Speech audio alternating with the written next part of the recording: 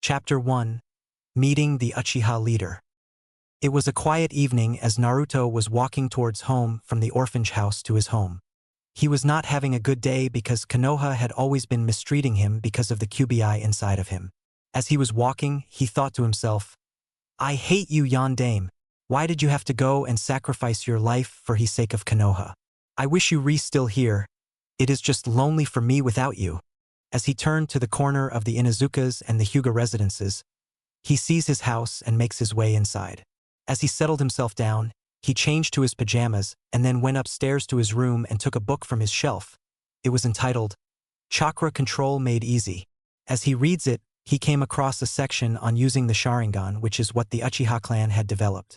Naruto wanted to know more about this technique because he wanted to have a Sharingan just like Sasuke with the help of the QBI. The only person that would help him obtain the Sharingan was Sasuke's older brother, Uchiha Itachi. As Naruto turned off the light and went to sleep, he suddenly hears a disturbing sound from outside.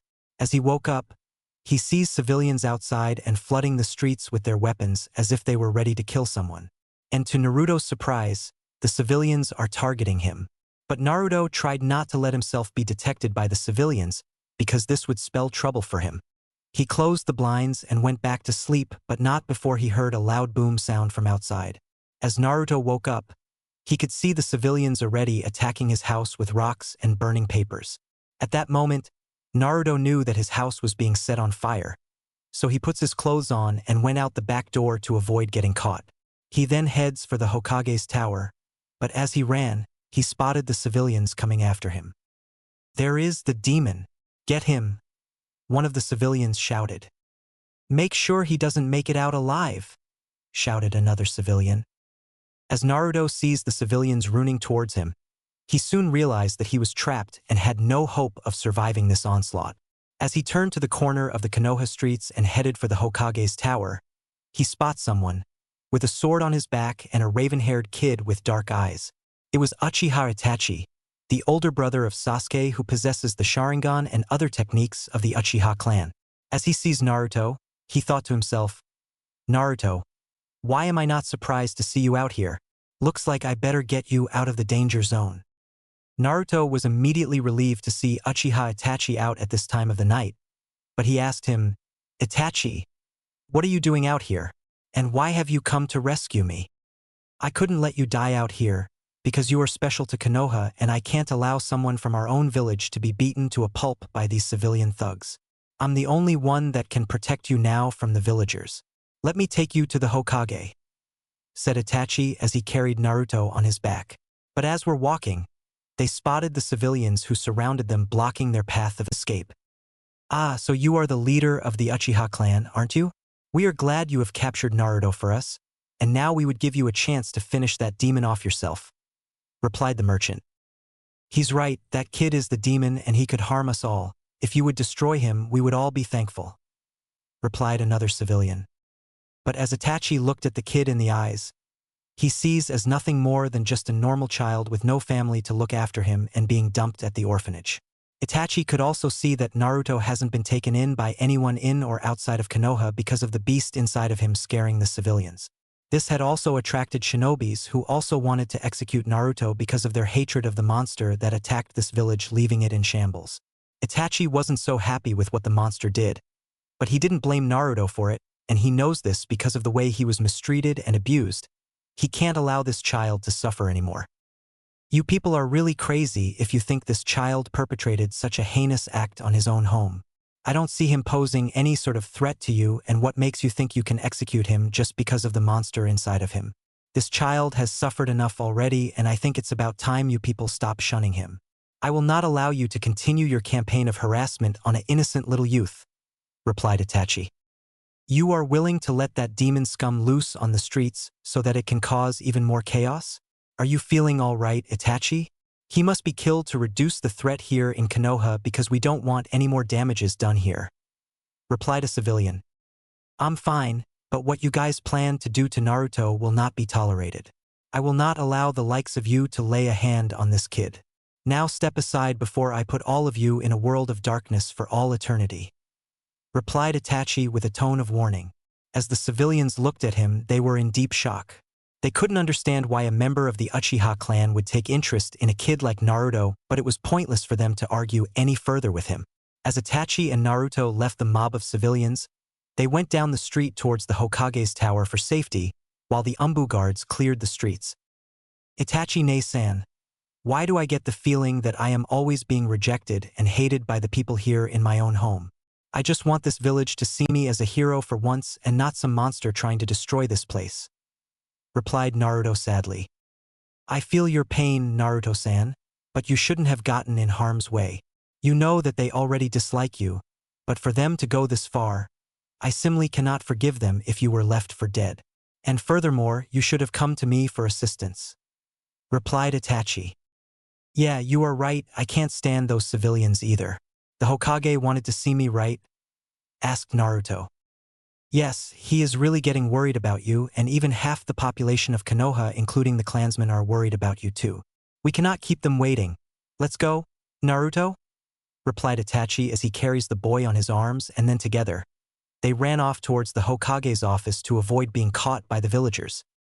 Meanwhile, back in the Hokage's office, the Sandaime was busy with his paperwork when he heard a knock at the door. Come in, he ordered. The door opened and the two gatekeepers of Konoha, Izumo Kamizuki and Kotetsu Hagane, entered the office and says to him, Hokage-sama, we're so sorry to have interrupted you, but Uzumaki Naruto was found at the hands of the villagers. They were nearly ready to kill him until he was saved by Uchiha Itachi. They are on their way to see you now. However, Naruto is still in shock after he was traumatized by the civilians. What did you say? Naruto was attacked by the villagers again? Are you sure of that? Why does every bad thing have to happen to him? Asked the Hokage. He was really beginning to get upset over the villagers harassing Naruto, and moreover, he was really worried about his adoptive grandson's safety while he was in the village. Sarutobi-sama, as your advisors, we think that whatever is inside the boy is to be blamed for the attack on the village 12 years ago. Even after the Yondaime sealed it inside of him, it shouldn't have been a serious threat to Konoha. We know that he isn't a normal child, but the villagers still think that he is a weapon ready to cause mass destruction throughout the village. We suggest that he's be put under the protection of the Umbu guards until the situation can be resolved, replied Hamura. He's right. Naruto needs to have supervision with him at all time when he's in the streets of Konoha so that he won't be ambushed by the villagers. We feel that he might be in more danger without anyone to look after him. If this continues, then the entire village will be in jeopardy as you know it, added Koharu. The Hokage nodded his head, then paused for a moment and puffed on his pipe as he remembered the day that the Kubi attacked the village and taking the lives of nearly every shinobi here. It was a nightmare that he simply cannot forget, but there was something else that pressed his concern over the safety of the blonde. If the Akatsuki was to obtain the Kubi, Naruto's life would seriously take its turn for the worst, but he can't afford to let that happen. Naruto-san, what's happened to you, my boy? I don't like to complain, but why does trouble brew on you every time I see you out in the streets? I know you are trying to stay out of danger, but this is not really what I meant. He thought to himself. Send them both in and order up an emergency meeting for all the families of Konoha, and I will need to have a talk with Itachi about implanting a special power that will help Naruto to get stronger with the Kubi inside. He ordered the Chunins. Hi, Hokage-sama, replied the Chunins as they dashed out of the old man's office and waited outside of the Hokage's tower for Itachi and Naruto's arrival. Meanwhile, back in the streets of Konoha, Naruto was beginning to get tired after being on Itachi's back for hours after their encounter with the civilians. So Itachi sets him down on the ground, grabbed his hand, and they both walked towards the Hokage's office. But before they even got there, they turned to see more villagers coming after them with weapons. Looks like we are not out of the woods yet, Itachi-ne-san. Let's hurry, replied Naruto. But Itachi didn't move as he turns to look at the villagers, then at the blonde. Go on ahead, Naruto-san. I'll catch up with you after I deal with these villagers here, he replied. Naruto was shocked to hear that Itachi was staying behind. Are you sure about this? I can't allow you to get in harm's way, Itachi-ne-san. You are the only person that can help me now. You can't let me go on my own like this, he protested. Little boy, go on, I'll be fine. Okay? You don't need to worry about me. I promise I will be okay. You need to go find some help, okay? said Itachi. But no matter how hard Naruto tried to refuse to leave, he did so anyway so that he wouldn't be in harm's way. As he continued onwards, he could hear the sounds of the villagers gaining on him faster than a speeding bullet. He then climbed upon rooftops of several houses, heads toward the ninja academy, and then made a quick right turn to the Hokage's office. Naruto was exhausted when he arrived there and seized the Chunins. Izumo-san, Kotetsu-san, sorry for the hold-up, but the Hokage wanted to see me and Itachi, right? Naruto, thank goodness you are here. Where is Itachi-san? Is he still with you? They asked him. He was held up by the villagers, but he told me he will catch up. Now, can you please take me to the Sandaime because you don't want to see me getting pummeled out here by the villagers? Said Naruto. The Chunins nodded their heads and led Naruto upstairs to the office. Once Naruto entered the room, he spots the Hokage at his desk and said, Aji-san, is there something that you needed to tell me about when you wanted me here? The old man looked up from his papers and sees Naruto in front of him. He wasn't surprised when the boy entered the office so soon, so he got up and picked the boy up while saying to him, Naruto-kun, thank you for arriving on such short notice. I hope you didn't have too much problems getting here. Were you held up by the villagers again when Itachi sent you here? Yes, I was nearly held hostage by them and they nearly tried to kill me. But thanks to some help from Itachi, I was able to make it here with no problems. But I need your help. You see, I can't keep getting harassed by the villagers like this each time when I am out on the streets. I know you wanted to protect me and all, but I just don't have enough protection on my own. What am I going to do now? Asked Naruto sadly. The old man paused for a moment and then went back to his desk while setting Naruto down on the tabletop. He then looked outside the window and seized the villagers' rants of kill the spawn, also known as get rid of the demon jailer. While breathing a sigh of disappointment at how ugly this will become if the villagers and civilians lay a hand on the container of the QBI and how it would cause serious problems for Konoha, not to mention releasing the monster free again. Minato-san, ever since you sealed the QBI inside your son, we've tried our best to keep him safe here, but despite how much he was shunned, it would be hard for him to be considered a hero and this would cause the boy to wreak havoc all around the village. But don't worry, I've thought of a plan to make him stronger even with the QBI inside of him. Just you wait. Though the Hokage. A few minutes later, Uchiha Itachi arrived in the office with cuts, scrapes, and other injuries all over his body from the beatings he took and the weapons impaled onto him.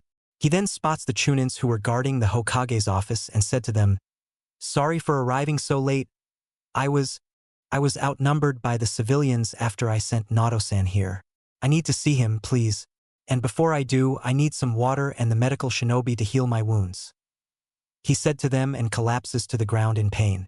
The Chunins were shocked at what they saw and quickly lifted Itachi up and took him to the Hokage's office where they set him down on the couch and placed towels and blankets on him to dry off.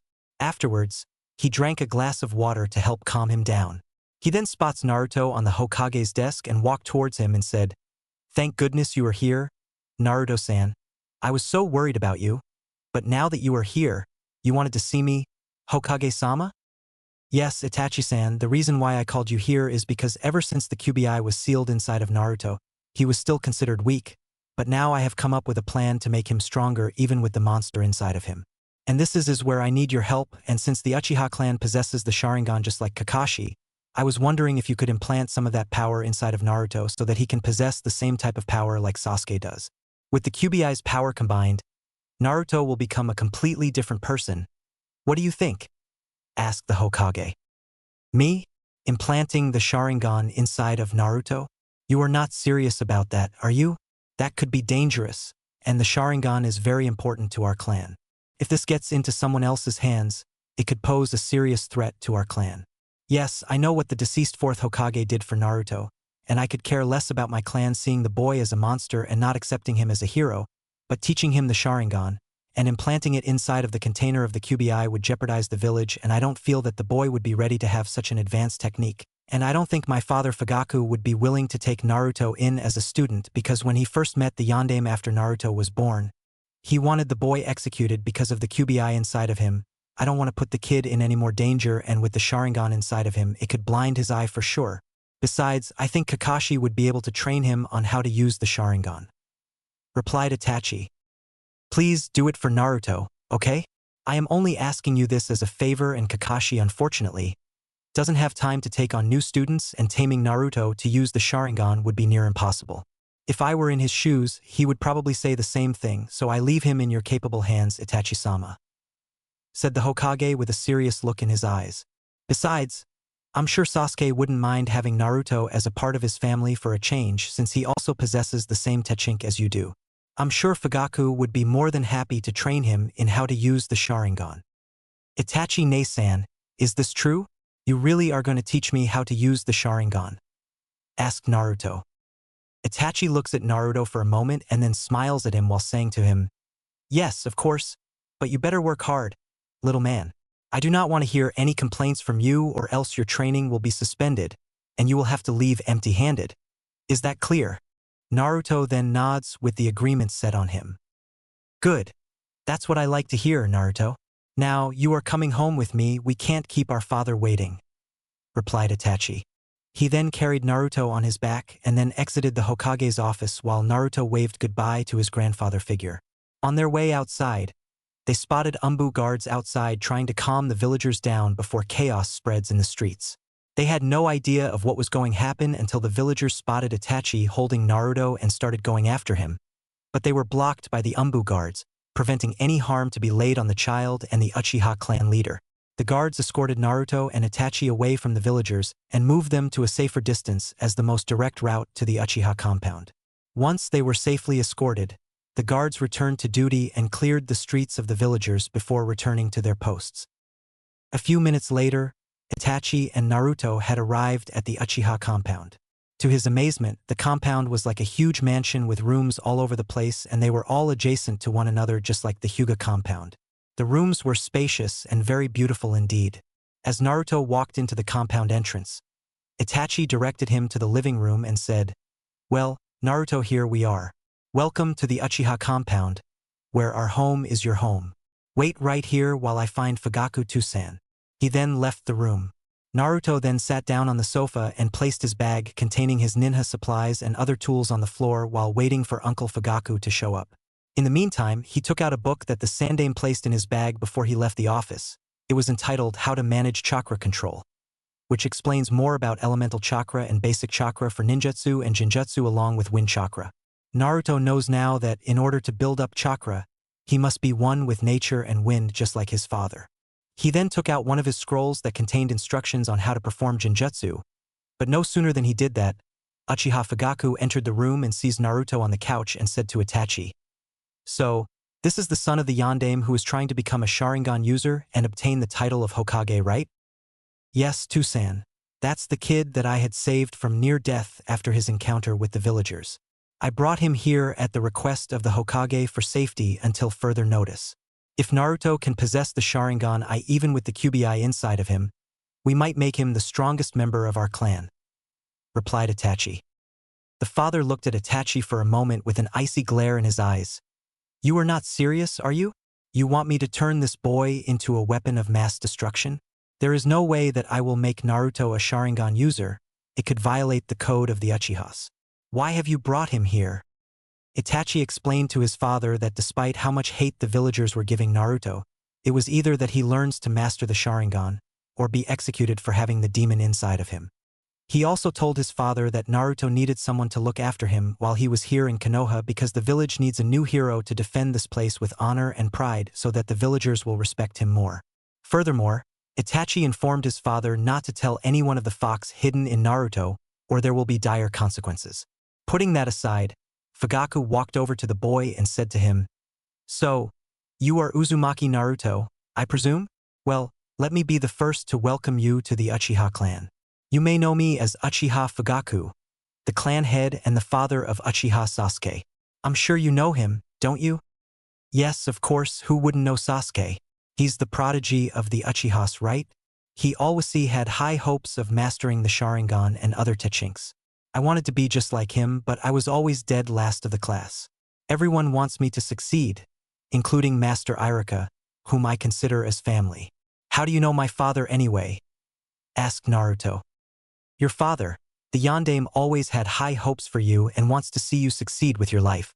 Since you have a bloodline limit and you possess something that not even the entire village would know, you need to be implanted with another type of power besides using the QBI. The Sharingan is another powerful technique, though not as powerful as the Mangekyo Sharingan, but it's the bloodline of the Uchiha clan and our lifeline. We wouldn't go anywhere without it. I brought you here so that you can actually be the next user of the Sharingan with the help from your mystery power inside you," replied Fugaku. "You're kidding me. So that would mean I am inheriting the Uchiha's prized technique, the Sharingan? But even though I am not an Uchiha, why did you choose me to inherit it?" asked Naruto. "Well, let's just call it a favor from the Hokage himself. Okay, before we begin any mental training, we need to work on your physical strength. How good are you at Jinjutsu, Ninjutsu, and Taijutsu?" asked Itachi. "To answer your question, Ne-san, I am not so good with Jinjutsu, though I am only skilled in Taijutsu and Ninjutsu. I've heard of illusion techniques but never had found the time to perform any of them. But now that you mention the Sharingan, it has many special abilities, right?" asked Naruto. Itachi paused for a moment and then placed his hands on the blonde's shoulder and then said to him, "Yes, the Sharingan has many special powers and abilities, just like the Byakugan, which is used by the Hyuga clan. The Sharingan allows the user to understand the attack of his or her opponent almost before they know what attacks are being used. Also, the Sharingan is used to see the flow of chakra within another person, but to a lesser extent. Second, when this technique is first activated, there is a different number of atomo around the pupil of the eye. If it's used extensively for a longer amount of time, then the Sharingan evolves and a new tomo is added. The maximum number of tomos that a Sharingan wielder can have is 3, and once the user has all 3 tomos, he would then be able to predict movement from any opponent even though he isn't at the same pace as the opponent is," replied Itachi. "Yeah, that's great and all, but what exactly is a tomo? That is something that I have never heard of before," replied Naruto. Fugaku seemed a little bit disappointed in Naruto for not knowing what tomo is, but he didn't want to take it too personally. "You came all the way down here to learn the Sharingan and you don't know what a tomo is? You won't be able to know how to wield such power that we do if you don't know the basics now, would you?" Naruto then stood up and said to Fugaku, "Oh, come on, Fugaku-san. This is really my first time in learning something new and the tomo thing is too new to me. So if you would explain to me what that is based on what you told me about how it is applied in the Sharingan, I can know it a little bit better. And besides, I don't know everything about the Sharingan yet. Let's do this step by step." Fugaku sighed in disappointment but finally said, "You really are a funny one, aren't you? Okay, the tomo is the swirl that represents kamas or usual forms of magatama in the eyes. In this case, the tomo is developed in our eyes, and when the Sharingan is activated, the swirls in our eyes will begin forming. The maximum number of tomos that we Uchiha clan members can have is 3, as Ave said earlier. The only advanced Sharingan technique that is available is the Mangekyo Sharingan, which will only be gained by the loss of someone close to you at your own hands," replied Fugaku. "You mean you have to kill someone to gain such an advanced technique like that? Sacrificing another person's life to gain an attack? That's just scary." "Yes, that kind of thing will happen. But don't worry, even if my life goes into the afterlife, a part of me will always be with you. Just like the fourth, I promise you," said Fugaku while patting Naruto on the shoulder with his hands. "Now getting back to my point, you know that the Sharingan is capable of a hypnosis attack, right? All of this is done through simple eye contact. Also, when the Sharingan is used in conjunction with other aspects of the Sharingan, the user is able to perfectly mimic every single move the opponent makes before they have a chance to make theirs. Keep in mind that more advanced Sharingan users can take the hypnosis ability up to a higher level to trick and trap opponents in an illusion, and the potency of the Sharingan's illusion is dependent on the user's knowledge and skill while implementing Jinjutsu. That's about all the information there is on the basics of the Sharingan. Do you understand now what I have gone over with you, Naruto?" asked Fugaku. Naruto looked at him for a moment and then breathed with a heavy sigh and said, "Yes, I understood every single word you said.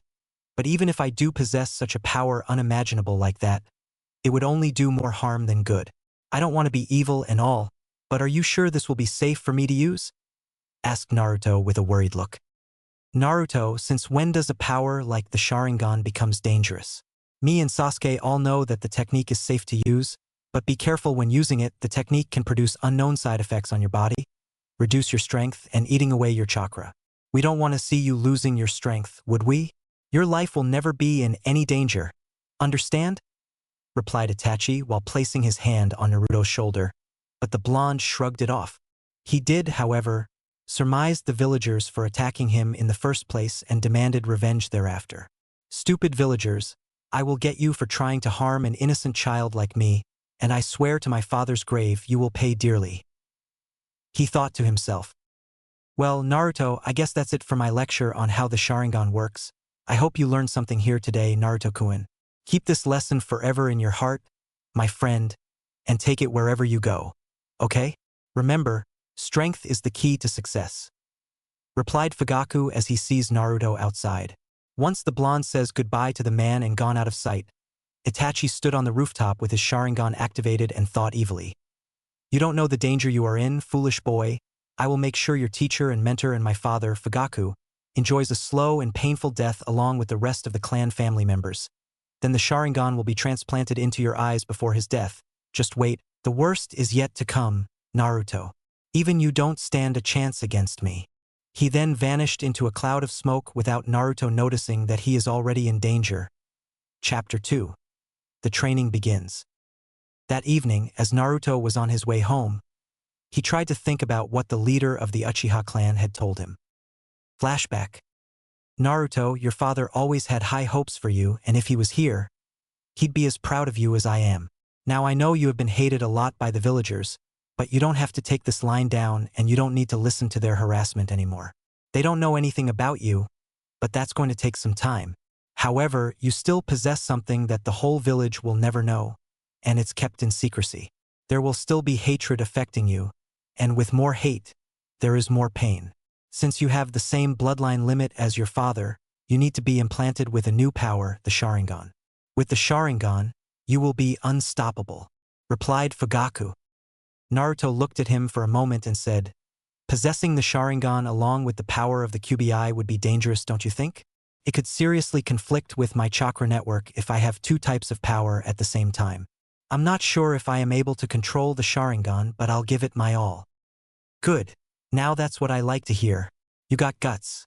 I'll say that for you, kid. You never back down from a challenge, do you? Asked Fugaku. Nope. I am always looking for a new challenge and taking on missions that are above genin level. But yes, I am ready for almost anything that comes my way, replied Naruto with a smile. Fugaku smiled at Naruto while ruffling his hair. Naruto, you will become a fine shinobi and make this village proud. I just know it, he thought to himself. He then took Naruto into the living room and discussed with him about the basics of the Sharingan and the chakra control involved. He also explained to him the special abilities that the Sharingan has when a user activates it. He also mentioned to him about the advanced version of the Sharingan and warned Naruto about the dangerous secrets behind it. You mean the Sharingan has a lot more than that? Wow, I never knew how powerful the technique really is. I really should learn to be careful before I start using the Sharingan, and I don't want to cause any harm or pain to anyone with it. Fugaku-sama, are you sure that I am able to control something like this, because this is actually the first time that I was granted a new power besides the one I have now. Besides, I am not sure if I am capable enough to use it, said Naruto with a worried look. Fugaku looked at Naruto for a moment and paused to breathe a sigh of relief while putting his arm around the boy's shoulder. Listen, Naruto. Not all techniques pose any type of threat in this village. Some techniques are harmless and do less damage, but others do more harm than good if it's being overused. And take my word for it, Naruto. As long as you conserve chakra usage of the Sharingan, you will be fine. Okay. I promise nothing will happen to you. Now I know you are not really used to this kind of power, but we'll help you the best we can to make you more comfortable in using it. And once you have mastered the basics, you should have no problems with the Sharingan, alright? Naruto knows the man wanted what was best for him and smiled at him while breathing a sigh of relief. With his newfound power acquired from the Uchiha clan, he was one step closer to surpassing Sasuke and proving he wasn't the dead last of his class. End flashback. That evening, as Naruto continued walking around the village for a while, he thought to himself, maybe Fugaku-sama was right after all. As long as I have this kind of power, I will be fine. As Naruto continued walking, he spots Kakashi waving at him above the trees. "Hey there, Naruto. What are you doing out here this late at night?" asked Kakashi while placing his book back into his pouch. Oh, Kakashi-sensei. "I was just out here taking a walk. Itachi took me to meet his father earlier and he taught me the basics of the Sharingan or something, but I am not really supposed to tell anyone about the technique though. Anyway, what are you doing here?" asked Naruto. Kakashi looked at Naruto for a moment and was surprised that he was able to learn such a technique from Sasuke at this early stage, especially the Uchiha prodigy that taught the boy the jutsu. "Itachi, just what have you gotten yourself into? You know Naruto isn't ready for that sort of dangerous weapon yet. If he goes around posseing that, it could jeopardize the village," thought Kakashi. "Sensei, is something wrong? What's on your mind?" asked Naruto with a worried look. "Nothing's wrong really, it's just that you just got yourself a lot powerful now with the Sharingan. That's all," said Kakashi with a nervous look on his face. "Damn, I really spilled the beans on that one. I better tell the Hokage about this and then warn him about the danger Naruto is in," he thought to himself. Naruto's sweat dropped and said, "Okay, Kakashi, are you all right or something? Because I think this will be a really good time for you to get a hold of yourself or so." "Sorry about that, Naruto. I have some errands to run. See you later," said Kakashi as he ran off into the distance to the Hokage's office. What the hell was that all about? Weird, thought Naruto as he follows Kakashi to the Hokage's office. As he jumped on the window of the Hokage's office, he peered inside and sees his sensei already arriving in. "Oh, Kakashi, what brings you here to my office?" asked the Hokage. Hokage-sama. "Well, I wanted to ask you something. It's about Naruto's technique he learned from the Uchiha clan," replied Kakashi. "What about it?" asked the Hokage while doing his paperwork on his desk as he ignored the masked Jonin.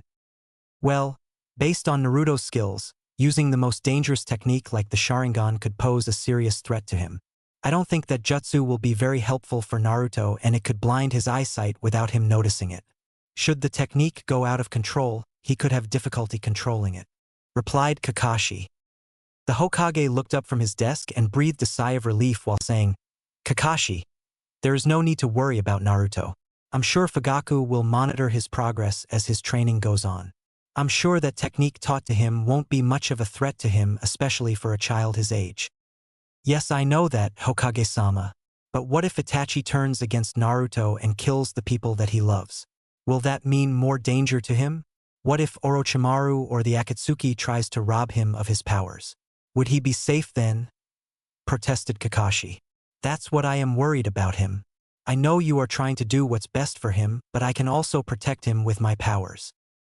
"I appreciate your full confidence and support, Kakashi.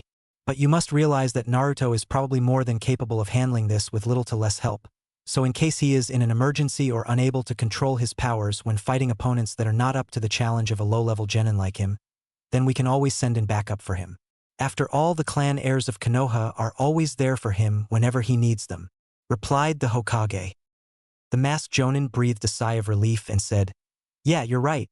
But still, I will still give the full support to him, and I might have him sign the dog summoning contract later on. He might also have to master elemental chakra later on with or without his powers." The Hokage looked at him for a moment and smiled. He always knew a man like Kakashi would pledge to protect the people he loves, even after he lost his mentor and his close teammates. This gave him the chance to show Naruto the ropes and help him make better choices for the future ahead of him. Kakashi was sort of a lazy Jonin at first, but he cared a lot for his teammates and for Naruto. Teaching him how to control his new power seemed to be difficult at first, especially with the QBI sealed inside of him. But still, Kakashi still cares a lot about Naruto after his former sensei died. If there was anything that Naruto had difficulty with, he can always turn to his #1 mentor for help. The Hokage knows Kakashi very well and how he obtained the Sharingan. In fact, he feels that both Kakashi and Naruto share the same type of powers and they might face the Akatsuki later on. But he fears that the Sharingan may not be enough though. "Kakashi, you obtained the Sharingan when you were little. I understand that you were not used to such a power first, but how did you feel? You have every reason to be bitter, and you have every right to hate something you are not proud of. But you must fight it, and protect those you love. Do you understand why I am telling you all this?" I'm proud of who you are today, and as a special Jonin instructor like you, take care of Naruto, replied the Hokage. Kakashi looked at the Hokage for a moment and smiled at him. It was his first time that he showed a fondness for the blonde when he got his powers from Itachi. However, he always has a caring side and can sometimes be carefree. But still, Kakashi has his doubts about Itachi and hopes for Naruto to succeed throughout the time he spends in Konoha. He then bids goodbye to the old man as he leaves his office while finding out some information regarding Itachi and his true motives. That night, as Naruto continued his walk around the streets of Konoha, he started to think about what the Hokage had told Kakashi about his skills. Flashback. Kakashi-sensei, as I have noticed, Naruto has gained the power of the Sharingan, but he seems to be having trouble getting used to the power of the technique. Even though he did learn all the basics of what the Sharingan does and the special abilities it had, he needs special help, replied the Hokage. What sort of special help, Hokage-sama? Asked Kakashi, not knowing what this was about. He was determined to know how Naruto had come to obtain such a power unimaginable like that. Well, since the village hated Naruto so much because of the monster hidden inside of him, Itachi took him in and then his father became his teacher and went over the basics of the Sharingan with him. Though he did fine for knowing what it does and all, he isn't really quite up to speed on using the technique because of his chakra limits, and with that power it could cause disruption flow with his chakra network, replied the Hokage. I see, but even if it does disrupt his chakra flow network, I could have some sort of technique that can reverse that. Even Jiraiya can also reverse any side effects the Sharingan might cause. With him under my tutelage, I can easily make him stronger even with the skill he currently has right now. I could teach him all about the basics of chakra control once he graduates from the academy, said Kakashi musingly. The Hokage took a seat at his desk while puffing through his pipe and finally said, "Very well, Kakashi-senpai. It will be up to you to look after him and oversee his training. But not many students will be able to pass your exams though. That's the only fair warning that I will remind you of." He then resumed his paperwork with a smile on his face while Kakashi watched with amusement and thought, "This should be interesting. With Naruto under my tutelage, I will be able to make him into a splendid ninja of Konoha." End flashback. As Naruto puts Kakashi's words into his mind while walking around the streets, he suddenly sees someone waving at him. It was Sakura who was trying to find him. Naruto walks over to her and greets her. "Hey Naruto, where have you been all morning? I have been looking everywhere for you," said Sakura as she walked towards him. Oh, Sakura. "Sorry I didn't meet you earlier. I was trained at Sasuke's compound with a new power. It was Itachi that took me in to train me, but I am not so sure if I can trust that guy. He is good though, but deep inside, he might have a dark secret that not everyone knows about," replied Naruto. "You were training with Itachi Uchiha, the big brother of the Uchiha clan?" asked Sakura shockingly, not knowing what power Naruto would possess. "Yes, but what are you scared about, Sakura? Fugaka-sama told me Itachi is harmless, so he wouldn't be able to hurt anyone, not even his own family," said Naruto nervously. "Oh, I see. But still, Naruto, you really should be careful about who you hang out with. You don't know Itachi that well and you would easily end up in harm's way. I am worried for you, Naruto. Please be careful, okay?" she said sadly while putting her hands on his shoulder. "Thanks, Sakura. I promise you, nothing bad will happen to me, okay? I can assure you I will be fine as long as I have someone to look after me.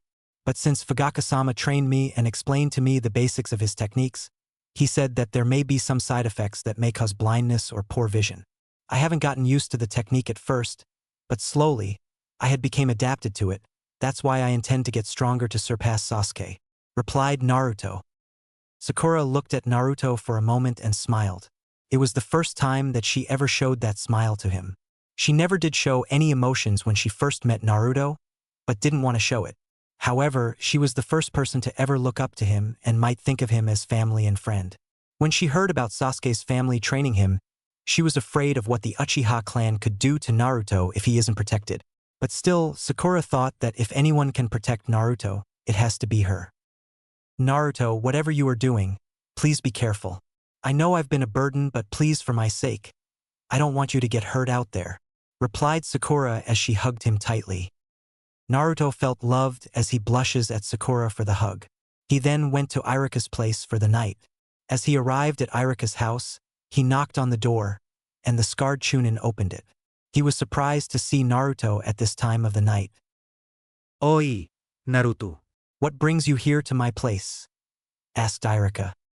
Hey Irika-Tusan. I just came by from Sasuke's compound and I was wondering if I can spend the night with you.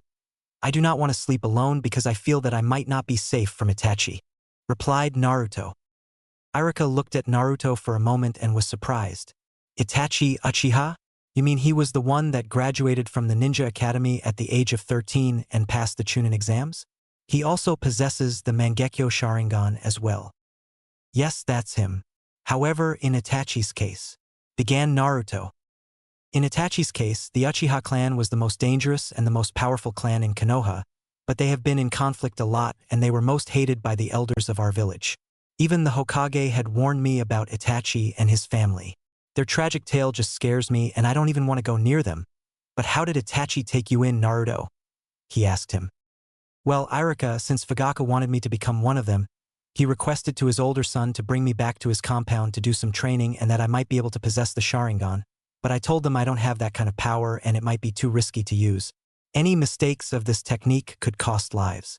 But Itachi said that even with the QBI power inside of me, the Sharingan would suppress it somehow, replied Naruto, not knowing all the full extent of his newly acquired power. Naruto, I fear for your safety, because you are my primary concern, and I am worried that you might get hurt or something when you are with Itachi. I don't want you to suffer the same fate just like what happened between you and the villagers.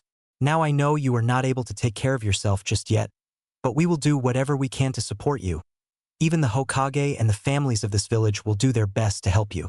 They advised that you stay here to be trained until you become a full-fledged shinobi. Take my word for it, Naruto. You are special to us, so keep that in mind. Okay? Replied Irika with a smile as he gently pats the blonde's head. Thanks, Irika-sensei. I will be sure to let you know if there is any change in Itachi's behavior. And I appreciate your support, but I am not sure about Itachi himself and for whatever reason he adopted me to be a part of his family. I am not sure if I can handle it. However, if in any case that I am in danger, are you able to contact the Umbu since they deal with crimes that are committed in or outside of Konoha, right? Asked Naruto. Well, yes, the Umbu will be of help, but they will only be contacted when there is a real emergency in the Konoha village. But I am sure they will gladly be of service to you, Naruto. However, the Umbu can help you or turn against you, but that depends on their skill and battle style. But like I said, caution is strongly advised. We villagers do not want to see you get hurt. Okay? Replied Irika. Naruto felt a little better after seeking comfort from Irika, his father figure. He then says goodbye and then heads back to his apartment and hit the sack for the night. As he was prepping for bed, he could see something pelting at his window, but it wasn't the villagers. It was Hinata Hyuga. As Naruto sees her outside, he quickly gets out of bed and goes outside to greet her. Hi Hinata. What brings you here to my apartment? He asked. Hinata looked at Naruto for a moment and said shyly, Well, I mean my brother. Niji wanted me to check on you and make sure you are not hurt or anything.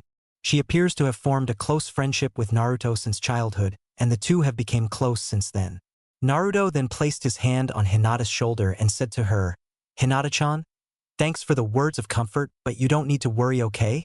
I'll be fine. Besides, I will keep in touch with you and your fellow comrades if things get a little messy. Itachi won't hurt me. I always see the guy as a brother, you know? Sasuke and I have been close and we became childhood friends. But we are still rivals. Hinata looked at him for a moment and smiled. She knew how much Sasuke had meant so much to him ever since his father, the former Hokage of Konoha, passed on leaving his son to take charge of his home. Despite pleas from the villagers trying to kill the innocent child, it was the Hokage's idea to arm him with a dangerous weapon that Naruto can use in his arsenal so that he can fight Orochimaru later on.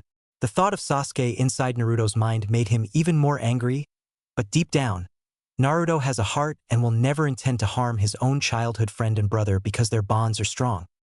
Hinata, even though Sasuke may be smarter than me, stronger than me, and have more talent than I do, it doesn't mean I am some dead last shinobi of Konoha. I have a pledge to protect friends and share that bond of friendship with other people without letting anyone severing it. I promise Sasuke that I will one day beat him and become the next successor of wielding the Sharingan. Even if it does cost me an eye or so, but I will surpass him. Believe it, replied Naruto with his serious look on his eyes. Okay, Naruto, you are sort of, scaring me with what you said now. I don't want to burden you, and we don't want to put too much pressure on you, but you don't want to get me caught in this power you mentioned, replied Hinata with a look of despair in her eyes. Naruto sweat dropped and then turned to Hinata and said, Sorry about that, Hinata. You didn't really want to listen to all that gibberish, did you? I do apologize for that, and I understand how you feel at this point, but I really have to go now, it's getting late. I will talk with you tomorrow, Hinata. And also, tell your cousin Niji that I said hi, okay? Thanks. He then runs off into the distance to his home with Hinata waving goodbye to him. Meanwhile, back at the Uchiha compound, Sasuke was still training in the backyard with his target practice of using kunai knives, when he heard his brother calling for him. Sasuke-ne-san, I wanted to ask you, how strong do you think Naruto is getting? Because ever since we trained him, he seems to be improving each minute.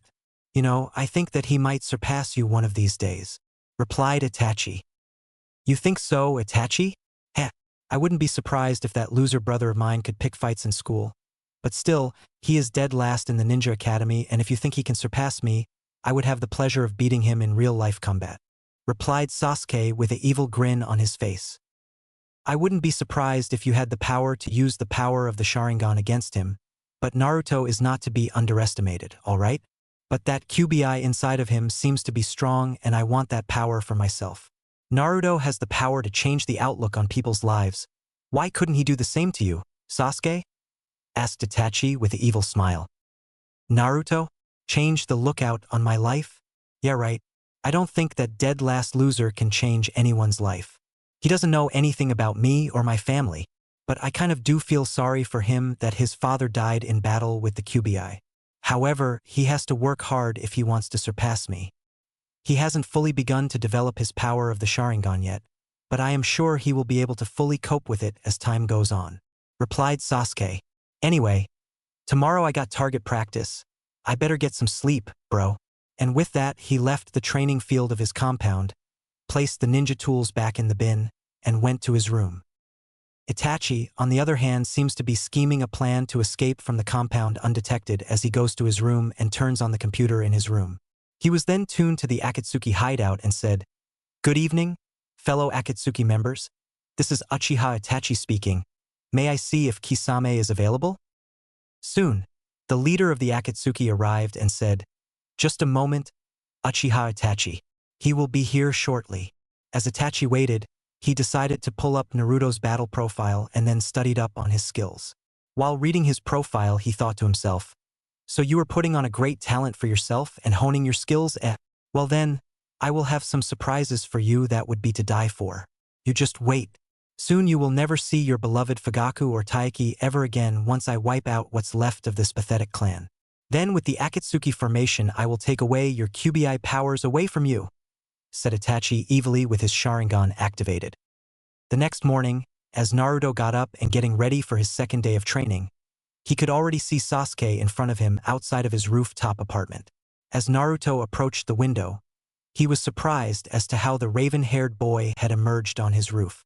Ah, Sasuke, what are you doing on my roof? What's all this about? Sasuke looked at him for a moment with a sweat drop and a disappointed look on his face and said, What are you? An idiot? I came here to train with you. You could at least try to act like you are happy to see me. Naruto scratched his head nervously for a moment and said, Ah ha ha, my bad. I thought you came here to have a one-on-one battle with me and pound the living daylights out of me for invading your home. But I guess it was all Itachi's crappy idea anyway. Well, let's get this training started, Sasuke, replied Naruto as he arms himself with the weapons he prepped for this morning. Always a loudmouth and a knucklehead at times, and can be a troublemaker just like his old man, thought Sasuke with a smile lingering on his face. He then pulled out his weapon and began their training for the morning. The two of them then heads over to the training field to do some target practice and then practice their hands-on combat. While they practiced, Naruto asked, Hey Sasuke, what is up with your brother lately? I mean, he doesn't seem to be himself. Sasuke looked at him for a moment and said, What do you mean, Naruto? My brother is perfectly fine. There is nothing wrong with him. Why are you asking about my brother? Well, to me, something fishy is going on with your brother, and I have a suspicion that he might be up to something no good at home, or that he might endanger our entire family with his powers. We cannot allow this to happen, we must, began Naruto. Suddenly, Sasuke placed a hand on Naruto's shoulders and replied, Naruto, listen to me. There is nothing wrong with Itachi and my family will be fine. You don't have to be afraid of anything. As long as I am here, Itachi will never do anything to harm his own family, okay? After all, you are my best friend and you have been like a brother to me ever since. Look at me, Naruto. Am I the kind of person that would allow my own clan to be killed? No, of course not, so you have nothing to worry about. Now let's get back to training. He then ruffles the blonde's head as they resumed their training. During their training session, Naruto begins by sending a barrage of shurikens straight at Sasuke, but he dodged them easily without problems. Next, Naruto throws a wave of kunai knives straight at Sasuke while charging in for the attack by throwing a number of punches at Sasuke and some kicks. But Sasuke used a substitution technique and Naruto had hit a piece of wood. But he wasn't about to give up. He continued attacking Sasuke, but Sasuke continued using his defenses and soon it was his turn to use hand-to-hand combat against Naruto. During the fight, Sasuke called out to him, "What's the matter, Naruto? Is that all you got? Come at me with full force, brother." They continued trading blows in the air. You want full force? You got it. I'll show you what I am really made of, Uchiha Sasuke, replied Naruto as he leaped into the air and activated his Sharingan eye while performing the fireball technique that Fugaku taught him earlier. Soon the entire forest was filled with fire that came out of Naruto's mouth. But the raven-haired kid didn't seem to mind the attack that Naruto had laid out. Impressive, bro. I never knew you could pull off that attack that quickly. But you are no match for my skills. My attacks have a much wider range of firepower and it can incinerate an entire forest in a matter of minutes, including a dummy mannequin. How is that for a full force? Replied Sasuke as he smiled slyly. Naruto was surprised that Sasuke had far more firepower in his attacks, but still, it doesn't mean that Sasuke is better than him. However, Naruto still had a lot more to improve than just his combat skills. That doesn't matter, Sasuke. No matter how far you spread your attacks, my shadow clones will always do the job to block them. Now let's see what else you have in that bag of tricks, he asked. Sasuke continued his fireball technique at Naruto, while the blonde continuously used his shadow clones to block Sasuke's attack. Afterwards, Sasuke's fireball technique had reached its limit, and there was no point to continue. So, they decided to move on to the second stage of their training, attacking in midair, which is also known as air-to-air combat. Naruto had never done any air-to-air combat before, but this is the first time that he would be doing this kind of technique with Sasuke. It would take a while for him to master it, but this would give him a chance to show what he's really got and how it will help him fight other opponents using mid-air combat. Okay, Naruto, now that you have seen how the fireball technique is done, it's time that we moved on to a much more difficult technique. This time, we are going to fight in mid-air using hand-to-hand combat. This will also include using kicking attacks to send opponents to the ground. Are you ready? Asked Sasuke. Bring it on, Sasuke. I am ready for you this time, Naruto said as he wiped his sweat away from his forehead and began his next stage of training. The mid-air combat. Chapter 3. The night before. After Naruto emerges from the Uchiha compound, he wonders if Itachi is really the brother that people thought he would be. But for Sasuke, his brother was anything but a genius. As Naruto walked down the streets of Konoha, he starts to think about what Itachi and his father had said to him and about the battle that he and Sasuke had fought. If he wants to wield the power of the Sharingan, he has to work hard and train hard to accomplish his goal. Itachi, what have you put me into? Why have you chosen me to wield the Sharingan? What are your true intentions? Naruto thought as he continued onwards to home, but suddenly he can feel the rush of leaves blowing towards him. He wondered who could be out here at this time of the night. As he takes out his kunai, he charged towards his attacker and begins to strike him. But the attacker said, "Wait, stop. Naruto, don't attack me." Naruto was shocked but relieved to see Itachi standing behind him. Once he puts his kunai away, he said to him, "Itachi-san, what are you doing here at this time of the night? I thought you were going to do some training before going to bed. I was just checking up on you to see how you were doing. Anyway, Did you really think I would come all the way out here to harm you? I would be captured by the Umbu guards anyway. Now what's on your mind, Naruto? Said Itachi. Naruto looked at him for a moment and said, Well, Itachi-san, are you sure you have chosen the right person to wield the Sharingan? I mean, I know it's a powerful technique, but I am not sure if I am the right person for the job. And since Sasuke has the same technique as you, what possible use could I have for it anyway? Itachi was befuddled at what Naruto had asked him, but decided to answer him anyway. Naruto, you know that the Sharingan is the pride of the Uchiha clan, right? No one else will know the secret of the technique except for me and my family. The reason why you were chosen was because you wanted me to use them for the purpose of killing people, isn't it? Interrupted Naruto. Itachi's sweat dropped at that remark from Naruto. That's not what I meant. Who said that you are going to use it for evil purposes? I merely said that the Sharingan will help you suppress the fox inside of you. That's why you were chosen to have this kind of power. The Hokage knows about the power of the fox inside of you, so with the Sharingan, it should be able to stop the powers of the QBI flowing out of you. Do you understand now why I am telling you this? Naruto shook his head and thought that over, but still he didn't believe any of it. I don't believe you, Itachi, but I do understand why you are telling me all this. Still, will I get to keep the power of the Sharingan? Oh, you will, Naruto, but you must use it wisely, okay? The power of the Sharingan is not to be used for evil. You must learn to control its power as well. Anyway, I think it's time for you to get some sleep. You will need it for training in the morning. And I think I might have a special surprise for you if you can defeat Sasuke tomorrow in a match, said Itachi. I'll look forward to it. Besides, the Sharingan is nothing. If Sasuke can master it, so can I. The technique is not such a big deal. Besides, I probably won't have much trouble using it anyway. See you around, Itachi. And he disappeared in a puff of smoke. Itachi sighed and said to himself, That little brat has no idea just how strong my technique really is. I don't think he knows the danger that is in store for him.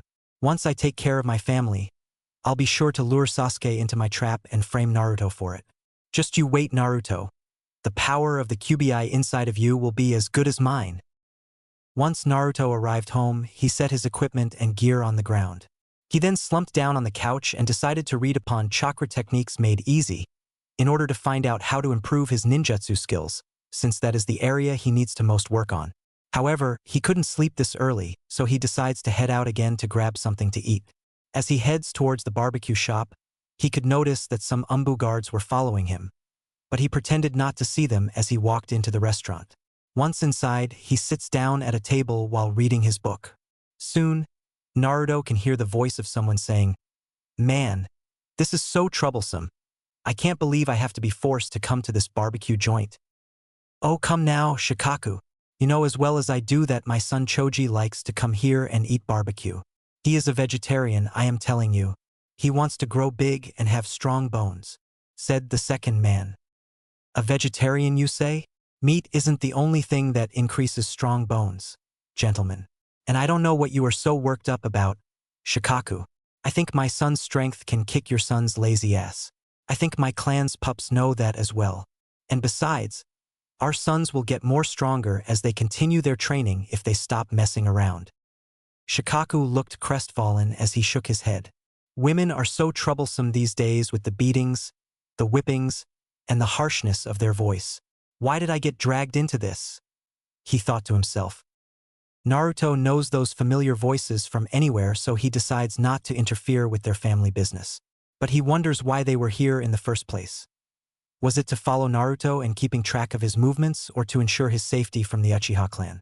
As Naruto takes his leave, he starts to head home. But suddenly he can feel a stretch of shadow stopping his movement and the appearance of Inuzuka dogs around him. Going somewhere, Naruto?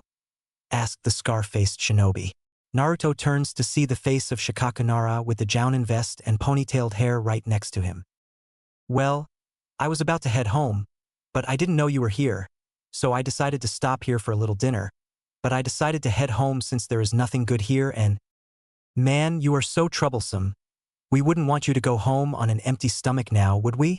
Come with us then, said Shikaku as he releases his shadow from Naruto. Sum couldn't help but chuckle at the sight of Naruto's face, as she and Choza escorted him inside the restaurant. Once inside, they sat themselves down at a table. "Now then, Naruto, what do you want to talk to us about? I hope you have nothing to hide from us," asked Choza. "Well, it's about Itachi. And frankly, I think he is hiding something from his brother and his family. I don't know what Itachi is up to, but I do know that it won't be good. Sometimes I think Fugaka-sama has gone mad or something for putting up for adoption in his family.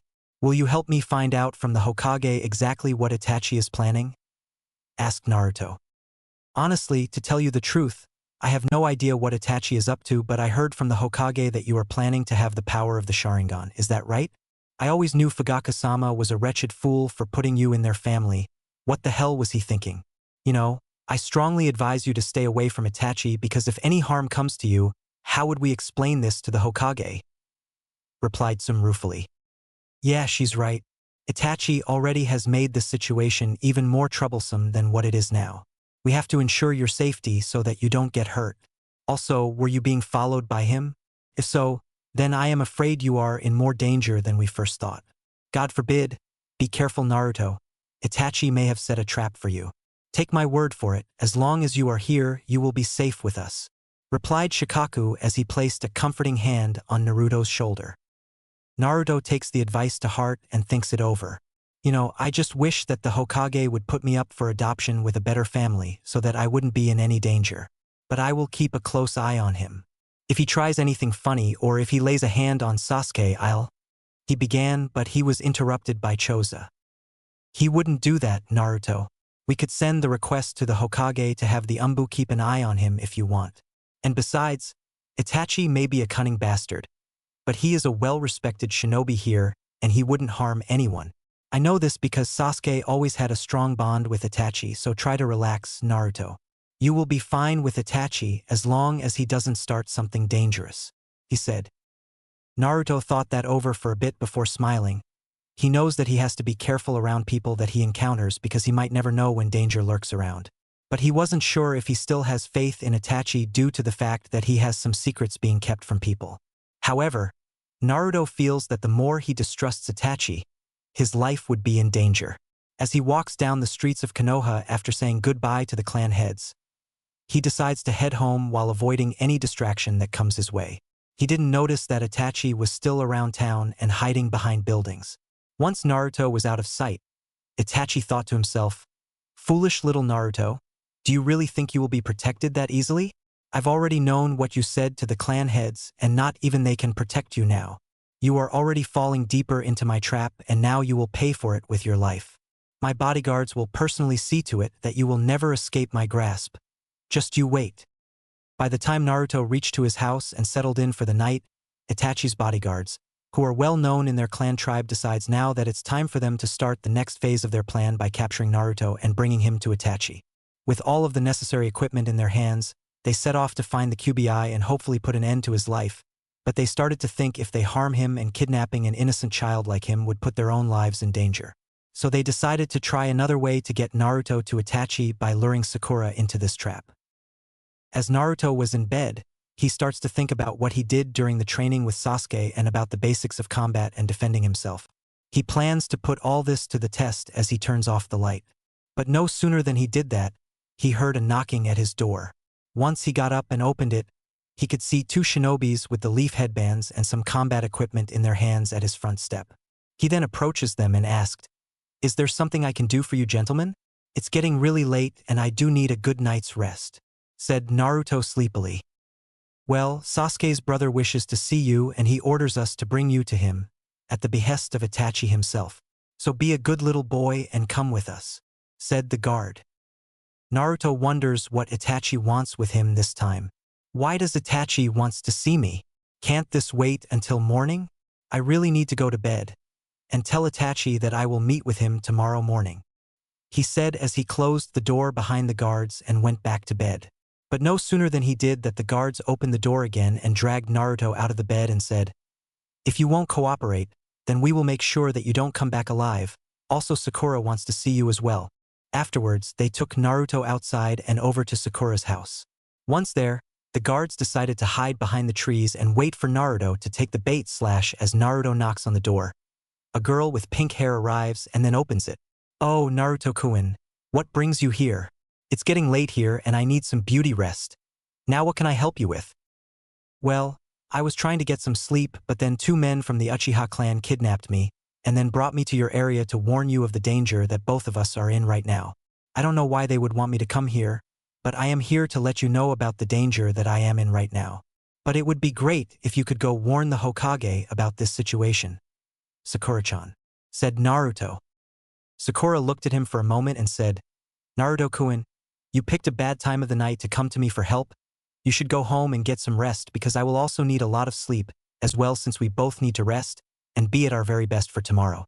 And I probably shouldn't bother with the Hokage since he is busy with things right now, and I don't know if I am able to help you or anything," replied Sakura.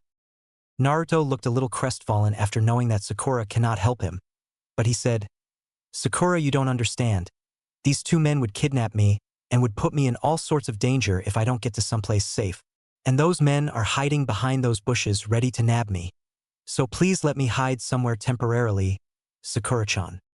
Sakura looked at him for a moment and thinks this would be too risky of a move for her to make. She knows that Naruto cannot be left out alone this late at night. So she decides to escort him inside her house and hides him in the upstairs closet. Once Naruto was safely hidden, she then turns her attention to the guards outside. "If you are looking for the knucklehead, he isn't here. He might have gone out to train with Sasuke for a while, so try to find him elsewhere." The Uchiha bodyguards looked at Sakura for a while and found out that there was no point to continue searching for Naruto. So they disappeared in a puff of smoke and would have to endeavor looking for him elsewhere. Once the guards are out of sight, Sakura called out to Naruto, "You can come out now, Naruto-kun.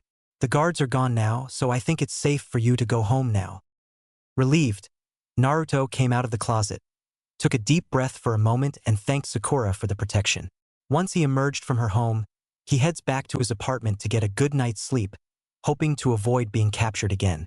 He does not want himself to become a target of destruction. As Naruto dozed off to sleep, he was worried that those guards might try to strike again and tries to avoid thinking about it.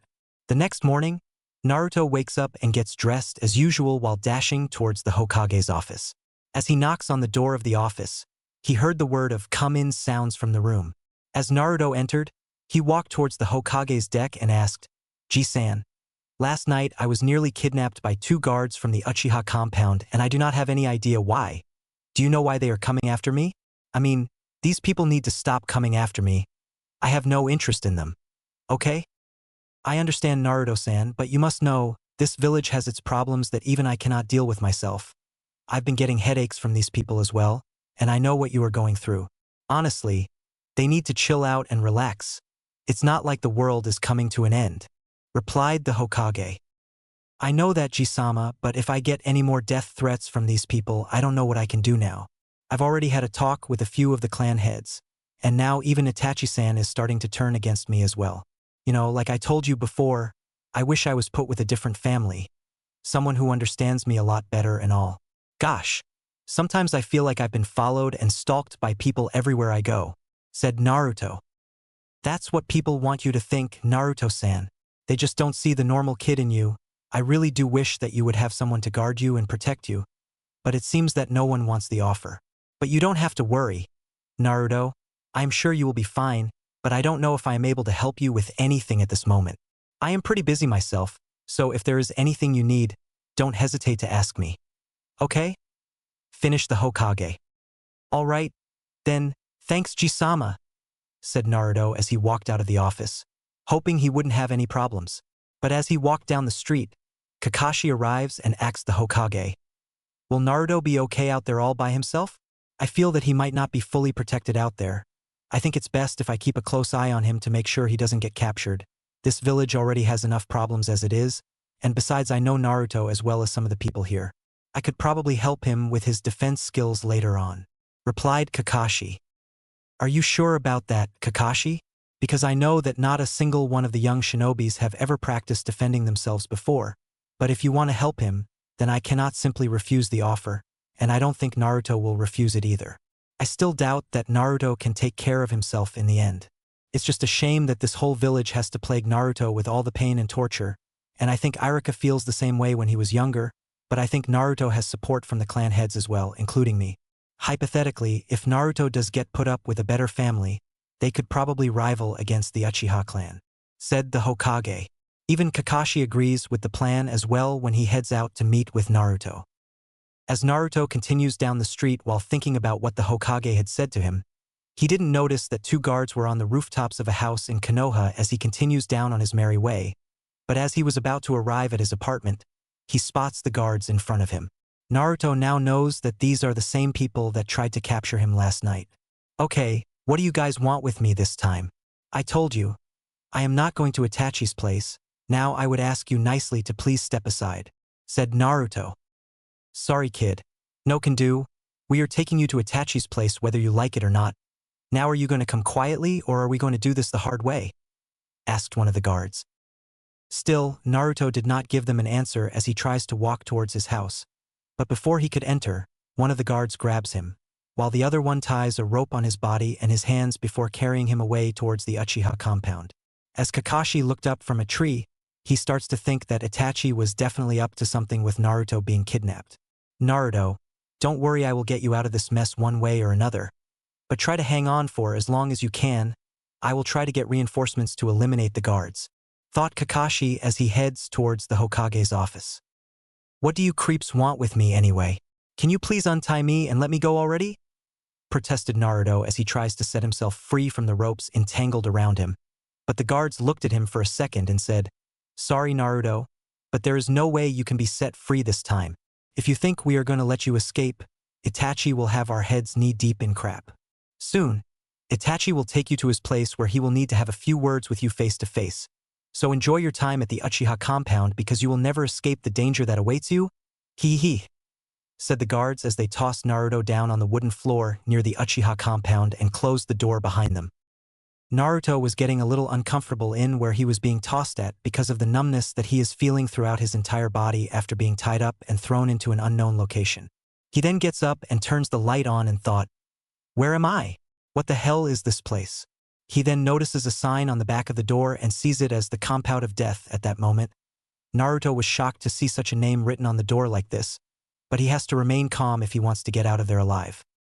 Later that day, Itachi arrives and sees Naruto inside the compound. Once he opens the door, he takes Naruto into his house and closes the door.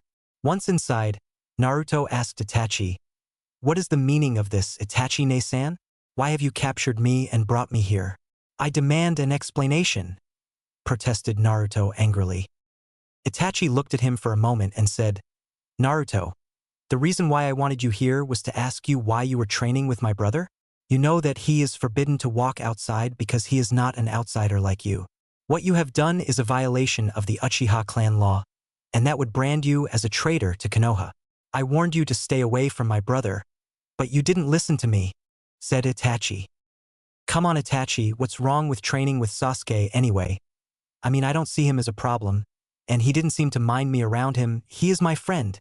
I urge you not to get your brother involved, and for the love of God, please do not get me involved in your family business. If Sasuke knows what you are doing, he will never forgive you for this," warned Naruto. "Yeah, dream on, QBI scum. You are already in danger and you are not going to escape from me this time. But this is okay. As long as you are here with me, I can have all the time in the world to make you suffer a horrible pain. Your fate is now sealed, my friend. You are not to leave this compound until I finish off what my guards cannot do. Also, when I captured you this time, it was Sasuke's idea.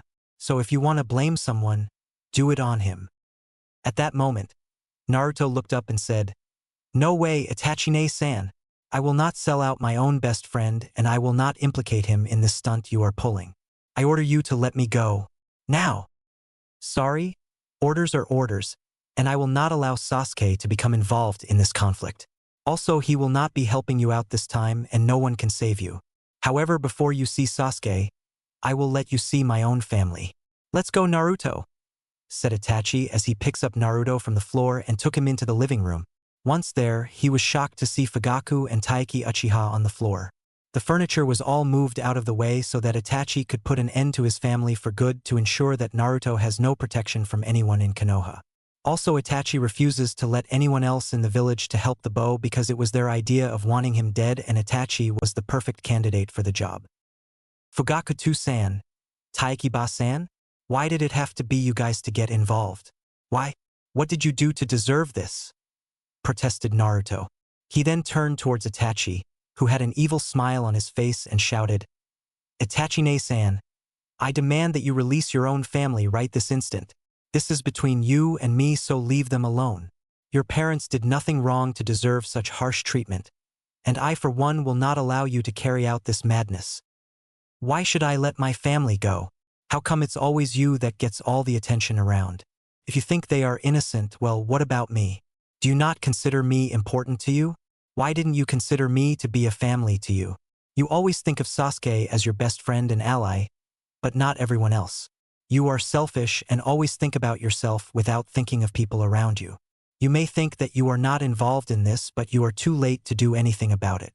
Now just keep your mouth shut as you watch my beloved family's blood spill on your hands, said Itachi as he raises his sword to take the killing blow.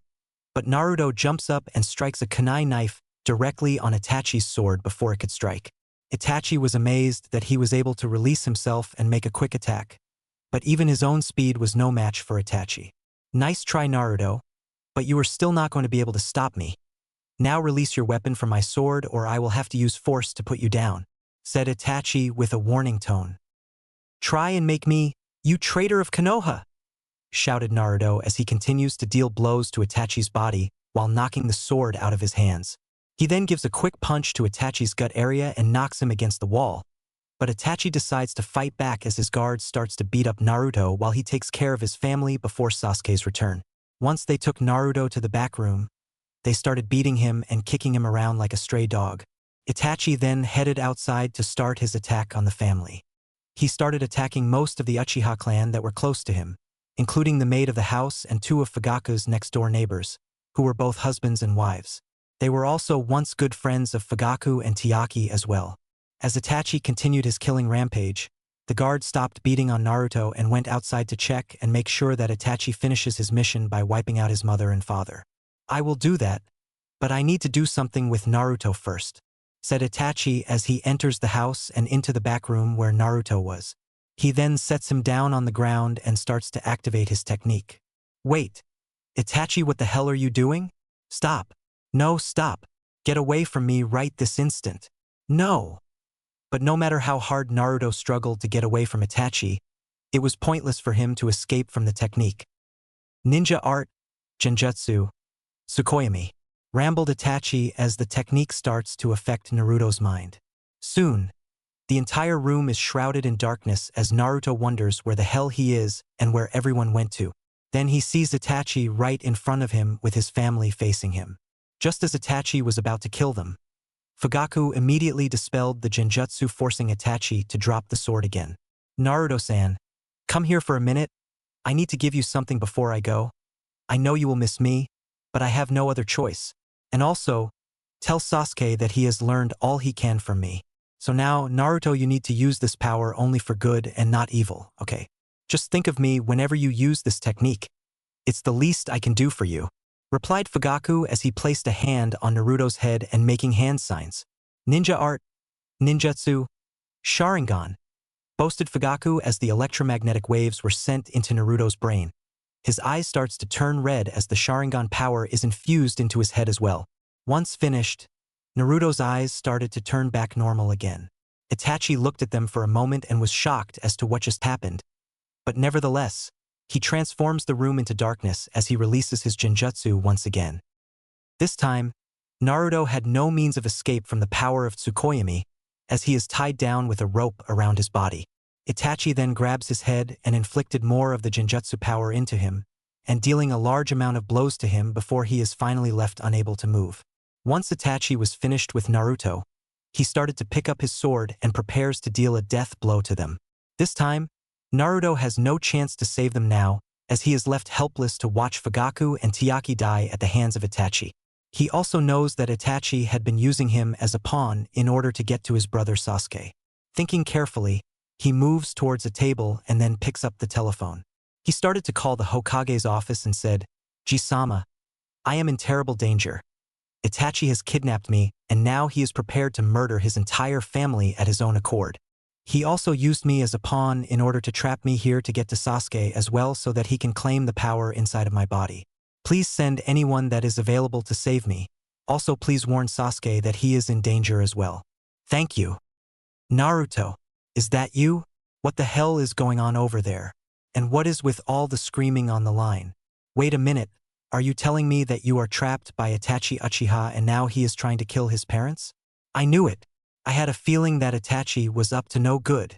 Alright, hang in there just a little bit longer. Help is on the way, okay? Said the Hokage on the phone. Once Naruto thanked the old man and hangs up the phone, he starts to feel a lot of physical and mental pain as death slowly comes to him. Just then Kakashi arrives at the compound where the guards are outside. As they spotted him, they asked, "What are you doing here?" Itachi has strict orders about not to let intruders through here. Now step aside or else. Or else what, you low-life scums? I demand to know where Naruto is. If he is in there with Itachi, I promise you, death will become you, warned Kakashi as he takes his fighting stance. As the guards moved in for the attack, Kakashi was too fast for them and with some quick movements and maneuvers, he subdued both of the guards and knocks them out cold. Afterwards, he enters the compound to find Naruto. But as he enters the compound, he also finds Fugaku and Taikai tied down to the floor. He then leaves the compound for a bit and then decides to call for reinforcements to secure the compound and free Naruto from Itachi. Hang in there, Naruto. Just hold of Itachi for a bit longer. I will be back for you soon. Where are you going, Kakashi-sensei? You cannot leave me here alone with the traitor of Konoha.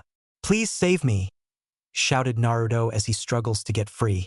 But will Kakashi be back in time to save Naruto and stop Itachi, or will it be too late to save him? Chapter 4. The Uchiha Clan Massacre. Welcome back to another episode of Naruto.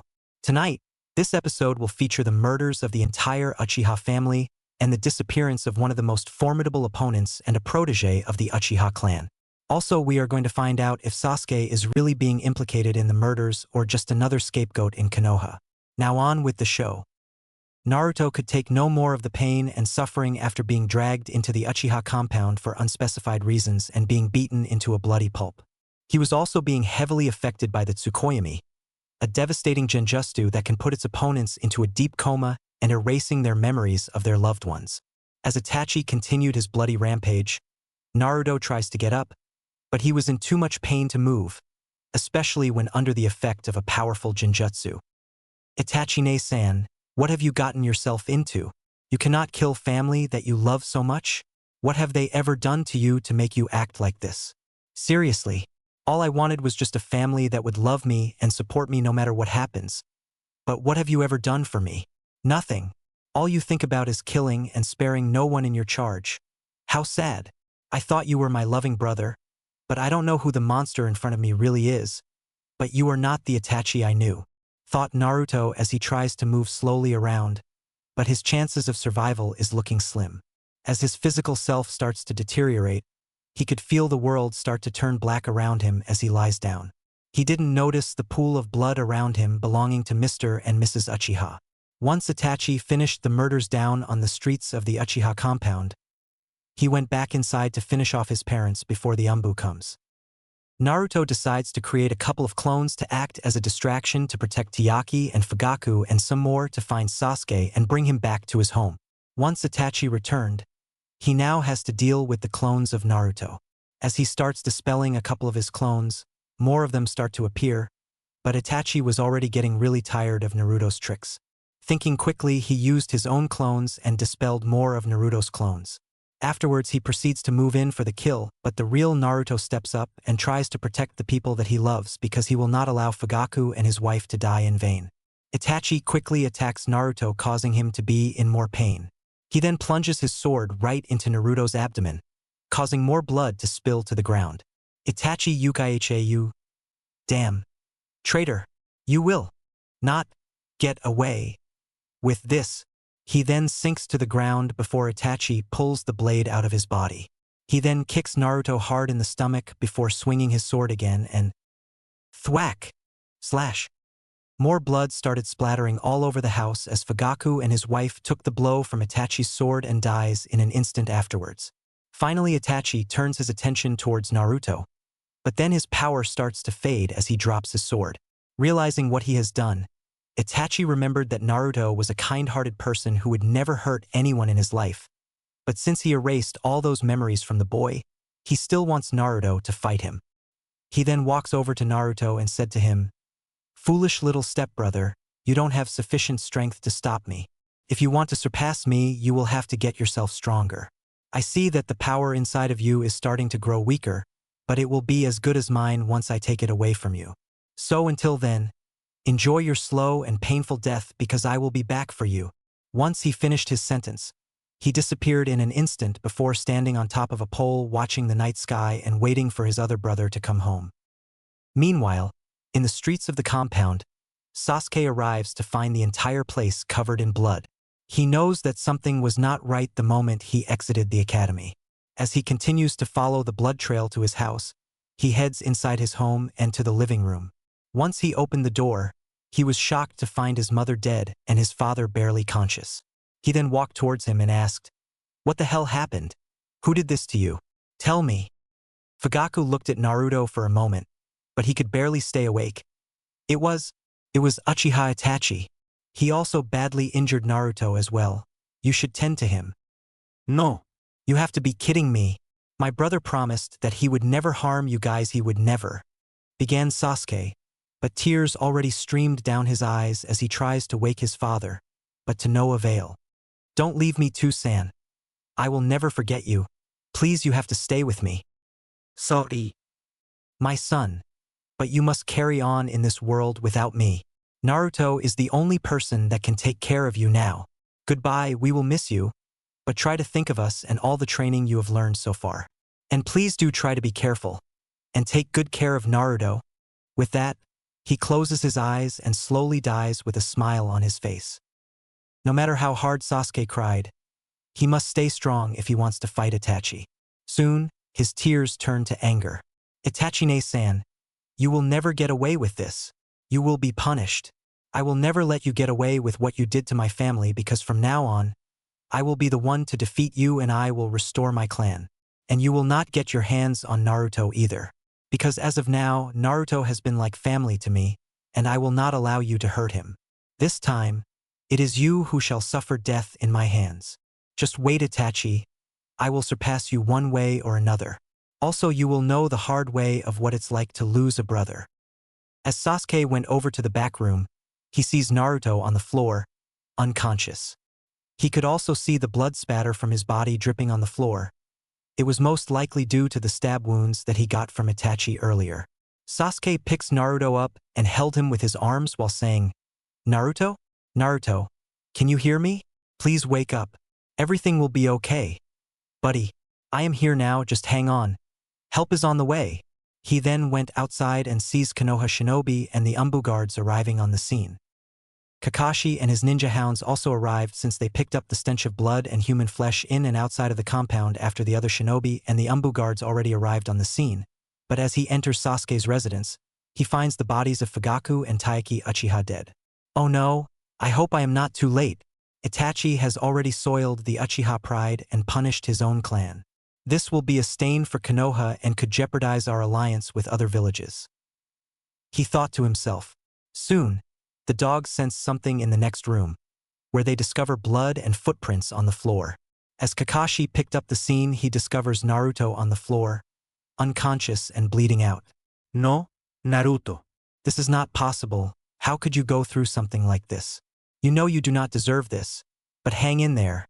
Buddy, I'll get you out of this mess one way or another, and I will not allow these tarnished memories to haunt you. Even though the Uchiha clan has been slaughtered, I can imagine that you are grieving right now, but mark my words, one day Itachi will pay for ruining your life. I should have known that deceptive bastard cannot be trusted from the first day I met him. Don't worry, Naruto. Everything will be okay. Let's get your wounds cleaned up after I get you out of this place," said Kakashi as he picks up Naruto from the floor while cutting away at the ropes entangling his body. Once Naruto was set free, Kakashi then carried him out of the compound, with Sasuke following close behind. Once outside, Kakashi could see the medical team assembled outside and he knew that they were sent by the Umbu guards. What happened in there, Kakashi-san? We would have thought that the compound would be peaceful and quiet, and now, began the medical team. What is the status of Naruto's condition?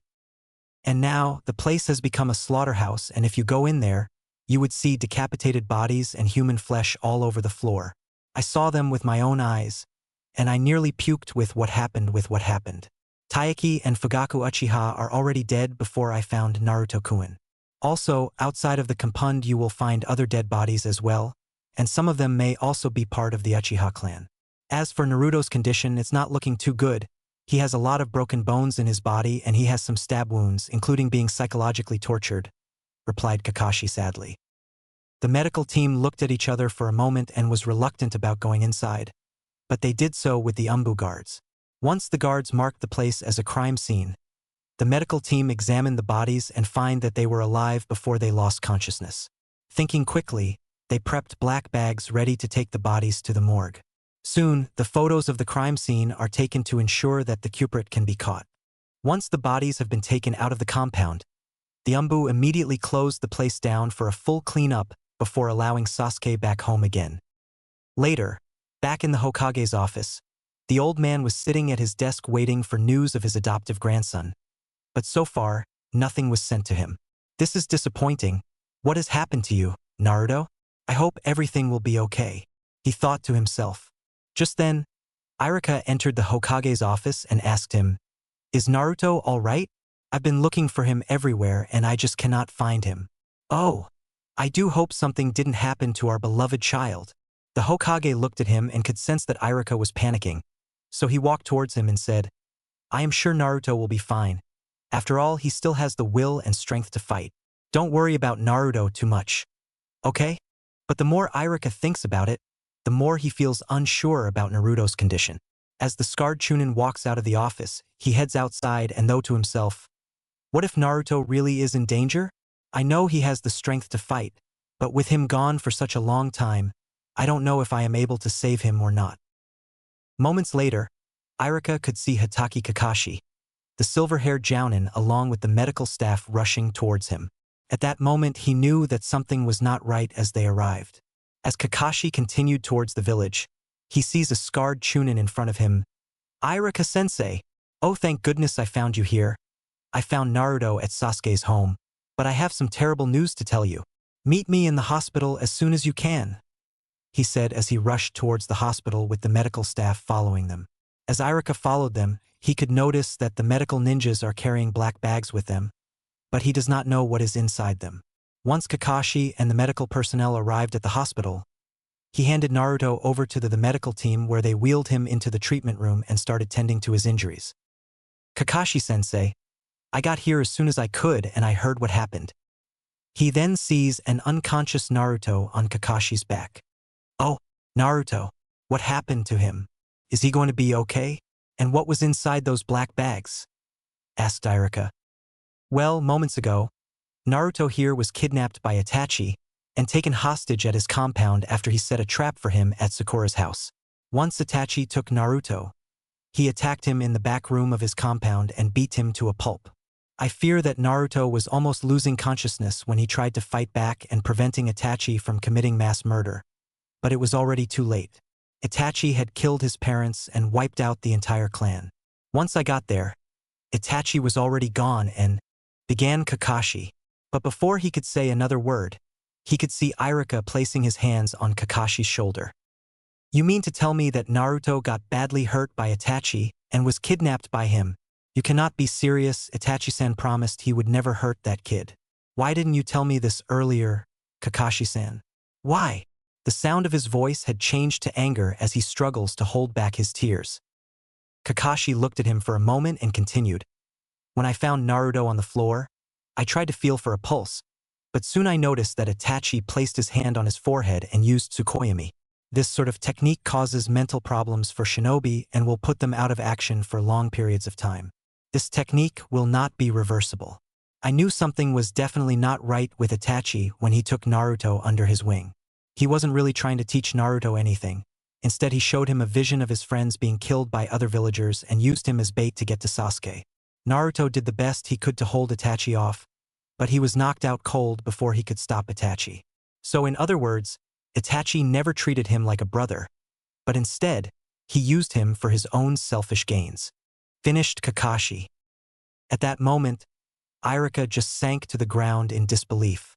He was devastated that Naruto had gone through this sort of fiasco without any backup.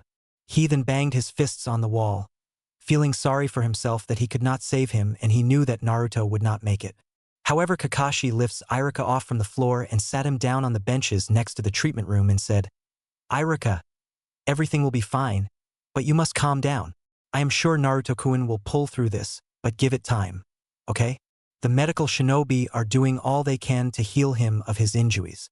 I can tell that his wounds are very serious, but it won't put his life in danger.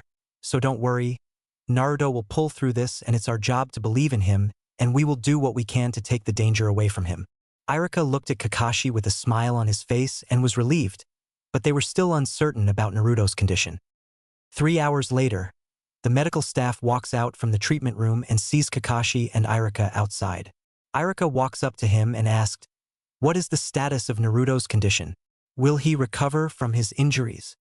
The medical ninja looked at the scarred Chunin for a moment and said, "Well, despite him suffering broken bones, broken ribs, stab wounds, and other lacerations, he was lucky to have survived. But his head, however, is a different story.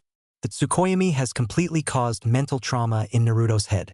In other words, Naruto has been physically and psychologically tortured on the inside and outside. So we do not know when he would make a full recovery. However, I should thank you guys for bringing him here so soon. If we waited any longer, he might not have survived. Naruto is stable for now since we healed most of the lacerations on his body." Irika breathed a sigh of relief that Naruto has survived this, but when he heard about what the Tsukuyomi had done to him, he felt a bit upset that Itachi would do something like this to him.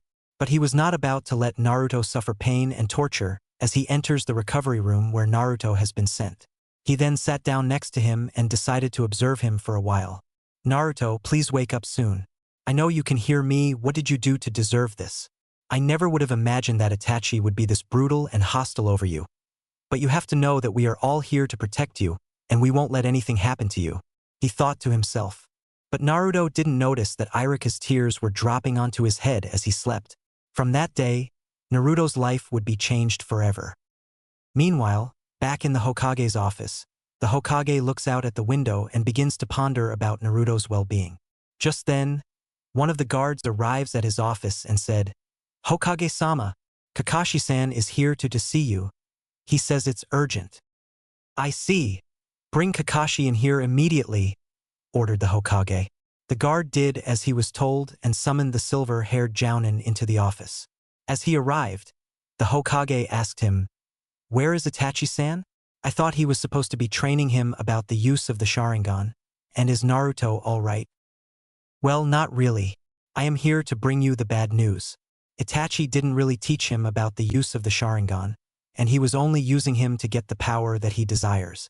He traps Naruto at his own house after kidnapping him from his apartment.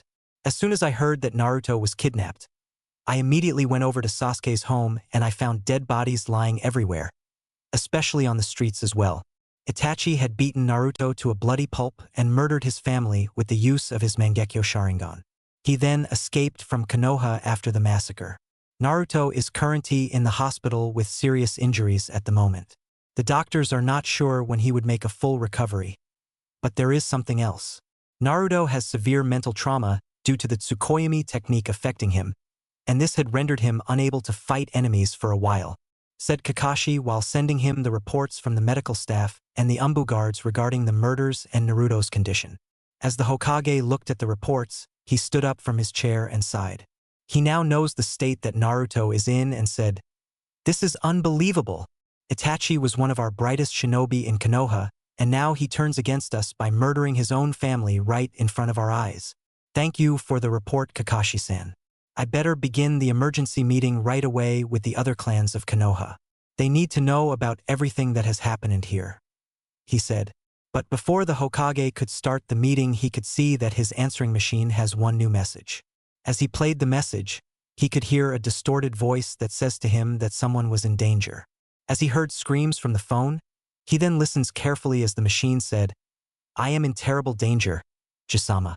Itachi-san has kidnapped me and now he is trying to murder his own family at his own accord. Itachi wasn't really thinking of me as family.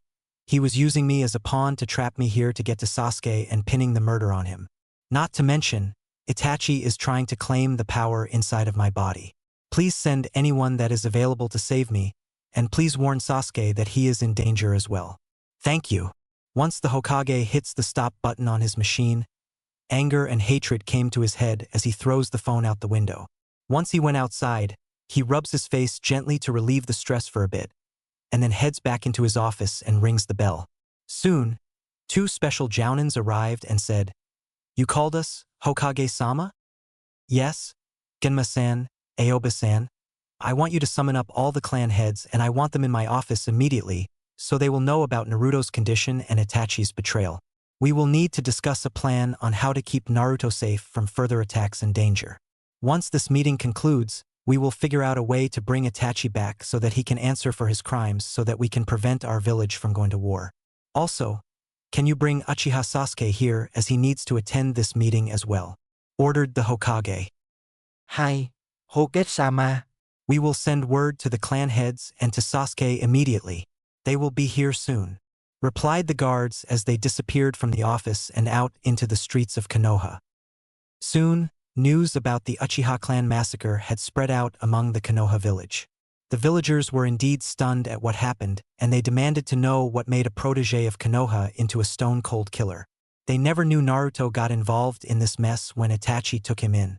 Despite the monster inside of Naruto, they know that he is still a sweet child on the outside, but they still hate him for what happened years ago. Now, with the entire Uchiha clan murdered, they now turned their hate towards Itachi. "Why would Itachi want to harm his own family and disappear like that?" said one villager. "I never knew that Itachi would go this low as to commit a heinous crime to put this village in jeopardy. But nonetheless, he has to be brought back, arrested, and sentenced for his crimes. We cannot allow a killer to escape justice," said another villager. The entire village was stunned as to how someone could have attacked Konoha at this time of the night. Meanwhile, at the Nara household, Shikaku was about to get some training done after his dinner when he heard a knock at the door. As he opens it, he could see 2 jounins outside. "Is there something I can help you with, gentlemen?" he asked. "Hokage-sama has requested your immediate presence in his office regarding Itachi Uchiha. This has been the darkest hour for all of Konoha as Sasuke's brother has committed murder and has escaped. Also, the Hokage wants to tell you about Naruto's current condition since he got involved as well," replied Genma. "What? You are kidding me, right? Oh dear, what has Itachi gotten himself into this time? What about Naruto, is he going to be okay? This is so troublesome, but tell the old man I will be there in about 10 minutes, replied Shikaku. The guards took note of that and heads off to alert other families. Once the guards are gone, Shikaku closes the door behind him and puts his clothes on before heading out. "Hey Dad, where are you going at this time of the night? What did those guards want?" asked Shikamaru. "Hokage-sama needs me and the rest of the clan heads in his office. Something terrible has happened to Naruto and I cannot wait any longer. I'll be back soon," he said as he dashes outside onto the streets of Konoha and heads towards the tower. He knows that Naruto had been taking his advice when he was warned about Itachi's true motives, but he never knew why Itachi took matters into his own hands or why he turned into a killer in his own village. But one thing is certain, he will not allow Itachi to target innocent civilians in Konoha. Next, the guards went over to Kiba's house and told Sum and Hana Inuzuka the exact same thing about Itachi's disappearance and Naruto's current condition. This time, she was feeling concerned about what happened to the child and the danger he went through, but she was not going to forgive Itachi for what he did to Naruto and for murdering his own family. She immediately stepped out of her house and heads over to the Hokage's office. As the word gets out to the village of Konoha, everyone started to wonder how Itachi could have masterminded this whole massacre all by himself. Meanwhile, in the underground hallways of the Uchiha compound, Sasuke was arming himself and doing some last-minute training. As he came out, he could see the 2 jonin outside. "You wanted to see me, right? I assume this is about Naruto and my brother, the Konoha killer?" Tell the Hokage that I will be there in 5 minutes, and moreover, I want to know Naruto's conscience as well. If Itachi is trying to pin this murder on me, I am afraid that it's not going to work on me. Since he harmed my family and my closest friend, I will not tolerate this. I, Sasuke Uchiha, will show my former brother that I am more superior than he is. He boasted as he walks out of his underground training hall and headed over to the tower with the guards. Back in the Hokage's office, tensions were mounting high as all the clan heads were getting ready for the emergency meeting about Itachi and the crimes he committed. Many of the council members could be seen shaking their heads in despair, including Hyuga Hayashi, the head of Hyuga clan. He was not surprised with what the protege did to his own family. However, he was frustrated and upset that Itachi got Naruto involved in this mess, and furthermore, he demanded to know how the Tsukuyomi can be this strong when it's used against shinobis. Also, extra precautions were taken as Neji and Hinata were being sent to the hospital to keep an eye on the child so that he won't get hurt. Within moments after everyone gathered in the office, Sasuke arrived as well and took a seat next to one of the clan heads because he knows that the Hokage wanted him to speak out against his brother's criminal actions for what he did. But the thought of that just upsets him even more. So he decides to do it anyway because he wanted to tell how his brother turned from a most kind-hearted person into a cold-blooded killer. This was not the Itachi Uchiha that Naruto or Sasuke had knew anymore, and not even the whole village will forgive Itachi for his actions he committed against Konoha. Everyone has been pressured by what has happened here and would do whatever they can to punish those responsible. But with Naruto's life hanging in the balance, finding Itachi would prove impossible because his whereabouts are unknown now. As the Hokage stood up from his chair, he said to everyone, "Now that everyone is here, we can get this meeting underway. As you may all know, Uchiha Itachi, the protege of Konoha and once a brother to Sasuke, has disappeared after he took the lives of his entire family and shamed his own clan tonight. He also got Naruto involved in this mess after I sent him to be adopted by the man, but my guess is that he was only using Naruto to take the power inside his body. The QBI. However, my most pressing concern is the Tsukuyomi. It was unleashed upon Naruto, causing him to have severe mental trauma.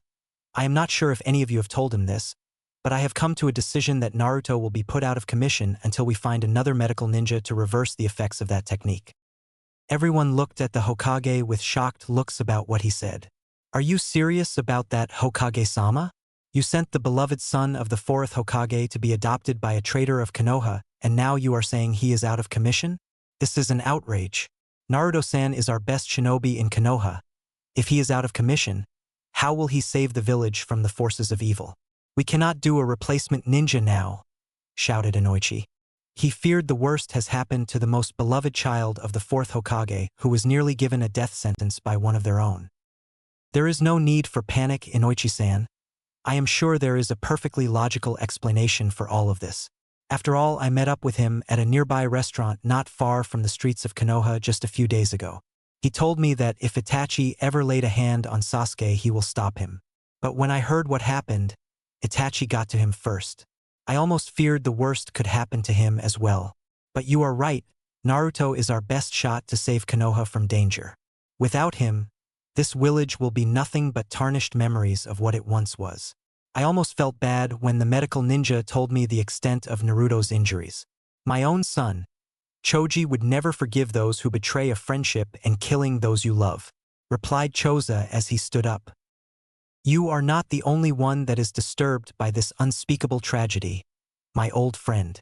My own brother would hunt down those responsible if they came to our house and killed our dogs. Besides myself, I can't even do a reversal technique to undo the damage done on Naruto. But I never knew why Itachi would suddenly get away with killing his entire family and leaving a child for dead.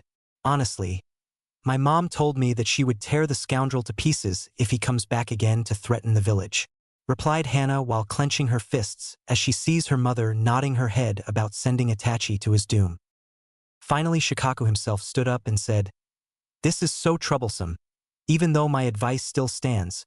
But I cannot allow our beloved child of the fourth Hokage to die at the hands of a monster. What happened here today was a cowardly attack by an enemy within our village. There are some pretty violent people around here and, gosh, I don't even know why I am saying this, but I really hope Naruto will recover from this tragedy soon. I cannot let this event haunt him for the rest of his life, but I know he did what he could to escape death. When I saw those crime scene photos earlier, I didn't realize the danger that Naruto had to go through. It just saddens me greatly, and I am at a loss for words right now. Apparently, Itachi was never a good brother to Naruto, and when the blonde told me that he wishes to be put up for adoption with a better family, he wasn't lying. I know this because I saw him earlier at that diner as well. He then pauses to regain his composure while wiping sweat from his eyebrows. Finally, it was Tsum's turn. She was fully aware of what happened to Naruto last night and the damages that Itachi had caused. When she was told about the injuries that Naruto had gotten, she couldn't even look at the sight of him. But what angers her most is Uchiha Itachi himself, because he was the one that set the whole death scene up and tried to frame his little brother Sasuke for it in order to cover his tracks. But the whole thing didn't work.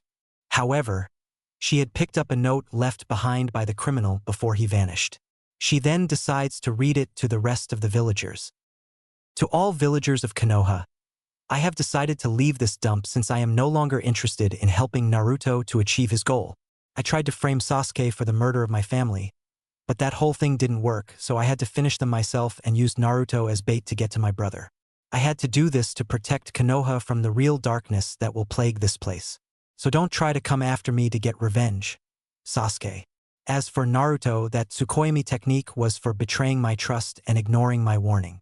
I am sorry that you won't be waking up anytime soon. Your fate has already been sealed, and for what I have done, it will haunt you for the rest of your life. Goodbye forever. I will be back to claim your power when the time is right. P.S. You are all living in eternal darkness, so I am through with Konoha. I am sorry for betraying this place, but it happens every day. You cannot trust anyone around here. Itachi Uchiha. At that moment, Tsum couldn't take it anymore as she tossed the note into the garbage can and vowed to get revenge on Itachi for what he did. As everyone heard what the note had said, they immediately decided to devise a plan to bring Itachi back and have him answer for his crimes. But finding him would be most difficult since they have to search everywhere inside and outside of Konoha to track down the killer. They know that Naruto now has the power of the Sharingan in his eyes since he can use it in close combat. But with him bedridden at the moment, they need to find a medical ninja to reverse the Tsukuyomi before Naruto is back on his feet. Alright everyone, thank you for your points. I understand that you are all upset right now and that Itachi has escaped from our grasp. However, there is one medical shinobi that I know will be able to save Naruto's life. Lady Tsunade. She is capable of reversing any technique that has affected a shinobi, and with her medical skills, I am certain that she will bring Naruto back to good condition. In the meantime, you guys better head over to the hospital because Naruto needs your comfort right now. In the meantime, Sasuke, can you come up here please? I am sure you would like to add your input as to what your brother had done, said the Hokage. As Sasuke came up, he immediately took the stand at the podium and said, Citizens of Konoha, as I am sure you are all aware, my brother Itachi hasn't really been himself lately, and I don't know why he went through all this trouble just for killing my family. But what he did here is an intolerable violation of Konoha and the Uchiha clan law. I do not tolerate a shinobi betraying his own family and his own home. But mark my words, I will restore my clan, and when Itachi comes back, I will be ready to kill him and avenge my family. As long as I am still standing, I will have the privilege of being the judge and the executioner. I am only doing this to protect my closest friend and brother, Naruto Uzumaki. I couldn't tell you how sorry I am that he had to go through this. But this should have been a personal matter between me and Itachi, and I will not allow someone else to suffer for it. After he said those words, he left the podium and took his position next to the Hokage. Thank you for your input, Sasuke. I understand what you have said, and we all know that this crime will not go unpunished. We will seek justice for your family and protect Naruto at all costs. However, you must also protect Naruto as well since he needs a brother to look after him. You are the only person that fills the vacant spot now, said the Hokage while placing his hand on the raven-haired boy's shoulder. Of course, Hokage-sama, that little brat may be a dead last shinobi, but he does need protection. And of course, I will treat him as a brother. But I know this is not what I had in mind, but I will do it for Naruto. He's going to need all the help he can get, replied Sasuke with an evil smile on his face. The Hokage looked at Sasuke for a moment and smiled. He was relieved that Sasuke will take Itachi's position as a new brother for Naruto. In the meantime, he adjourned the meeting and sent the clan heads to the hospital to comfort Naruto for a while. One by one, Everyone left the office and heads off towards the hospital, including Sasuke. But with Itachi still out there somewhere, the Hokage knows that he will be seeking the mysterious power inside Naruto. But the village will have to be prepped if he does return. And so, the hunt for Itachi officially begins. Chapter V. The Aftermath and Memories. Welcome back, everyone. In the last chapter, we've seen how Itachi had slaughtered his entire family and leaving Naruto for dead with the most powerful technique, the Tsukuyomi. We also learned that he was being put out of commission until a medical shinobi returns to perform a reversal jutsu to undo the Tsukuyomi and rid Naruto of the mental trauma he is going through. Today, Naruto is recovering, but he is still physically and mentally scarred. He is also unconscious as of now ever since Itachi inflicted pain on him. Now on with the show. After Sasuke had given his speech to the clan heads at the Hokage's office, everyone now knows that Itachi was the one that orchestrated this entire murder with some help from his subordinates, the guards that were at his compound last night. The village is in an uproar right now after what happened, and the clan heads were deeply overwhelmed with the tragedy at hand. However, they realized that Itachi had sent a message for Konoha warning them that he will be back to claim the power that is rightfully his. But the only things that will be Itachi's downfall are punishment and death if he returns to haunt the village again. Meanwhile, back in the hospital's recoveries room, Naruto was still in bed, out cold due to the effects of Tsukuyomi in his mind. He couldn't remember much of what happened after Kakashi took him out of the Uchiha compound and in the hospital. The nurses and the doctors sometimes comes by to check on his health and his prognosis, but he hasn't said a word after the murders because he was still out of it. However, he could never forget the pain that Itachi had caused him after his adoption by the protege, especially Sasuke. He also seems to be most affected by the tragedy as well. But despite what happened, Sasuke never let up hope that Itachi will be found and sentenced for his crimes he committed. Just then, there were sounds of commotion coming down the hall of the hospital that was adjacent to the surgical ward and the treatment room. As Irika got up to see what it was, he could see the clan heirs of Konoha, including Sasuke, coming towards Naruto's room. This could mean only one thing. The clan heirs knew about what happened to the blonde and why he had to go through such a dangerous obstacle.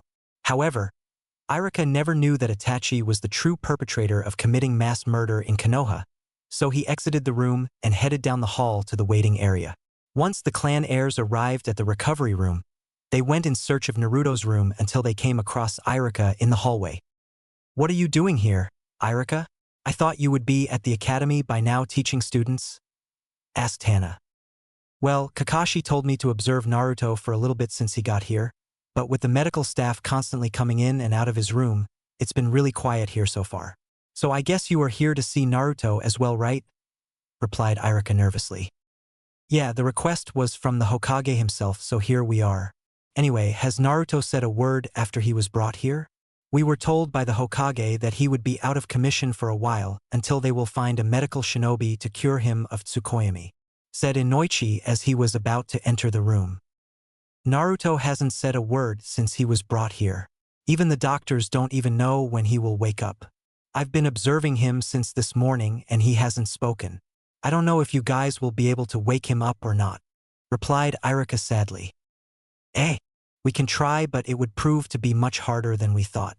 Naruto has suffered a lot over the past few weeks after what happened between him and Itachi, so let us observe him for a while.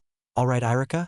We will take good care of him, don't worry," replied Hana as she steps into the room after patting Irika on the back. After a while, Irika smiled and knows that Naruto is in good hands now as he takes his leave from the hospital and heads back to the Hokage's office. Once Irika left, the clan heirs could still see that Naruto hasn't moved an inch.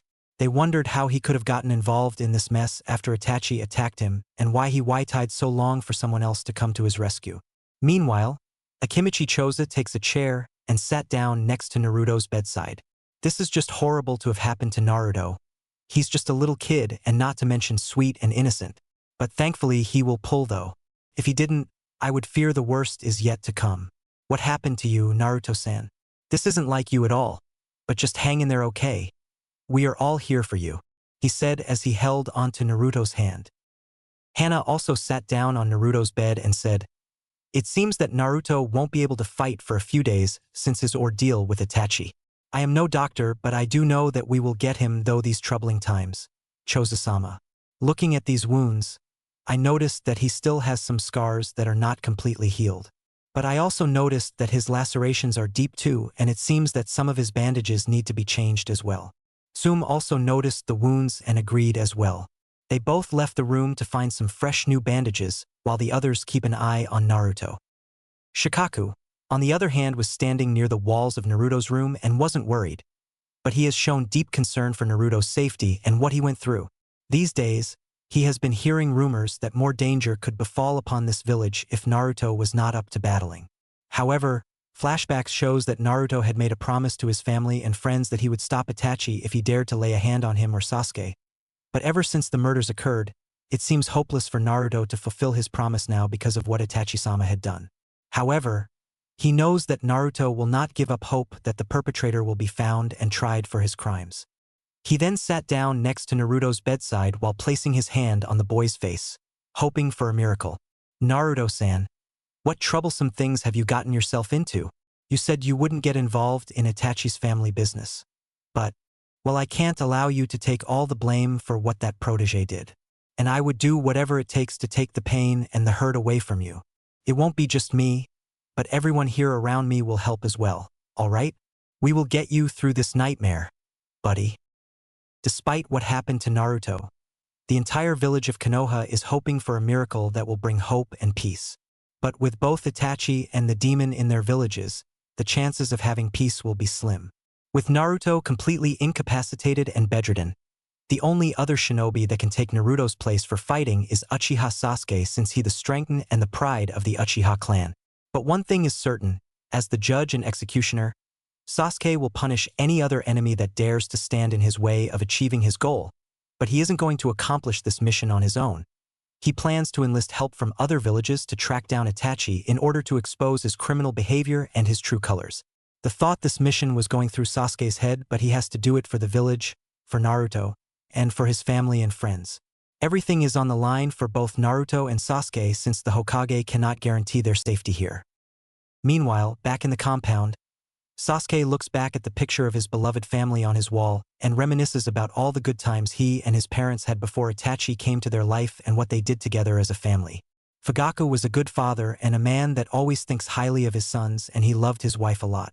He would never do anything that would jeopardize his family.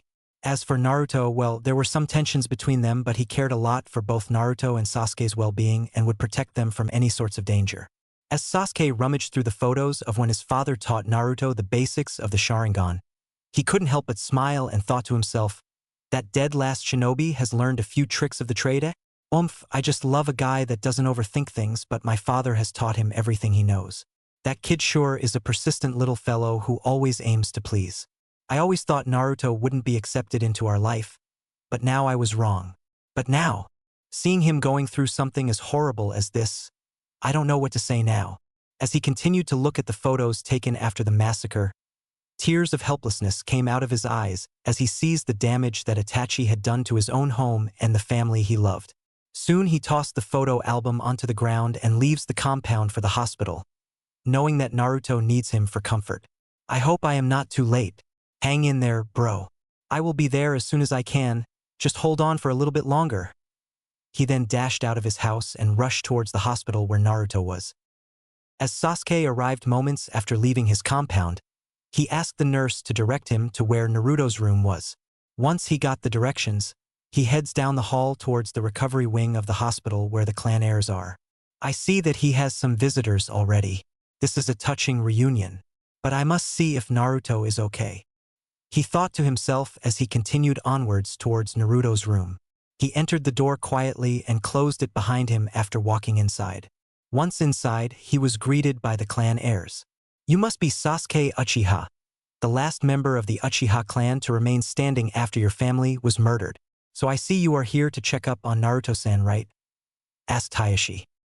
That's me, all right. And I am the one that possesses the Sharingan power. So I see you know about my parents' death. Yeah, my former brother, Itachi, killed my family and made Naruto suffer for it. I think the reason he did that was to send a message to me that he will be back for Naruto's hidden power inside of him. As soon as I heard about Naruto's injuries, I had to come straight here. Now, if you are thinking that I had something to do with my family's death, you are barking up the wrong tree.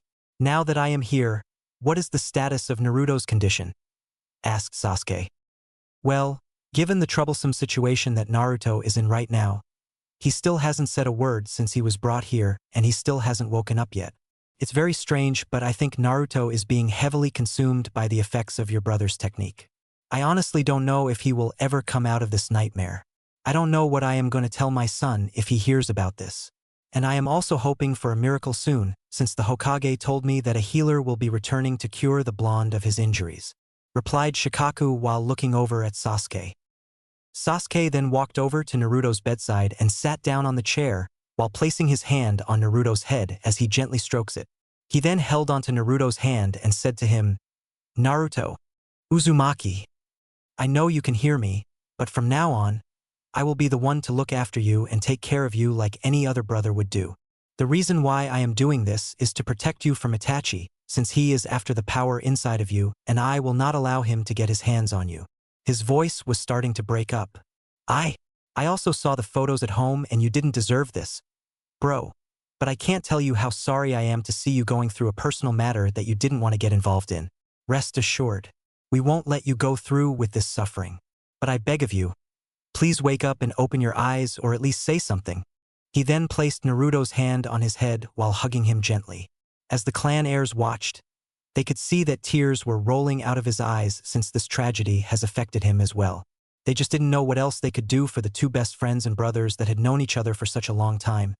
But Sasuke struggled really hard with his revenge and hate and tries not to let it get to his head.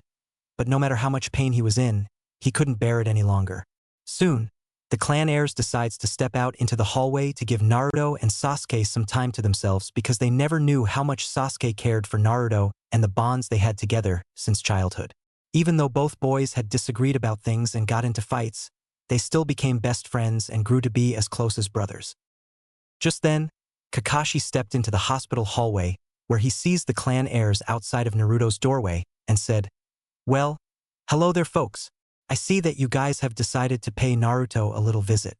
Isn't that nice of you folks? But well, I am here to check on Naruto's status and has he woken up yet?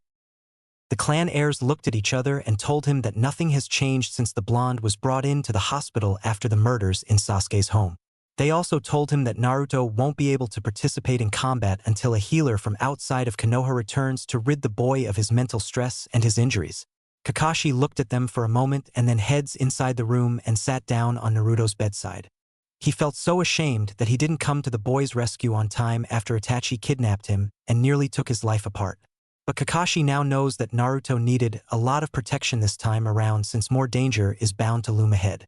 Oh Naruto, I am so sorry that I didn't make it in time to save you from the compound, but no matter what happens, I will also be here for you as well. I've already heard from the Hokage about what Sasuke had said and I really hope you will recover soon. Don't worry. I promise you, all of us will get you through this okay, he said to him while gently rubbing his face. He can already sense that the protege will be back for him, but the village will be ready to face him when the time comes. As Kakashi closed the door behind him, Shikaku approached him and asked, I really hope Naruto will GE through this because you are not the only person that is worried about his safety. We all are right now. Despite the troublesome situation, we cannot allow a traitor of Konoha to get anywhere near him because we fear that he could be at risk of death, and that is something we shall not allow here. Do you think he will be fine with Sasuke around? Kakashi sighed and placed a hand on the lazy-ass Jounin and said, Don't worry, Shikaka-san. I am sure Sasuke will take great care of him, but it was actually my fault for not getting him out of Itachi's place on time because I thought he would be able to get out of the danger zone on his own. I couldn't do anything to stop Itachi from killing his family, and I have to take full responsibility for what happened. Kakashi, you don't have to blame yourself for what happened. Although I can say that Naruto will pull through this. But you must not give up hope on him. I do know what it feels like to lose a family that you love so much, but all this hatred from the villagers has to stop, said Choza. Later, at the Hokage's office, as the old man sat down to get some paperwork finished, he didn't notice that a former student with long white hair and sandals was out in Konoha peeping again. So he sent any available shinobi to bring the guy back into the tower for an urgent message. As the former pupil arrived at the old man's office, he said to him, You got some nerve to interrupt me during my research here in Konoha, and why have you brought me here in your office? The Hokage looked at him for a moment and said, "Ever since Sasuke's former brother and protege murdered his family and defected from the village, Naruto-san has been in constant pain, especially the mental stress going on inside his head as well. I fear that if he doesn't get help soon, he might not get through this nightmare. So I need you to get into Tenzaka town and find a healer that specializes in curing Naruto of his mental stress in order to get rid of the Tsukuyomi affecting him. If you can bring the healer back into Konoha, Naruto may have a second chance at life," he said to him. "If you are talking about the legendary healer Tsunade, she will be the perfect candidate to heal Naruto. But finding her will be difficult to do because no one had seen or heard from her for several years now. However, I can't say no to not finding her, but I will do this for Naruto and for the village. But I do have a request though, Sarutobi," replied the former student. "What is it, Jiraiya-sama? You are not thinking of taking Naruto with you on the trip, are you?" said the Hokage ruefully. Jiraiya looked at the Hokage with fear in his eyes and said, "No, of course not. Do you really think I would bring Naruto-kun in his current condition? And seriously, does Itachi Uchiha really call himself a brother after what he did to the poor kid? When I find Itachi, I will personally hunt him down and kill him myself. Now I can understand that Sasuke will be looking after Naruto for a while, but I need to bring Sakura-chan along with me so that together we might be able to locate Tsunade and save Naruto's life. It will take a few days to find her, but I think we can get this mission accomplished in time. And don't worry, I will make sure not to let Sakura get involved with the research that I am working on." He finally relieved himself of the fear inside of him because if anyone found out about his research, his entire work could be compromised. He then immediately dashed out of the Hokage's office and went to find Sakura before leaving for their trip to bring Tsunade back. The Hokage watched with interest and smiled. That old coot sure has a lot of weird ways to treat women, and he will never change no matter what he does, but he never ceases to amaze me. Elsewhere, Sakura seems to be getting worried about Naruto when he didn't even show up at her apartment this morning. She started to wonder what happened to him as she prepares to head over to the hospital. But soon, she could see a tall white-haired man with a usual-looking symbol on his forehead at her doorstep. She then invited him in and asked him, "Who are you, sir? Do you know where Naruto is right now? I am getting worried about him when he didn't come home last night because he usually stops by here each time to check on how I was doing and all," asked Sakura with a look of despair on her face.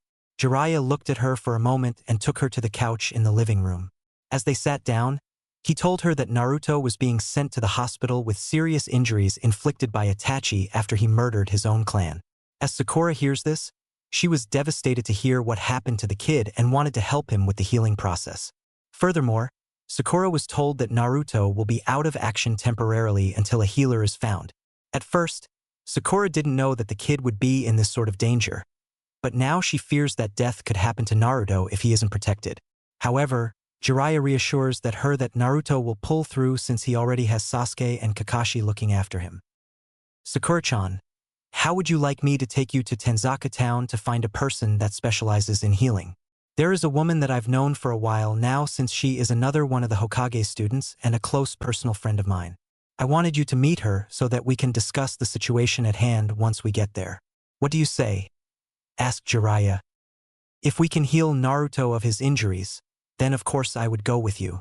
But I sure hope that Tsunade-sama knows about what Itachi had done to him, and I really hope Sasuke can avenge his family soon," replied Sakura. She tried to avoid the fear getting to her head as she gathers up her equipment and leaves the house while closing the door behind her. Once outside, Jiraiya told Sakura to meet her at the gates of Konoha in about 30 minutes. He then takes his leave from the pink-haired Kunoichi's house after his little talk with her. As she heads outside, she makes a quick trip to the hospital and asked where Naruto's room was. But before she could get there, she sees Kakashi and Sasuke calling for her to follow them down the hall towards Naruto's room. Once she arrived, she notices that Naruto was still unconscious from the beatings, and that his injuries are not fully healed. She then looked at Kakashi and Sasuke and asked, "What kind of a sick monster would do this to a poor innocent child like Naruto? Just the thought of seeing him badly injured like this makes me sick to my stomach. I warned him that Itachi would be a threat, but I never expected him to go this far. Did Itachi put him in the middle of the family dispute?" she asked. "Sakura-chan, Itachi was the one that took Naruto into his life after he signed the adoption papers in the Hokage's office. I didn't know what my former brother was thinking after adopting him, but I was certain that he was up to no good. At first I didn't think that Naruto would be that important to me, but seeing what he was going though, I couldn't understand why Itachi Nasan wanted to hurt him. It's just not right. After my family took Naruto in, I was able to train him for a while to get him stronger so he can perfect his combat skills. Then I started to warm up to Naruto and we became the best of friends. Now all those good memories are taken away from him. So I was now given a duty to look after Naruto and avenge my family at the same time. You have no idea of what it feels like to lose a family that you love the most. Even though Naruto doesn't know much about me, I still think of him as a family and a loving brother. Not that I blame him. But no matter how much I despise him, we care for each other a lot. And yes, Itachi did get him involved in the domestic disturbance, replied Sasuke while sitting down at Naruto's bedside holding onto his hand. Sakura was shocked to hear the truth about what happened between Sasuke and Naruto. She never realized the pain that both of them are going through. She was nearly ready to cry, but Kakashi immediately placed his hand on the girl's shoulder for comfort and told her that everything will be okay. He also reassured to her that a healer will come and bring Naruto back to his old self again since he is a strong fighter. Just then, from the window Kakashi could see Jiraiya near the gates of Konoha calling for Sakura to get ready for the mission that they are pursuing. So Kakashi gave her some Kleenex before she leaves with Jiraiya-sama while he and Sasuke look after Naruto. But in Naruto's mind, he knows that a miracle will be ready for him soon and that he vows not to let the entire village down as he made a promise to Sasuke to help him defeat his former brother and show his true strength. Once Sakura was outside, she heads towards the gates of Konoha and sees Master Jiraiya waiting for her. "So what took you so long to get here? Did you get lost on the way?" he asked her. Sakura looked him while drying the tears from her eyes. "No, I stopped by at the hospital to comfort Naruto for a bit, but I really hope he will make it through this. I don't want to see him suffering so much pain just like Sasuke. You have no idea what Naruto had gone through and—" But Jiraiya immediately interrupted her and said, "Of course I know what Naruto had gone through. You think I don't know what Itachi is capable of next? He is a menace of Konoha and a danger to the civilians. The Hokage told me everything about Itachi and the threat he poses to his own home, but I will make damn good sure that Naruto gets the recovery he needs. Sakura, don't worry about anything. I am sure that the girl we meet will make an excellent healer for Konoha, and who knows, maybe you could be a great medical shinobi one day. Ha ha ha ha." Sakura's sweat dropped at that remark, but she shrugged it off and leaves Konoha village for Tenzaka town with Jiraiya with the hope that Naruto can be cured. As she looks back at Konoha from behind her, she thought to herself, "Naruto, just hang in there for a little while longer. We will be back to cure you of your nightmare soon. Until then, please have faith in us and we will be back soon." And with that she and Jiraiya ventured off into the distance of Tenzaka town. Elsewhere, deep in the forest, Itachi had already gone completely out of sighting range of Konoha. He then heads out of the forest and arrives at an undisclosed hideout not far from the Suna village. Once Itachi arrives inside the hideout, he is greeted by the other members of the Akatsuki. "I presume that you are all gathered here for something important, am I right?" asked Itachi. "You were late on arrival, and what took you so long to leave Konoha anyway, asked Deidara. "Sorry, I was pinned down by that bratty knucklehead named Naruto. Even though I managed to dispose Sasuke of his family and leaving the blonde in an unconscious state, we should be able to retrieve the power inside of Naruto when the time is right," replied Itachi while catching his breath. "We won't just capture what is inside of the blonde. We will capture all the tailed beasts from all the hosts. Now, why didn't you finish Naruto off anyway?" asked Sasori. "When I saw the true form of the monster inside of him, I quickly rushed out of Konoha while deactivating my Sharingan technique. I couldn't finish him off because killing him now would jeopardize my mission. So I left him a message that I will be back to take what's inside of him. I couldn't care less about his family love crap, but there won't be anyone to save him when I am through. Believe me, Naruto won't escape this time," finished Itachi while keeping his Sharingan activated. "All right, Itachi. Thank you for your input. We will deal with all the tailed beasts when the time is right," said Zetsu. Soon, all the members of the Akatsuki dispersed from the meeting area and returned to their posts. Soon Itachi disappeared with the other members and all of them have gone into hiding until their next appearance. Knowing everyone, the Akatsuki are now being considered a threat to all villages and they must be dealt with immediately. Meanwhile, back in the outskirts of Konoha, Sakura begins to ask, Master Jiraiya, who is this healer that we are looking for and what is she like? Jiraiya looked at her and said, Oh, she is about the same age as me, and she is a compulsive gambler. Sometimes she can be bossy and all, but she does have a soft side and I know that Naruto will be glad to see her soon enough, especially Sarutobi himself. However, I just wish she didn't break all of my bones in my body. I may be an old coot, but I am still in good health. Sakura just pretended that she didn't hear it from him as they continued their journey to Tanzaka town and the search for the miracle healer. But she always wanted to meet the mystery woman and her apprentice if Naruto was to have any chances of surviving. Sakura-chan, let me ask you, what's your relationship to Naruto anyway? Asked Jiraiya-sama. Well, to me, Naruto is just my friend. It's not like that I have a love thing with him. Even though he may be bratty and a loud mouth, but still cares a lot for me and Sasuke. I almost felt kind of bad of what happened to him just a few days ago. But no matter what happens, I will always be there for him as a friend. I will not allow him to die at the hands of Itachi-san. As Jiraiya heard those words, he smiled at her. No wonder she had developed a soft side for the poor kid after the loss of the family that he loved so much, but in spite of what happened, Jiraiya knows that he is not giving up hope.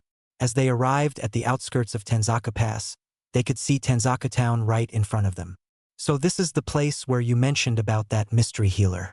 Well, let's hope that we find the person and convince her to heal our Naruto. And I hope you can tell her about what Itachi had done, replied Sakura. Jiraiya then put his hands on the Kunoichi's shoulder and said, Not to worry, Sakura-chan. I've got this all under control. Just follow me inside and we can get this all straightened out without blowing our cover. Rest assured, the report that I got here will no doubt give her proof about the perpetrator's criminal history and his behavior. So what do you say we go in and find out where she is? Finished Jiraiya. Sakura was reluctant at first, but finally followed Jiraiya into Tanzaka town to find the mystery healer and hopefully, to bring Naruto back to his normal self. But convincing her to come back to Konoha is not going to be easy since the woman has a handful of secrets that she kept hidden after going into exile for such a long time. Who knows what that woman will tell to the people of Konoha? Only time will tell. As the sun begins to set, Naruto's healing process is about to begin. Chapter 6. The Search for a Healer. Welcome back, fans, to another exciting chapter of Naruto. In the previous one, a former student of the 3rd Hokage takes Sakura to Tanzaka town to find a healer that can reverse Tsukuyomi and get it out of Naruto. But the healer has more than just her medical skills at her disposal. She has superior fighting skills and a secret that no one knows. But can Jiraiya and Sakura find out the truth about this healer, and what exactly is she trying to hide? Stay tuned. As Jiraiya and Sakura both entered Tanzaka town, they could see that the entire place was filled with casinos, food shops, and also restaurants as well. They know that the mystery healer is somewhere inside these buildings in the town. So, they decided to split up and started searching the town to find the women that they were looking for. But since the place was so big, it seems impossible to find her with all the people around. While Sakura was showing the picture of the women to the local population, they said they never saw the women enter their shops before or the restaurants. However, they told Sakura to look around at casinos or maybe hotels. Those are the last places that she could have gone to. Elsewhere, Jiraiya was having the same difficulty locating the healer that he was looking for. He then tells the local population that he isn't just looking for the healer, he is also looking for her apprentice as well. But still, the townspeople did not see her anywhere. Jiraiya was about to give up when he sees Sakura coming towards him. Well, did you have any luck finding our person of importance? Sorry, Master Jiraiya. I've searched all the hotels and restaurants and they said they didn't see her hiding out in any of them. I've even checked the smaller casinos and the owner said he didn't see any healer in there, replied Sakura. Jiraiya placed a hand on his head and thought to himself, this is going to be harder than I thought. That woman has to be here somewhere and the coordinates say she is somewhere in a restaurant called Tanzaka Diner and Grill. It shouldn't be too far away. He then takes out his map and was shocked to see that they were at the west end of the town. They were supposed to turn east and then due north to find the women they are looking for. so they backtracked out of the Eastern District and headed towards the diner. Elsewhere, in a casino not far from the diner, a large pony-tailed woman with the kanji legend on her back decided to check out the casino machines and wanted to place a few bets to make herself rich. She hadn't had much luck in gambling since she always seemed to lose money rather than making them. Even the women holding the small pig on her hand thought so too. "Tsunade-sama, you don't have to waste your money here in the casino, you should save it for something else. I think it's time we tend to other matters," replied her apprentice while watching her playing the slot machines. "Shizune, I already know that I am in debt, and I haven't been paying up as I should have. But not to worry, I will pay them back somehow if I can win it all back. However, winning it all back will prove to be a difficult task, and I am certain that someone out there is looking for me and asking me to return to the village. But I don't know if I can actually show my face after so many years of exile. This place is nice, but I sure miss my old home a lot," replied Tsunade. Shizune couldn't imagine how Lady Tsunade felt after what happened to her family, but she couldn't face the truth of telling anyone else about. She seems to be upset that everyone wants a piece of another person's flesh instead of putting their love and trust for them. Unfortunately, not even Tsunade can sit around and mope all day, but she has moved on with her life and had forgotten about the past. But she was still thinking about the painful memories of how her own life was screwed up by the forces of evil. The only reason she went into hiding was because she didn't want to endure the burden or the pain that she suffered all those years ago. Even Shizune knows the pain that Tsunade is going through, and the passing of time does not take away the pain for her, but she has learned to deal with it. As the healer continued to gamble, she seems to be less interested in winning and focused more on healing the injured. Once the announcer called the winnings, Tsunade's luck seems to be back in her favor as she picked up her winnings and left the casino. They then headed towards a nearby bar next to their hotel for a drink to freshen their minds. Elsewhere, Jiraiya and Sakura searched all over Tanzaka town to find their person of importance, but they had no luck. Just as they were about to give up, a nearby merchant walks up to them and asked, "Are you guys looking for Tsunade-sama and her assistant Shizune? If so, she is probably at a nearby bar in the eastern part of Tanzaka town. It's right next to the inn. You might be able to catch up with her once you get inside. But be careful. I heard that Tsunade is one hell of a gambler since her luck seems to be returning to her." Once Jiraiya and Sakura obtain the whereabouts of Tsunade from the merchant, they head off to the eastern part of town and headed towards the bar next to the hotel as directed by the street merchant. Elsewhere at the undisclosed location, Itachi could see that Jiraiya has enlisted help from someone to get Naruto back to his old self, but he plans to eliminate him before Naruto can be healed. Before he left, he could see that another young kunoichi was with him during the search, and he was shocked to find Sakura was also on this mission. What is a girl like her doing with an old coot in Tanzaka town? She cannot seriously be helping him to save Naruto, is she? I have got to stop them before it's too late, he thought to himself as he vanishes into a puff of smoke and begins his hunt. However, Jiraiya and Sakura does not know that a mysterious protege and former brother of Sasuke's was hot on their trail, since they will be more vulnerable to enemies here. But they are well prepared in case someone shows up to attack them. As Jiraiya and Sakura enter the bar, they seem to encounter a whole bunch of people around drinking and chatting with one another at tables. However, the women that they are searching for must be somewhere inside. As they ventured further into the bar, they could hear two women talking about the good times they had together adjacent to the window seats. They knew who the voices belonged to as they rushed towards them and shouted, "Tsunade-sama, I've been looking for you all day. We were just about to leave this place because we get lost too easily around here," he said to her. "Jiraiya? What on earth are you doing here, and how did you find me all the way out here?" asked Tsunade with a shocked look on her face. "Well, it's about Naruto, actually.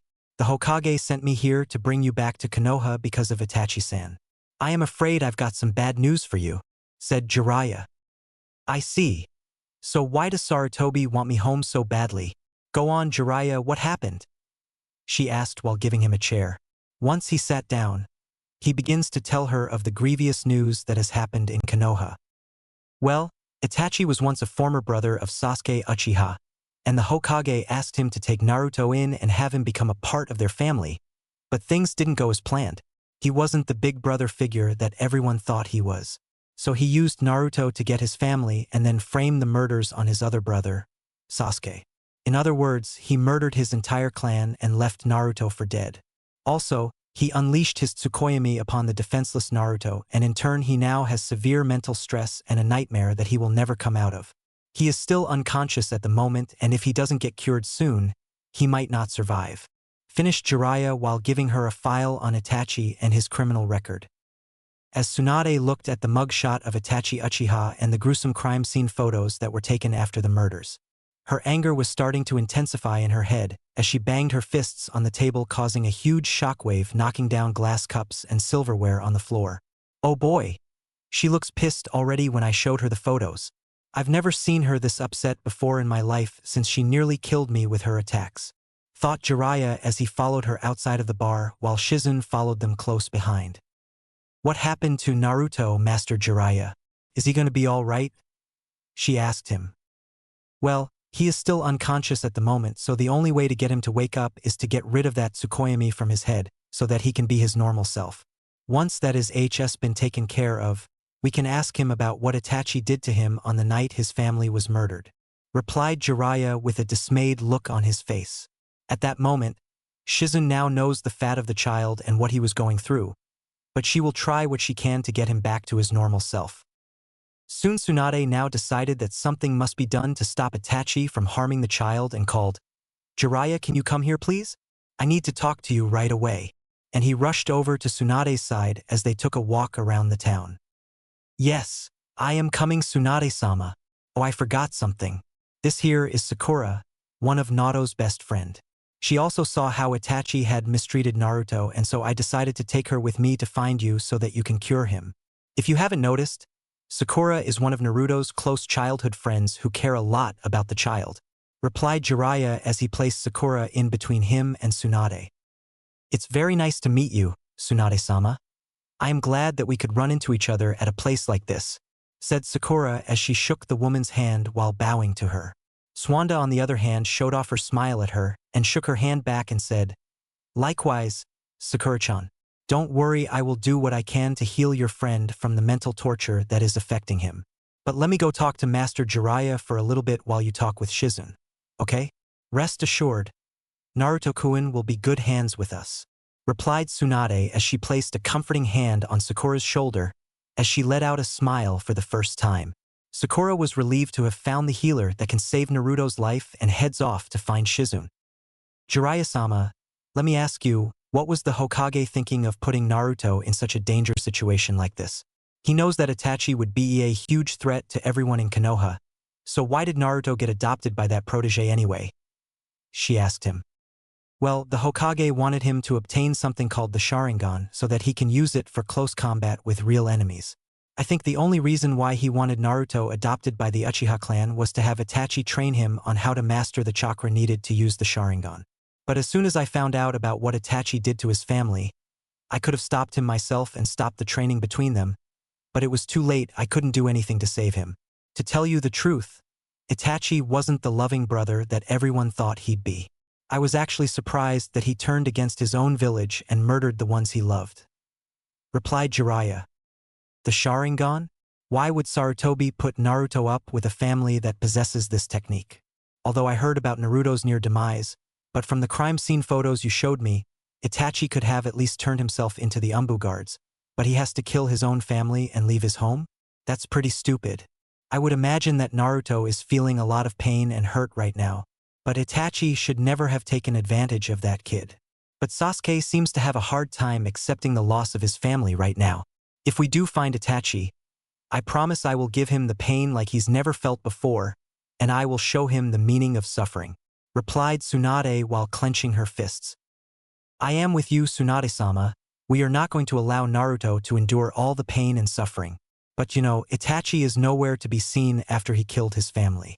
After his disappearance from Konoha, it seems that he could be going into hiding for a while since he won't admit his guilt. But wherever he is, we will find him. And when we do, he will suffer the ultimate punishment," said Jiraiya with a fired-up look.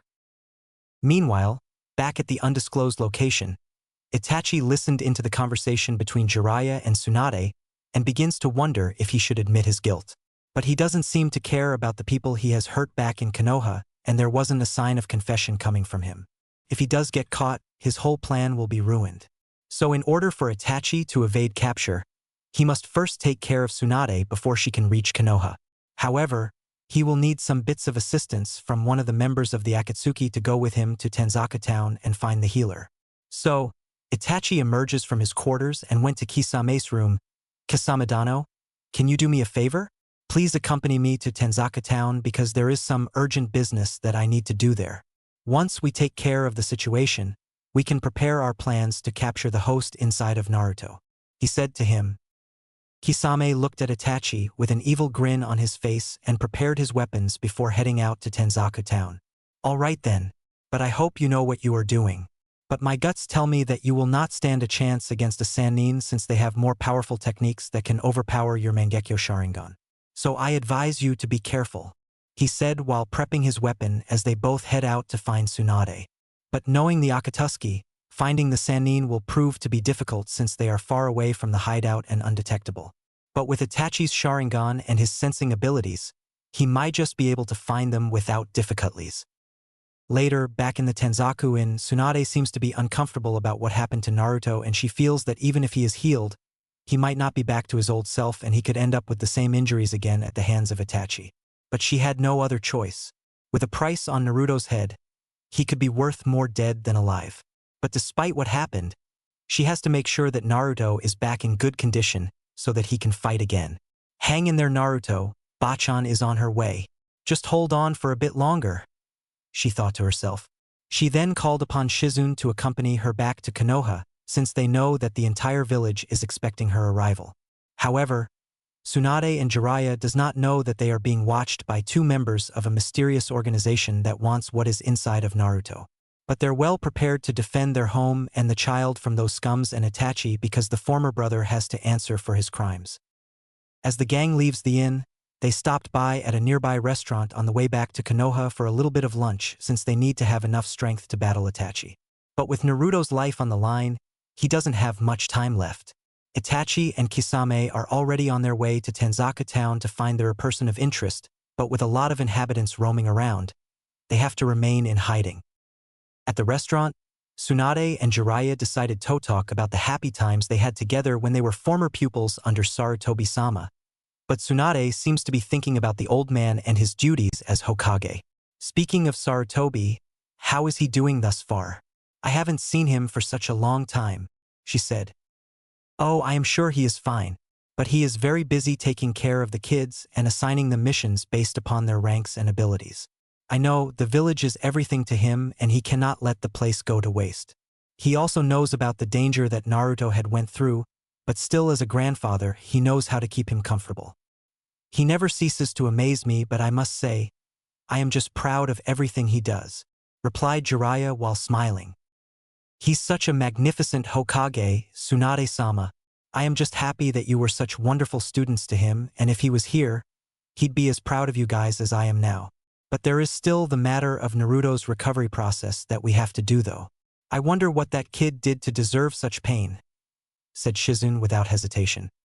Naruto didn't deserve to suffer at the hands of a mass murderer, but I know that he is in good hands with Sasuke and the families of Konoha.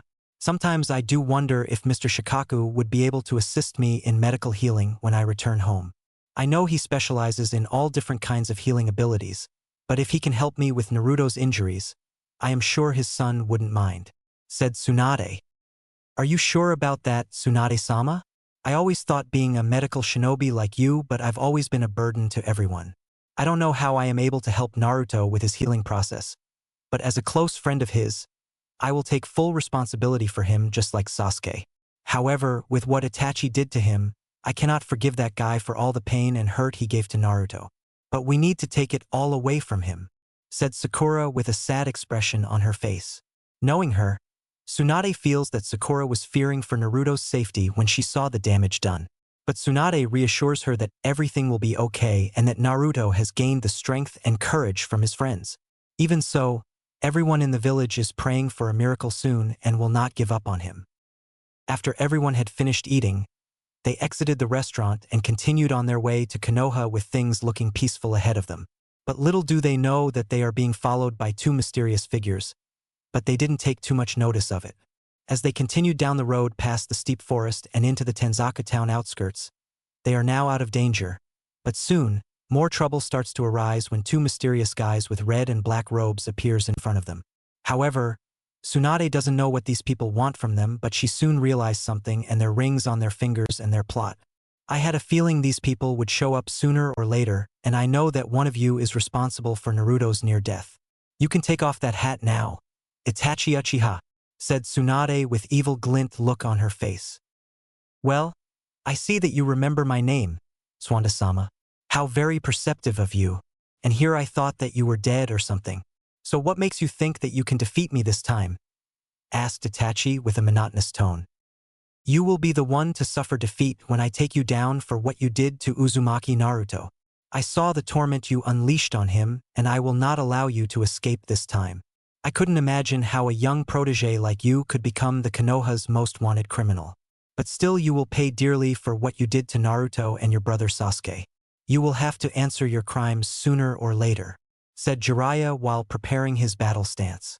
This guy has mysterious powers beyond our understanding, and I think it's time we pinpoint their weakness before they expose it to us. We should be cautious as to what this guy can pull, because if we make one wrong move, we are done for. He thought to himself.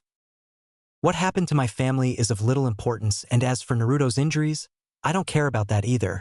While I am no longer a part of Konoha village anymore, I've already made a decision to join the Akatsuki. And before you ask, it was Sasuke that killed the family I loved. Not me. Naruto had sent Sasuke to a death trap by tying him up and locking him in his room. He then took the sword and, well, you know the rest. So if you want to blame someone, blame it on the street fox. Okay? And I am not returning to Konoha just to feel sorry for the brat. Now putting my family aside, let's get on with this fight, said Itachi as he activates his Sharingan. All right, but don't say I didn't warn you, and I don't think Naruto will believe in your lies when we interrogate him back in the village. You Akatsuki scums are done. Let's settle this once and for all, boomed Tsunade. She then turned to Shizune and said, please take Sakura-chan somewhere safe. If she is harmed, I don't want to be held responsible for what happens to her. Now go. Get her to safety. Yes, ma'am. At once, she said as she took Sakura by the arm and escorted her to a nearby bush in the forest for safety, while Jiraiya and Tsunade prepared to battle the Akatsuki in a 2-on-1 showdown to save Naruto's life. As Kisame watched, he seems amused that two of the legendary Sanins can handle an Akatsuki all on their own. But it seems pointless for Kisame to join in now since Itachi told him that he can handle this. As Itachi took his fighting stance, he activates his Sharingan, while the two Sanins begin their attack on Itachi's body parts. Despite the shurikens being tossed, they seem to have less effect on the protege. Ninja art, Needle Jizo, called Jiraiya as a barrage of needles went flying towards Itachi and pinning him on the ground. However, the man couldn't help but chuckle as he said, Is that all you got, Jiraiya-sama? You know you are no match for an opponent like me. You haven't seen the rest of what I can do yet. You are just starting to feel the burn going through your body, so maybe this ought to fire you up. Ninja art, Toad flame bombs. Soon the entire area around Itachi was engulfed in flames as he starts to see his robe being caught by the fire. You are going to pay for ruining my robe like that. He then activates his next stage of his eye, called the Mangekyo Sharingan, and sent it towards Tsunade. Jiraiya knew what was coming next and warned her. Close your eyes, Tsunade-sama. Don't open them. You don't want to get caught in the guy's illusion jutsu. Tsunade immediately closed her eyes and thought to herself, what is this guy? I've never seen such a technique like that, but I bet he must have casted it on Naruto before he defected from Konoha. I better put a stop to his techniques before someone gets hurt. She then jumped back to prevent herself from falling victim to Itachi's attacks, but suddenly, she finds herself face to face with Kisame and his Samehida. Oh no! Where did he come from? I bet that guy is Itachi's partner. Soon she could feel the sharks biting on her arm and her legs from Kisame's attack as blood started oozing from the wounds that she got. Kisame then kicked Tsunade sky high, but she easily dodged his attack and begins to unleash her full fury on him as she punches him repeatedly without breaking a sweat. But just as Kisame was about to throw Tsunade to the ground, she grabbed the sword that was in his hand and took a swing at his arm, causing a deep gash on one of them. Despite the pain, Kisame slowly started to give in. It's been a while since I've seen Tsunade-sama in action, but I don't know how much longer she can hold these Akatsuki people off. But she just never gives up and she is showing a lot of courage out there and her fierce battling skills, thought Shizun. But she was certain that the lady can easily knock the living daylights out of Kisame since he is almost out of chakra. You are a powerful medical shinobi, Tsunade-sama, and your battling skills really amuses me. But there is no way you can defeat a protege like me. You will be dead before you could set foot in Konoha, shouted Itachi as he unleashed a barrage of punches at Tsunade, but she dodged easily and blocked his punches. She then kicked Itachi in the face and punched him in the gut. She then grabbed his hand and swung him around and around until she sent him crashing onto the ground, nearly breaking every single bone in his body. Even though they both suffered damage and injuries, she was strong enough to send them packing. What's happened to me? Why do I have the feeling that I am getting stronger and stronger each time no matter what hits I take? What is this feeling inside of me and why am I fighting to save someone's life? She thought to herself as she continued fighting the Akatsuki off. With Itachi suffering the most amount of blows, he decides to take out his sword, which was the same one being used in the murders of his family, and decides to finish off Tsunade once and for all.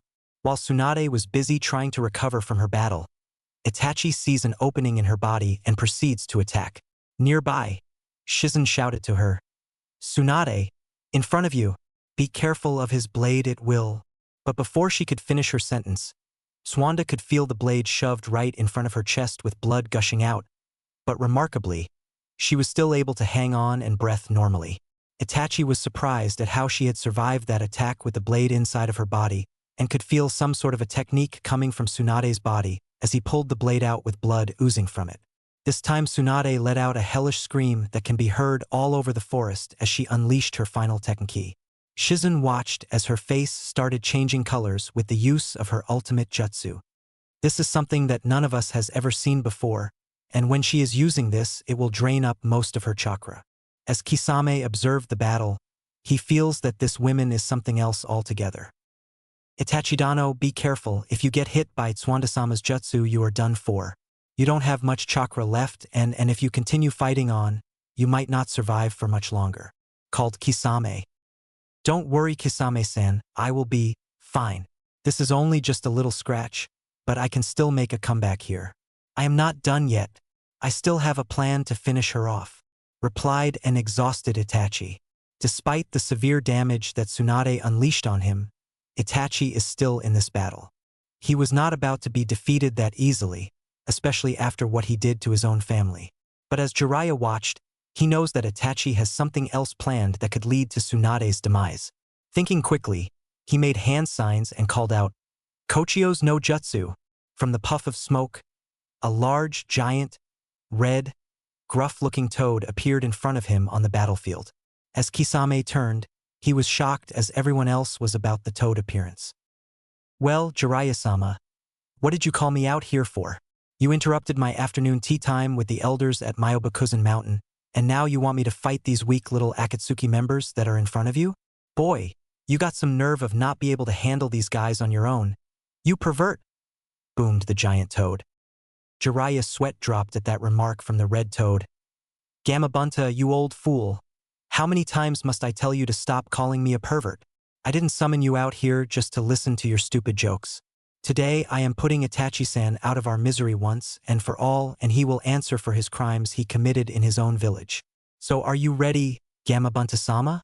Let's get rid of these Akatsuki scums once and for all." Gamabunta was reluctant at first about fighting, but he couldn't say no since this is the first time that he ever appeared in the real world. "All right, Jiraiya-sama. I will help you just this once to get rid of Itachi, but in return, you will get the honor of being tossed deep into the forest as punishment for your actions today. Now then, let me show you the true power of the toads." He then turned his attention towards Itachi while calling to Jiraiya, "Shall we show him the true meaning of being burned to oblivion?" "You betcha, Gamabunta. Now get ready, Uchiha Itachi, because this next move will stun you big time. Ninja art, toad flame bombs." Soon a barrage of bombs were seen hurling towards the former protege as he begins to feel the fire scorching on his body. "This is bad.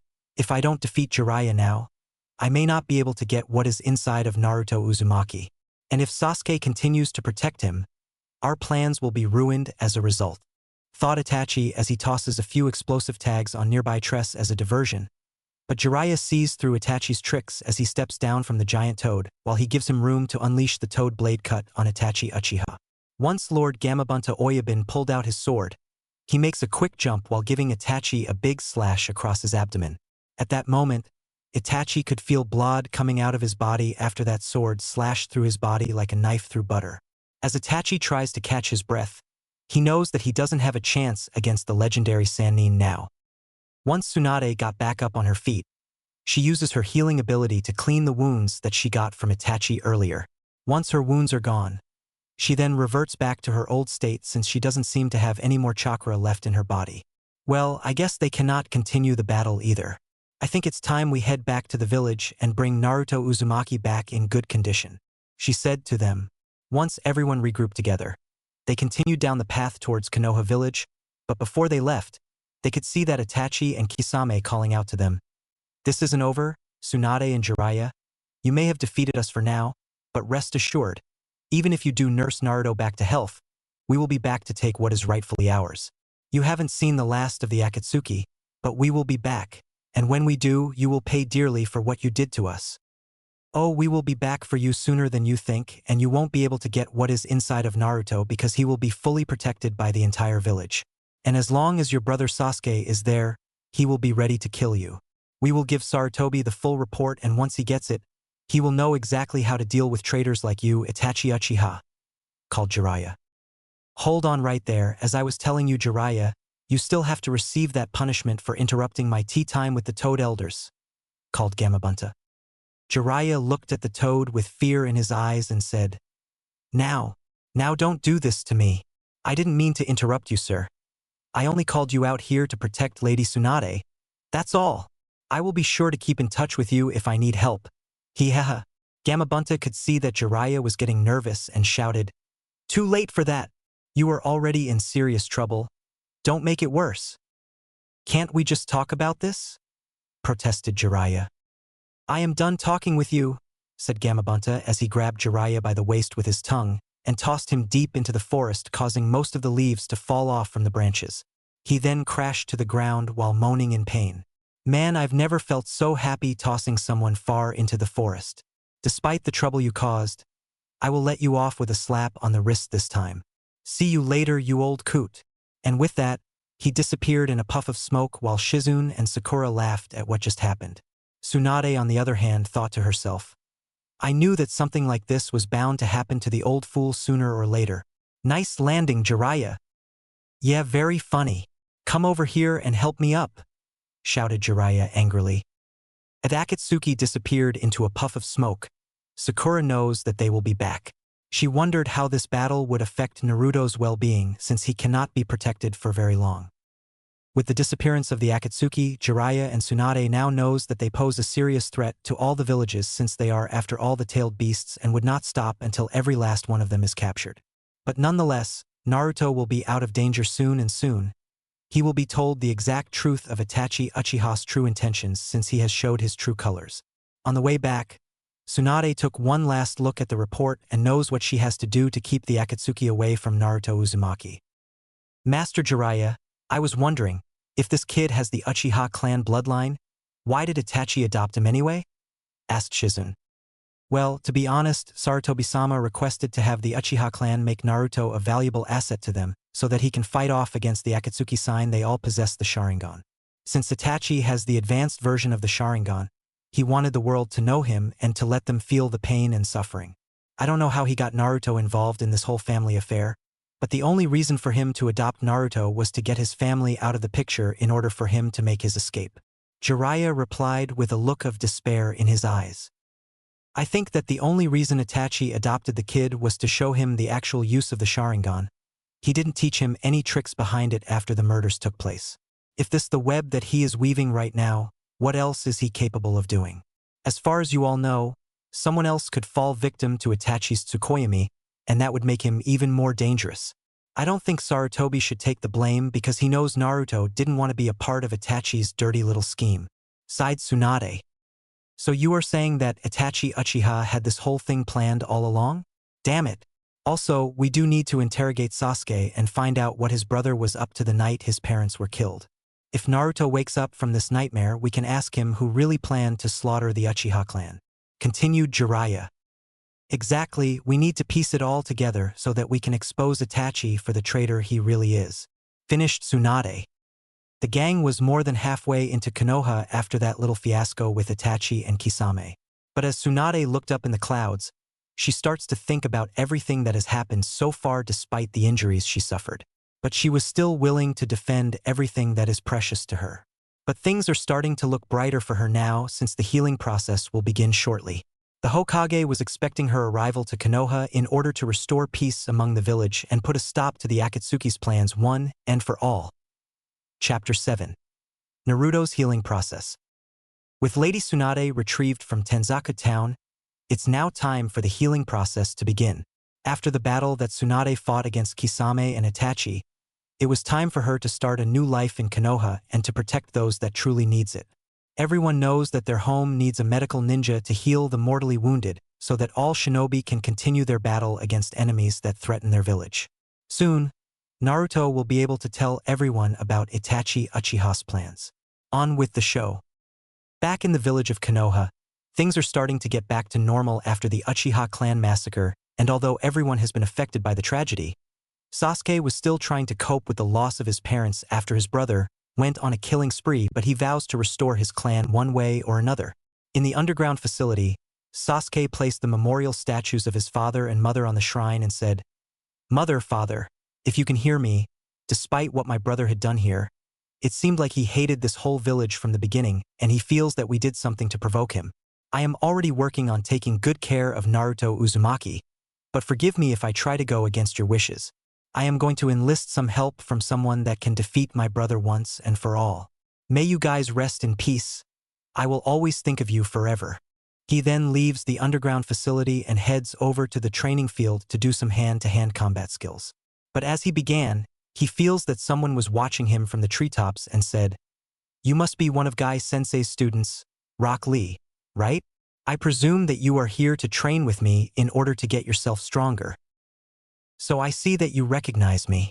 And yes, I am here to train just like you. I've heard about what happened to Naruto just a few weeks ago. I don't want to get involved in your family business, but I will do what I can to keep the kids safe. My teammates are already working on getting themselves stronger.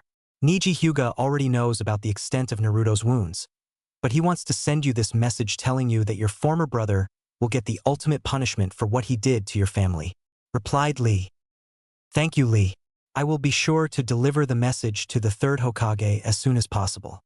But you know what I want? I want my former brother to be executed for murder because I want to see him suffer the same fate.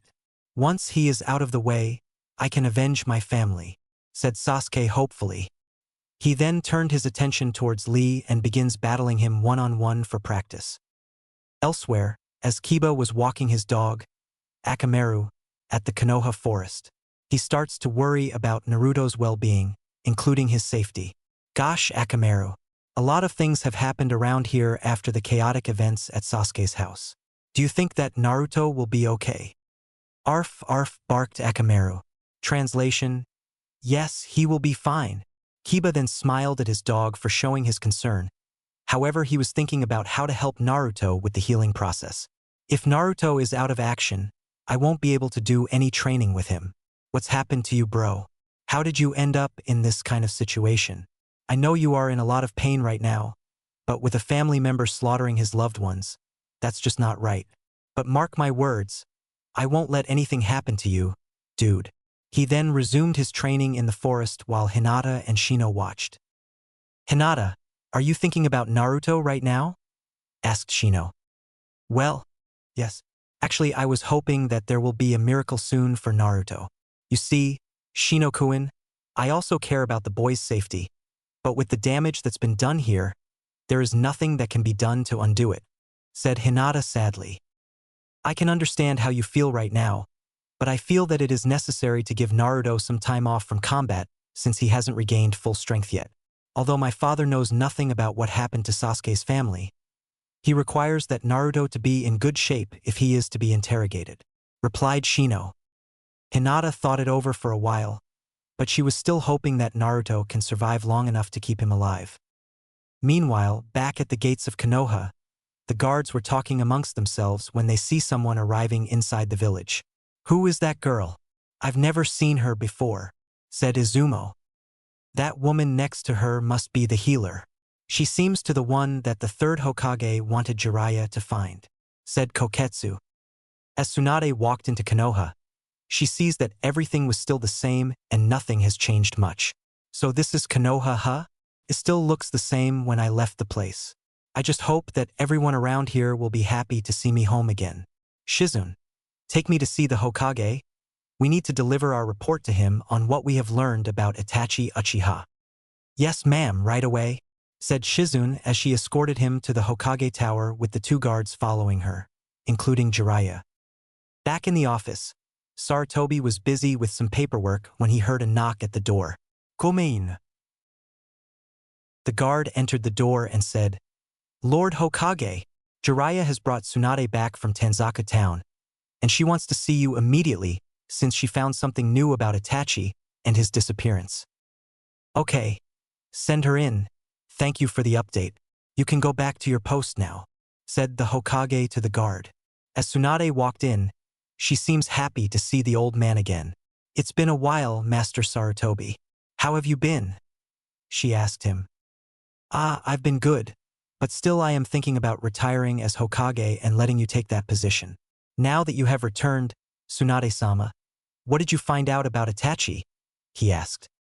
"Well, to start off with, we met with Itachi Uchiha and Kisame Hashigaki in the outskirts of Tanzaka town. It appears that they are now part of a mysterious criminal organization known as the Akatsuki. They plan to capture all the tailed beasts in order to plan something big for all the villages. Also, I think Naruto is being targeted by Itachi because of what he has in his body. They plan to steal it from him, and this could spell trouble for the village of Konoha," said Tsunade. "I see, so you met up with the S-class criminal already. Yes, I know all about what is inside of Naruto. The whole village has been shunning him because of the demon inside of him. However, when I put him up for adoption with the Uchiha clan, Itachi slowly started to see him as a part of his family, but things started to deteriorate from there. I never knew that Itachi would turn from a loving brother into a mass murderer. However, we do need to interrogate Sasuke, since he knows about his former brother's criminal activities. Also, when Naruto gets up from his unconscious state, we can ask him who really murdered the Uchiha family," said Sarutobi. "Just as I thought, the village hates Naruto because of the monster inside of him. I never knew that he'd be mistreated like this. First Sasuke's family was murdered, and now this. I always thought Naruto should have been seen as a hero or something, but now I don't even know what to say to all the citizens of this village now. Speaking of our little hero, is he in the hospital still?" asked Tsunade. "Yeah, he is still there. The medical staff will show you where his room is and will tell you of the injuries he sustained from Itachi Uchiha. He hasn't woken up since your arrival. I think you should get over there and help him out," continued the Hokage. "Right. That poor thing must have been waiting for me forever for my return. Let's go, Shizune. Time to pay Naruto Uzumaki a little visit. Oh, and Sarutobi-sensei, can you please check to see if Shikaku is already at the hospital?" "Well, okay. But I think Shikaku should be somewhere on the ranch near his home right now. My guess he is still asleep at the moment," replied the Hokage. "All right, but it's actually important that I see him because there is something I need to discuss with him," replied Tsunade as she walked out of the office with Shizune following close behind her. She then gave the Hokage a warm smile and a thumbs up for taking such good care of Naruto while she was away. The Hokage smiled back knowing that the boy is in good hands now. Back at the Nara residence, Shikamaru Nara was busy feeding the deers while his father was doing his usual training. It seems boring for them to do this day and night, but they had to do it. Sometimes I wonder if we would ever get a break from duty.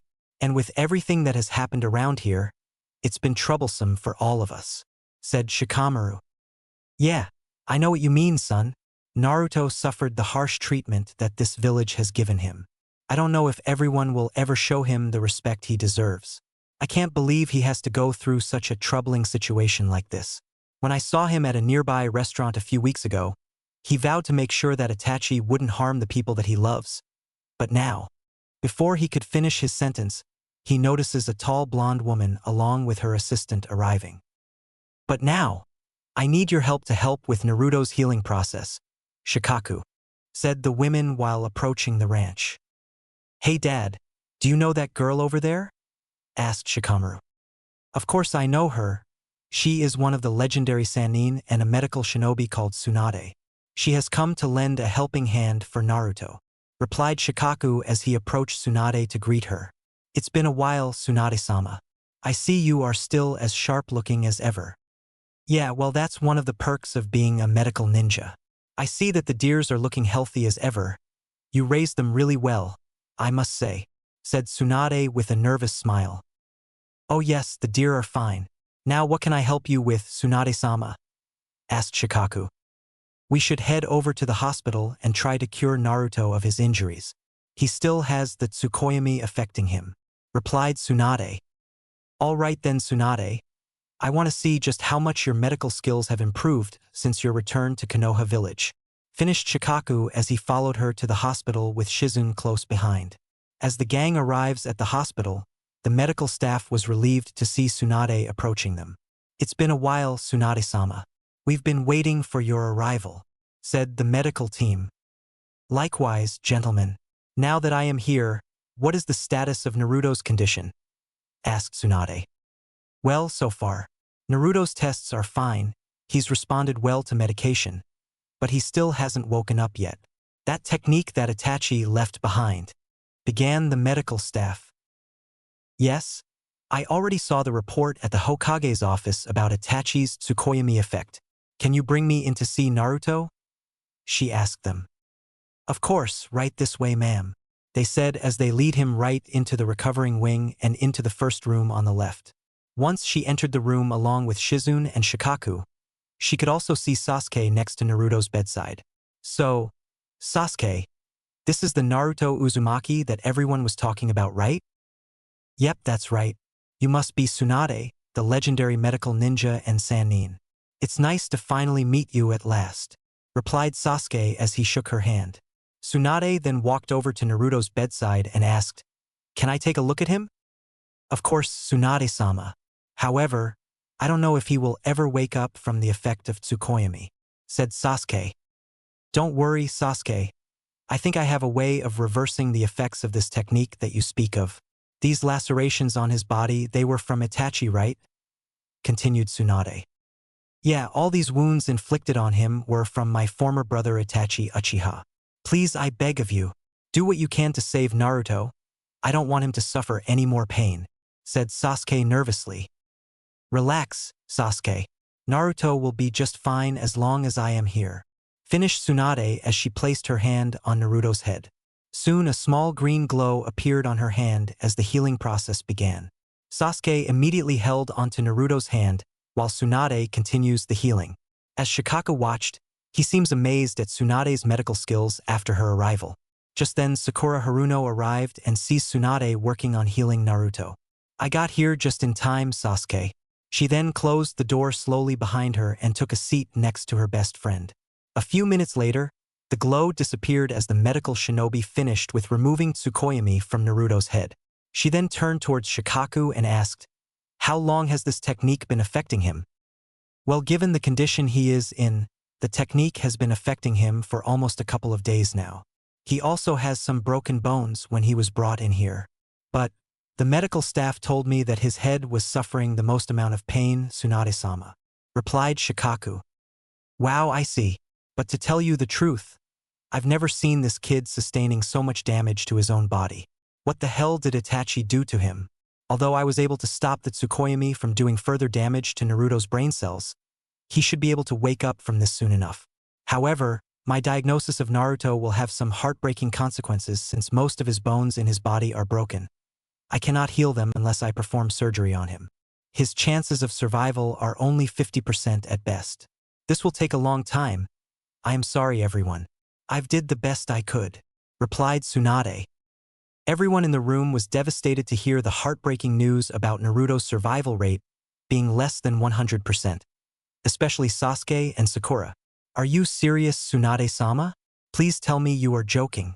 If Naruto goes through this operation, he might not have the strength to fight, protested Sasuke. I am really not joking, and yes, this is true. If the operation isn't successful, his chances of recovery will be looking very slim. Finished Tsunade. But before she could leave the room, Naruto opens his eyes slowly and waved. Wait a minute, Grandma Tsunade. Don't leave just yet. I need to talk to you.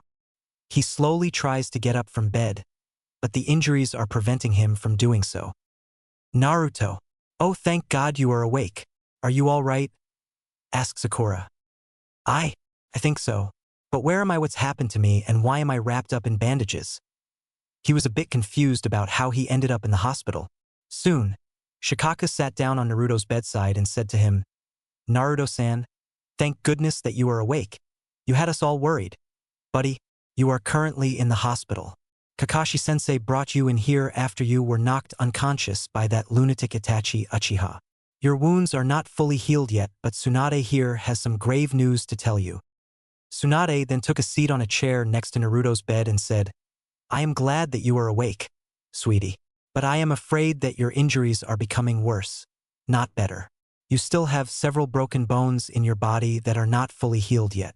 I hate to bring you bad news, but in order for your body to completely heal, you need to have an operation. If this surgery is not successful, you will only have a 50% chance of survival at best. You shouldn't try to get out of bed yet because you need to let your injuries heal for a while, and I am afraid that you won't be able to participate in any ninja training for a while. But I must admit, you are lucky to be alive. I am actually surprised that you survived the brutal attack from that Itachi guy. Naruto looked at her with a smile on his face, but was unable to cope with the fact that he needed surgery. He knew that the thought of having this critical operation would end his ninja career for good, but he wasn't about to give up on that. Thinking quickly, he grabbed a nearby chair and slowly got out of bed. I need some time to think about this, Tsunade Bachan. I understand what you are saying, but you must know, I won't give up my career of becoming Hokage, and if this is the path I must take, then so be it. He then walked out of the room and dashed outside towards the streets. With tears in his eyes, he now knows that his life could be in serious jeopardy if he is not completely healed. What has happened to me? Why am I always being a victim of brutality? Why does everyone want to inflict so much pain on me? Is this what my whole life has been like? It's just not fair. I should have stopped Itachi sooner and saved Sasuke's parents from being killed, but I couldn't do anything. As Shikaku looked out the window, he could see Naruto running away from the hospital and onto the streets of Konoha. He knows that Naruto isn't taking this news so well after Tsunade's arrival. However, Naruto needs some support and cheering up from his friends and the people that cares about him. As he walked out of the hospital, he turned to Tsunade and said, I really wish that there was some other way we could comfort him, but now he's having a really hard time accepting it. I know that, Shikaku, but you must understand, he hasn't been himself lately after the incident at Sasuke's home.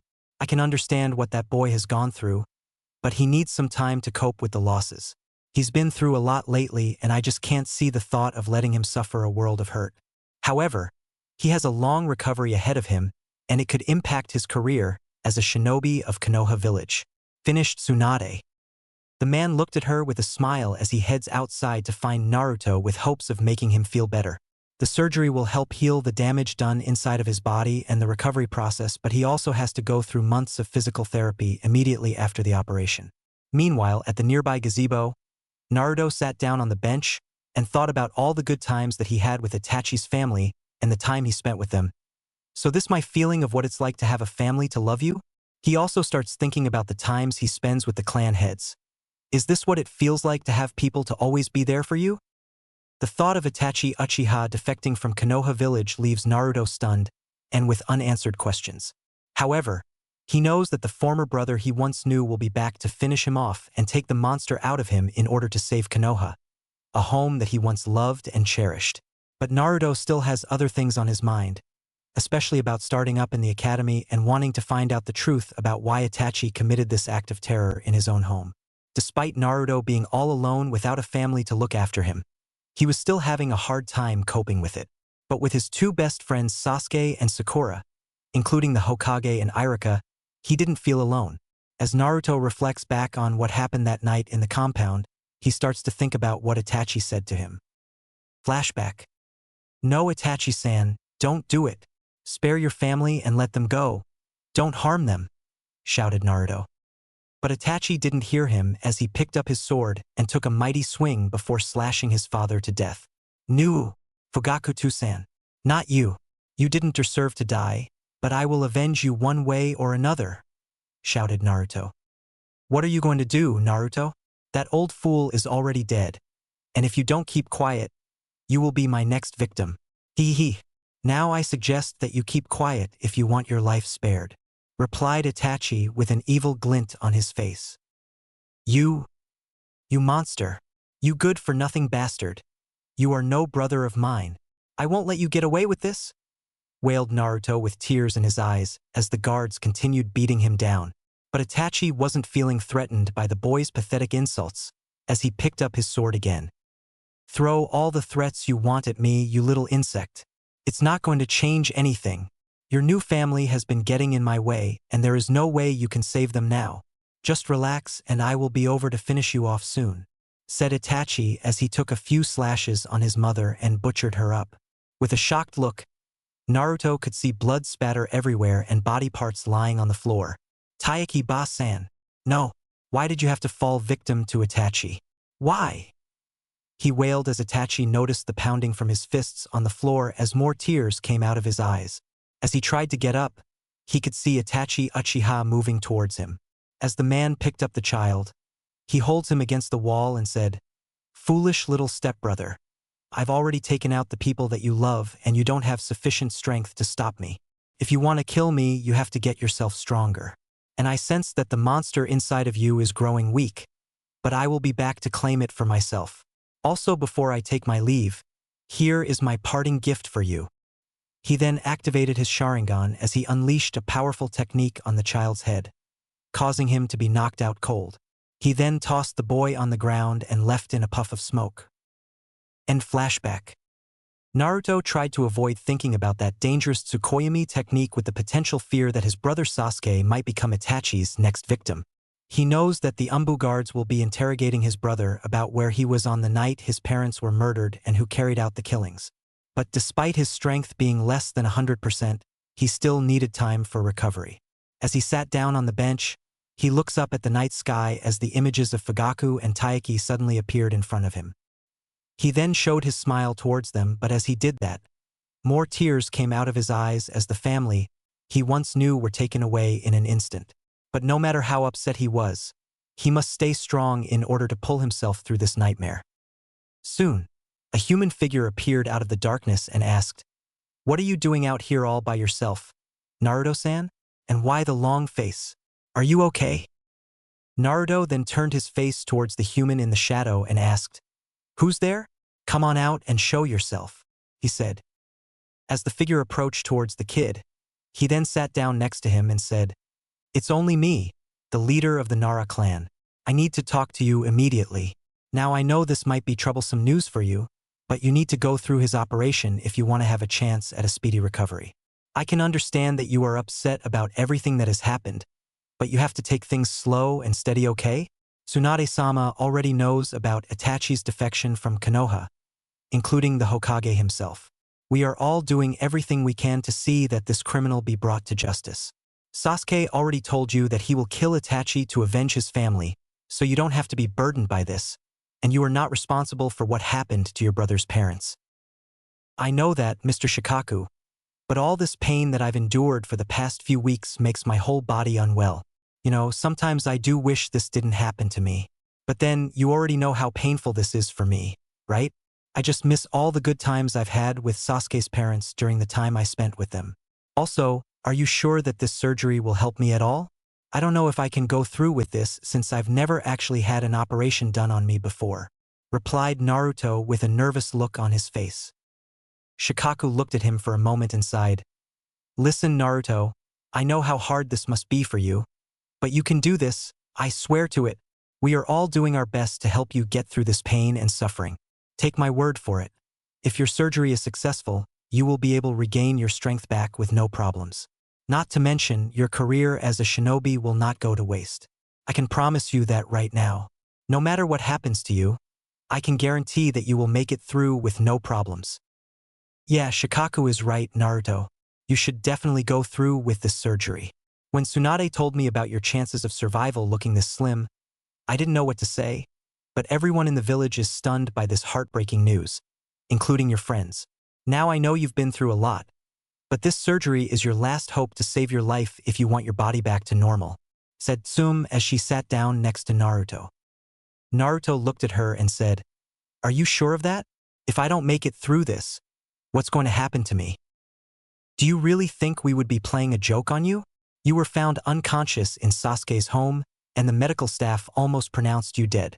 We thought you wouldn't make it out of there alive. But you were lucky to have survived that vicious attack. I am so sorry that you had to go through something like this. Itachi is a monster for all we know. He couldn't care about his family's well-being, so he decides to take his anger out on his own home and began Tsum. And he would kill anyone that stands in his way. I get it, okay? I just wish Itachi would see things in a different light, you know? I can't believe he would just ruin me and my family's life. Fugaku and Taiki Uchiha were everything to Sasuke and to me. They were very nice people who lived a normal life in Konoha. I just miss them so much, and I know Sasuke will think about them a lot too," replied Naruto. He always talked about how he wanted to become the #1 shinobi to surpass Itachi, including being successful at performing powerful techniques to take his former brother down, and I don't blame him. But I must admit, I do feel kind of sorry for that guy who's been a loner like me. Tsum and Shikaku watched as Naruto grabbed onto one of the tower columns while he looked at the night sky. Why did it have to be your family to suffer a horrible death, Sasuke? They never did anything wrong, and they always looked up to you and cared about you a lot. Soon, his voice was starting to break up as he punched the tower column. Damn you, Itachi. It's just not fair. Why did you kill the ones that you loved the most, huh? Do you really think killing innocent people will make you stronger? At that moment, the Nara and Inuzuka clan heirs understood about why he was so upset and decided to comfort him for a while. Naruto then turned and asked them, Ms. Tsum, Mr. Shikaku, why do I keep losing people that are important to me? Do you have any idea what that feels like? Why do families have to sacrifice their own lives to save their children? Please tell me the truth because this nightmare is going to haunt me for the rest of my life, wailed Naruto. Soon, the child could feel that he was being embraced by Tsum because she was able to understand how Naruto felt after his loss while Shikaku handed him a Kleenex. I know how you feel, Naruto, but it's all right. None of this is your fault, but you must know that sometimes people have to sacrifice themselves because it's their duty to pass on their will of fire to their sons and daughters because it is their time to inherit it now. Those who have their goals and dreams, but everyone has something important as those, including mothers and fathers, siblings and friends that are important to you. Also, the bonds between the people are also important to you ever since birth. When people like Sasuke's parents are gone, their past, current lifestyle, and their future disappear along with them. This goes beyond reason because it's important. Now do you understand why I am telling you this? Naruto wiped away his tears and sniffled, Yeah, I do understand. But it's been too painful for me to see Sasuke's beloved parents die so soon, especially when I was given the news about having surgery done. Now, when I complained that I wouldn't be able to make it through this, you've taught me the importance of believing in myself. But no matter how hard this operation is, or even if you do have faith in me that I will pull through, it doesn't look like it's going to help me that much.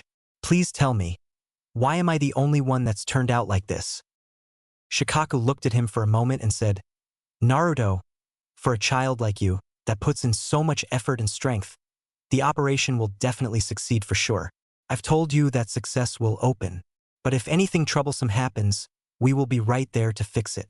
When Tsum and I met you for the first time, our purpose here was to make sure you become a great ninja of Konoha Village, and that's a promise, my boy. He then placed his hand on Naruto's shoulder as a sign of comfort and smiled at him. Are you certain that my operation will be successful enough to increase my chances of survival? Asked Naruto as he was nearing tears again. Naruto, there is no doubt in my mind that this surgery will be a success.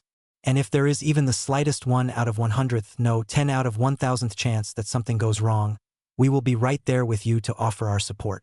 And I promise, we are with you all the way no matter what happens to you, buddy boy, finished Shikaku. At that moment, Naruto couldn't bear to hold his tears any longer as he buried his face right onto Tsum and cried, Tsutsum ba-san, Mr. Shikaku, thank you, both, so much for believing in me. I am just in too much pain right now.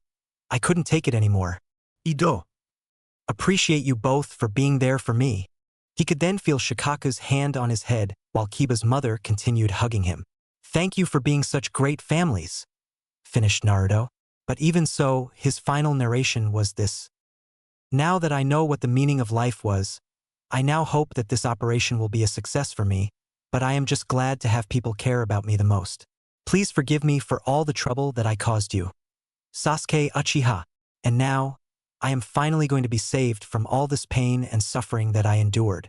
I want to thank Sasuke's parents for being there for me when I need it the most. Even though the memories of Fugaku and Taiki Uchiha may have faded for now, Naruto will never forget their kindness that they've given to him during the time he spent together with them. As he cherishes the memories of his former parents within his heart, he starts preparing for this surgery that could change his life forever. Elsewhere, the Hokage looks in his crystal ball and smiled. It's so nice to see that Naruto will pull through this difficult obstacle. That poor thing, he always gets hungry for a miracle now. But I am glad that he now has people to look after him. What do you think, Tsunade-sama? Yeah, I agree. But Naruto has a long road to recovery ahead of him. I will do what I can to increase the surgery's success rate. But who knows? Maybe that kid will be respected by his own people in Konoha, replied Tsunade. And so, Naruto now prepares for the most crucial operation that could change his life and his way of becoming Hokage. As the sun starts to fade, he was carried back to the hospital with the help of Tsume Inuzuka while thinking about his recovery process. But one thing is for certain, Itachi Uchiha is still a wanted criminal, and if he is found, he will be executed for murder. As the village reels from what happened here, security has been tightened so that no intruders can come in here. But soon everything will change. Forever. Chapter 8. The Funeral. With Naruto being prepped for surgery, a memorial service will be held here in Konoha to honor Sasuke's family that died during the massacre which happened a few weeks ago. Although Sasuke was attending, Naruto was also scheduled to meet him there before his scheduled operation at the hospital. This time, both brothers will tell us everything about their family and what they did to make this place special. This will be a short chapter though, but anyway, enjoy.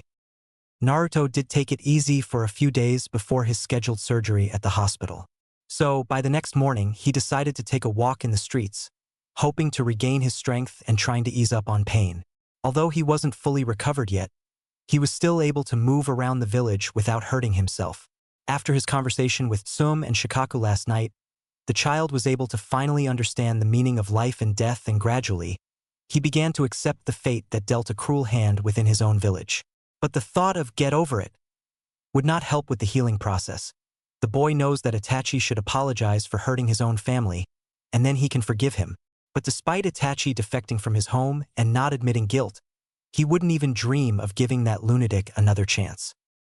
As Naruto walked down on the streets, he could notice the villagers eyeing him, and they wondered how he had gotten those injuries. But in his mind, they still hate him for having that monster inside of him, so he paid no attention to them. But the fact is, with him still in bad shape, he wasn't worried at all. However, he had a lot of scars after that brutal assault by Itachi, but that doesn't matter to him now since they are taking a while to heal. But he also knows that Sasuke is expecting him to be at his family's funeral, because Sasuke will need to give a speech about his parents' lifestyle and what they did for the village. This is an emotional time for the entire village of Konoha right now since the Uchiha clan massacre, especially for our two brothers that were heavily affected by this tragedy. Elsewhere, the Hokage was scratching his head after the tragedy that had befallen here not too long ago. As he turned to outside his office, he knows that today was the funeral of Fugaku and Taiki Uchiha and many other members of the Uchiha clan that died in the massacre. As the villagers arrived at the site, many of them are paying tribute to those who died, including Naruto and Sasuke. Also present was Shikaku Nara, Tsume Inuzuka, Choza Akimichi, and Inoichi Yamanaka, among other people who were paying their respects for a family that dedicated their lives here in Konoha. Your parents were very good people and they took really good care of you, Sasuke, said Naruto while trying to wipe a tear from his eye. Yeah, they certainly did, my brother. This is a very difficult time for all of us after what happened here. My family meant everything to me, and they did a lot of special things with me that my former brother couldn't have time to do. Sure, I may not have been the brightest son in this village, but my parents couldn't be more proud of me than they were of you. We both worked hard enough to please them, but still it's going to be harder for both of us to get through this. But no matter what happens, we will take it one step at a time, all right? Said Sasuke while hugging his brother Naruto. Naruto couldn't give an answer, but he nodded his head as they both stepped forward towards the podium in front of them that overlooks the gravestones of those that died. Just then, the Hokage arrives at the funeral site and sees Hamura and Koharu there already. So, it's time to start the ceremony now. I think it's time that I delivered a few words for everyone here. As he arrived at the podium, he then placed the microphone towards his mouth and said, "Thank you for coming to this funeral, everyone. We are gathered here today to remember our friends and family that perished in this tragic event. As we do, let's not forget how these people had touched our lives and the difference they made for this village. While we are mourning the loss of Sasuke's parents, Fugaku and Taiki Uchiha, we shall pray to never forget them. But they were true friends and will be known as true shinobis of Konoha. Let's all take a moment of silence and pray that they will be in good spirits. May they rest in peace. Thank you." The Hokage then stepped down from the podium and ordered the guards to bring out the caskets containing the bodies of Fugaku and Taiki Uchiha. Once the bodies arrived, Sasuke and Naruto rushed towards them with flowers in their hands, as they prepared to say their final goodbyes to their beloved parents that they've known for such a long time. With tears in their eyes, both brothers hugged each other while holding onto the casket and wailed, "Why did you guys have to perish so soon? You were everything to us. We would not be here without you around. But we will miss you guys very much. We both love you a lot. So don't worry, Fugakatausen and Taikibasan. Your spirits will always be with us forever. We brothers will never forget you and what you did for this village." Once they finished, they placed flowers on the parents' caskets and bid them a final farewell before their bodies are cremated and buried in the cemetery here in the village.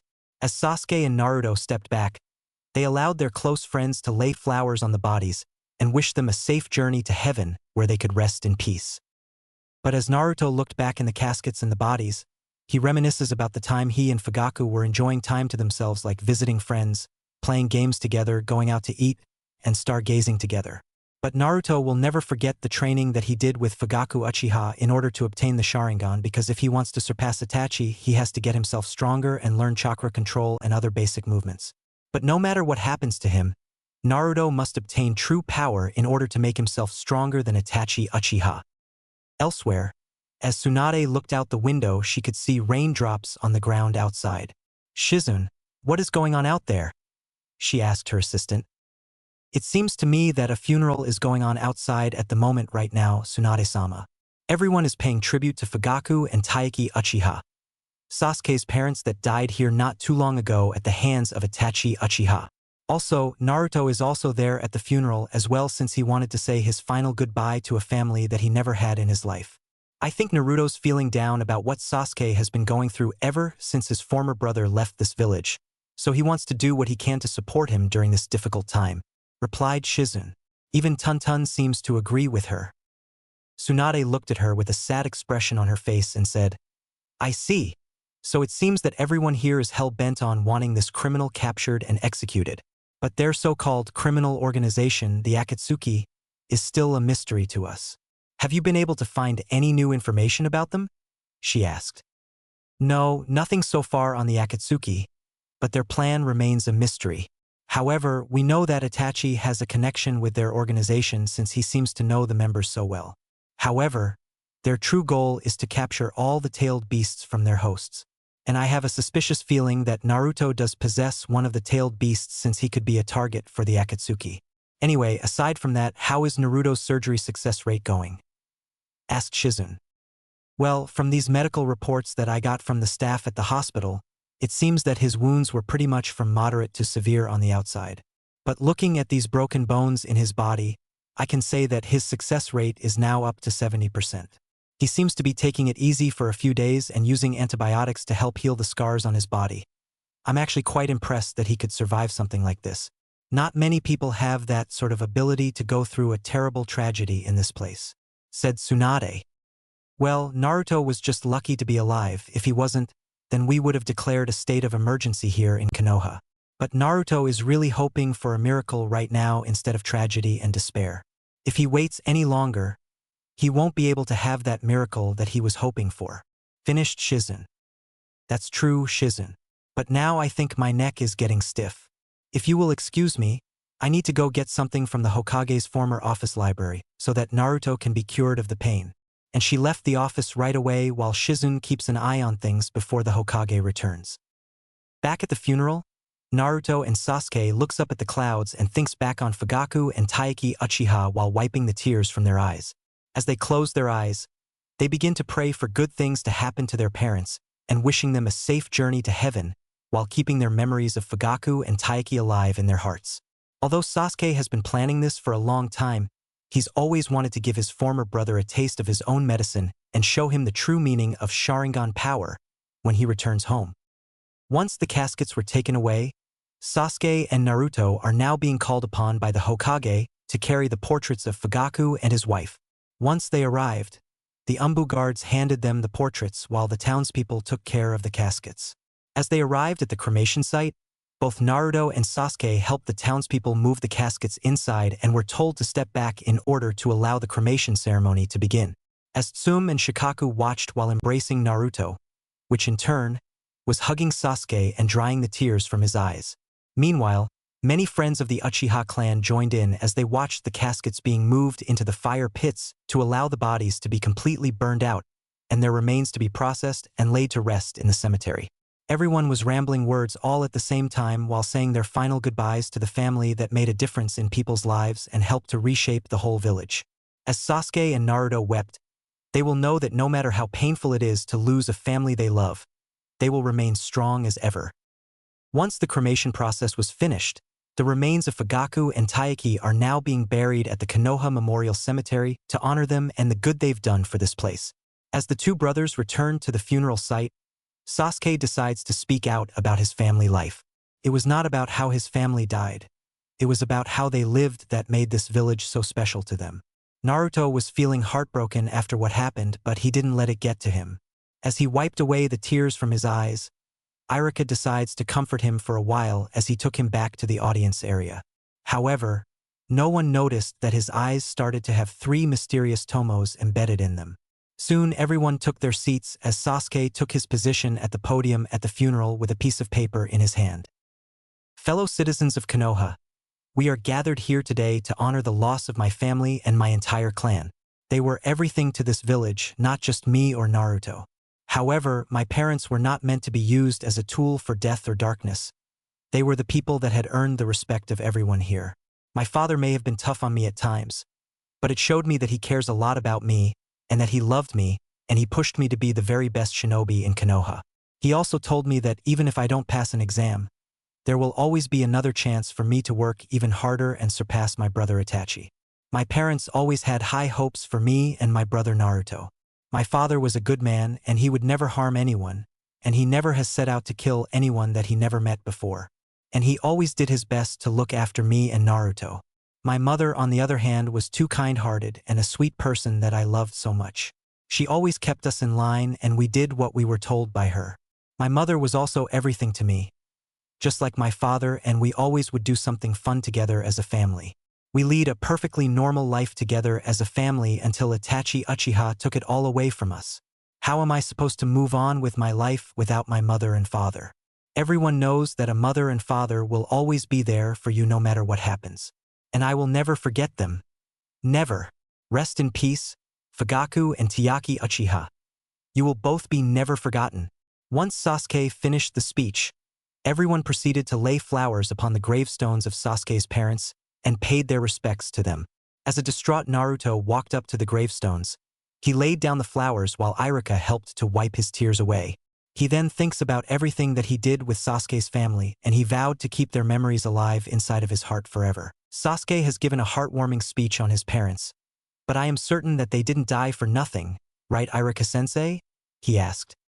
That's what I was thinking too. They didn't die in vain, but they did leave something priceless behind. The village of Konoha. Their spirits will always be with us forever, and they will never be forgotten as long as all of us are here. Naruto. As I said before, when people die, everything that they had is gone, but it will never be forgotten. No matter how much pain you will feel, A hug will always make you feel better. You need time to grieve since Itachi left the village. Also, I know how hard this must be for you and Sasuke, but I can assure you, we will not give up if a family member has lost someone close to them. However, as their spirits remain in heaven, you will know that they will still love you and will be proud of you and Sasuke no matter what happens. If losing a parent is not something you can face alone, you have to take it one step at a time. Okay? But first you need to get your body back to normal. That is the #1 priority here, said Irika as he placed his hand on the boy's shoulder while hugging each other. As the rain continued falling in Konoha, everyone in the village knows that the heavens weep for those that died here. But Naruto and Sasuke can't keep crying about it since they know that tears won't help them. But they also know that no matter how painful the situation looked, it made them realize that their combined strength will only make them stronger. However, Naruto and Sasuke will have to work hard in order to protect their loved ones here. But it won't be an easy task since they will have to conquer a lot of obstacles and meet dangerous opponents along the way. Also, Naruto and Sasuke are both going to have to take a lot of tests and battle in order to meet their ultimate goal to becoming the #1 shinobi in all of Konoha. Once the rain cleared, everyone said their final goodbyes as things finally returned to normal after the deadly massacre. But the memory of it stayed. The compound where the murders occurred was almost completely damaged, but everything outside was still intact. Despite the losses, Sasuke and Naruto are planning to rebuild their lives after what happened here, since they both know that Itachi will be coming back to finish what he started. However, the boys will be planning something big for Itachi to give him a warm welcome upon his arrival. But Sasuke has vowed to restore his clan and kill the so-called former brother, so that he can avenge his parents and become Itachi's new successor. Although Naruto had already gotten the mysterious power that everyone talked about, he then thinks to himself, Fugaku Uchiha told me to use this power to protect those that I love, not to kill people, but the only thing I did was cause pain and suffering to everyone else around me. How am I going to face Sasuke after this? First I have to go through this surgery, and then a new mysterious power has been planted inside of me, and now Itachi. God, why does every bad thing have to happen to me? Once the funeral was over, Naruto and the others returned to their normal lives as everyone else returned to their duties in Konoha. Although Naruto hasn't seen the last of Itachi Uchiha, he knows that this isn't over, and as long as he is under the protection of Sasuke and the entire village, Itachi wouldn't be able to stand a chance now. But the thought of seeing the return of that monster only infuriates the entire village. But even so, Konoha needs to tighten security long enough in order to keep the place danger-free and minimize casualties. But with the Akatsuki threat at an all-time high, the village doesn't seem to be out of the danger zone yet, and Naruto hasn't fully recovered from his wounds yet. Furthermore, everyone in the village seems on high alert now.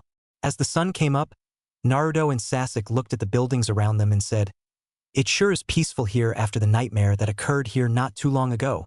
Right, Sasuke?" he asked. "Yeah, it does get peaceful around here now, but don't get too comfortable, little bro. There are many more dangerous opponents out there that are still waiting for us. So we both have to do our best if we want to succeed and fulfill our goal to take down that madman that joined the Akatsuki. However, before you are able to fight again, you still need to get your operation taken care of. But don't worry, we will guarantee that you will pull through this," said Sasuke as he placed his hand on Naruto's shoulder as a sign of comfort. "Thanks for the words of encouragement, Sasuke-san. I really appreciate it. I am glad that you could help me go through this very difficult time that we both are having together," replied Naruto. "Anytime, Naruto. That's what brothers are supposed to do. They are supposed to look out for one another and support them if needed. I am just glad to have met you. You are my best friend and nothing will take that away from us. Especially not some maniacal killer who is not of this village. However, you cannot blame yourself for what happened to my family, and you are not responsible for their deaths. Now, I know how upset you are right now, but you need to take it easy. This surgery is very important to you, and if you don't go through it, your chances of survival will be very limited. As your big brother, it's time you take the first step towards recovery. Now go to it, buddy," replied Sasuke as he took Naruto back to the hospital while jumping from building to building in Konoha as the sun begins to set. Meanwhile, back in the Hokage's office, the Hokage was busy working on plans to figure out how to bring Itachi back in here to answer for his crimes when he heard a knock at the door. "Come in," called the Hokage. As the door opened, one of the Umbu guards entered the room and asked, "Sir, Request permission for us to interrogate the last surviving member of the Uchiha clan, since he seems to have witnessed everything that has happened so far in Konoha. He was the only person present during the murders, so I think he might know what Itachi had been doing on the night of the murder. If we can get a statement from Sasuke, we might be able to nail down the culprit and whoever else was involved in the murders. Are you sure? I don't want Naruto to get involved in this mess, but go right ahead with the interrogation of Sasuke. He seems to be very close to Naruto than he is to Sasuke.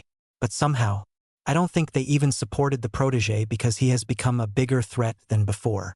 I feel that this could complicate things even further if Naruto becomes a target of your investigation. Even now, everyone is worried about Uzumaki Naruto after the recent events here, but tread lightly, okay? I don't want to jeopardize the lives of two young ninja that are in desperate need of help. However, Sasuke should be at the hospital about now since I saw him carry Naruto there. Finished the Hokage. Right away, sir. But we really hope Naruto will pull through this fiasco. After all, he is just like you. And besides, Sasuke always seems to be able to fill the empty void inside someone that is close to him, replied the Umbu as he disappears from the office in an instant. As the Hokage leaned back on his chair, he decided to contact the council members and tell them to bring the clan heads in here immediately so that Sasuke can tell them exactly what happened that night in order to find out who exactly perpetrated this heinous act and why. He was also suspicious of those two bodyguards that worked for Itachi on the night of the murder, so they needed to be questioned as well. Moments later, Tsunade arrived at the Hokage's office and asked, "Are you sure that you want to interrogate Sasuke? If he is actually behind the murders of his family, then we are looking at him as an accomplice. We cannot allow him to be framed for murder. I hope your decision wasn't too hasty, Sarutobi-sama, because I don't want you to jump the gun here," she said with a worried look on her face. The Hokage looked at her for a moment and said, "I can understand what you were saying. Okay? Stop beating around the bush. Do you really think that Sasuke would be capable of killing his own family? His former brother demonized him and did the killings to make it look like a suicide. But somehow, Itachi managed to cover his tracks when he left the village, so I am hoping that Sasuke is not a killer. We are only doing this to clear his name and prevent him from being incarcerated at the correctional facility. We do not wish to allow Sasuke to endure any more pain, and the same shall apply to Naruto as well. You realize that with two brothers' lives on the line, we cannot guarantee their safety? This entire village is in an uproar right now, and we are all upset and angered over Itachi's killing spree, but that doesn't help change anything for us now. And you know how Sasuke and Naruto both feel about this because they just want this whole nightmare to be over and He then paused for a moment to wipe the sweat from his forehead and then rubbed his head to avoid a splitting headache. Tsunade looked at her former teacher and said, "Sarutobi-sensei, are you all right? You seem to be very worried about Naruto the most, right? But let me tell you something. I despise Itachi more than what this whole village has to offer. Believe me, I am already in a state of shock. However, as you said, we can only hope for a miracle in Konoha right now. I am also worried about the two boys because all their life, they've been thinking about having a family to look after them, but it never did happen for them. Did it? I know what they are going through right now because when Naruto was little, he was always looked down by people and mistreated because of that mysterious monster inside of him. Now we got Sasuke without a family either. Now, this is not what the village had in store for the boys, but those two deserve justice and closure too, Sarutobi-sensei. I do have a feeling that if we want to see justice done, Sasuke should be the one to do it since he knows that this is personal," she replied. "Thank you for your input, Tsunade. You know, one of these days when I step down as Hokage, you will have to take over the position for me because this office won't be vacant for very long. And yes, I do agree that what happened with Sasuke's family was a personal affair and that Itachi should not have gotten Naruto involved. They do deserve justice and closure after this. But right now, Naruto needs you to take care of him since his surgery is crucial if he wants to have a speedy recovery. However, I feel that Itachi's assault on him has left scars that may never heal. But after the events here, it could impact their future as ninjas here in Konoha. Also, if you could please bring Sasuke in here because it's important that we talk to him in order to figure out who actually did the killings and who his accomplices were. I am sure Sasuke will be more than obliged to help with the investigation," ordered the Hokage. "Hi, Sarutobi-sensei," called Tsunade as she leaves the office right away to fetch Sasuke. As she did that, She heads over to the hospital to prepare Naruto for surgery that only he can pull through. So once she locates Sasuke at the underground training hall near his home, he immediately heads over to the Hokage's office and hopefully put this whole thing to bed at all costs without thinking about it. Back in the hospital, Naruto was still waiting in his hospital room hoping to get this surgery out of his mind, but he was still a bit upset after everything that has happened so far. However, Naruto knows that crying won't help solve any of his problems, but he decided to come to terms of accepting the loss of a family and move on. But even so, he would have a hard time of coping with this loss since he was mentally and physically scarred, especially Sasuke because he was just like Naruto, unable to cope with the loss of the family he loved for such a long time and getting over it. But nonetheless, no matter how much anger and pain that these two friends had endured, they would not rest until the killer is brought to justice. Elsewhere, Kakashi was looking at the gravestone of his best friend Obito and wonders if he had been haunted by the memories of all the people that he had lost and why he couldn't save him from his demise. The thought of Obito's death was just too much for him to handle alone. Obito, the only reason why I dropped by for a visit was for you to please tell me why it is just us losing people that we love so much. What exactly did we do to deserve this? I was a fool to have abandoned you back when we were younger, and if you had just about a few more seconds, you wouldn't have met your demise. And I know that Sasuke will always have a part of you in his heart. I just know it. I hope you can understand that he also had lost a family that he loved so much, but the thought of losing a family just spurs painful memories for me. But I have already accepted the death of people and moved on with my life. I know it's hard for me to get over it, but I am trying. Forgive me, Obito. He thought to himself as he removed his head covering and moved the headband up to his forehead to do some praying while paying his respects to his deceased friend. Naruto, no matter how much pain you are in, we are going to get you through this, you hear me? He thought to himself.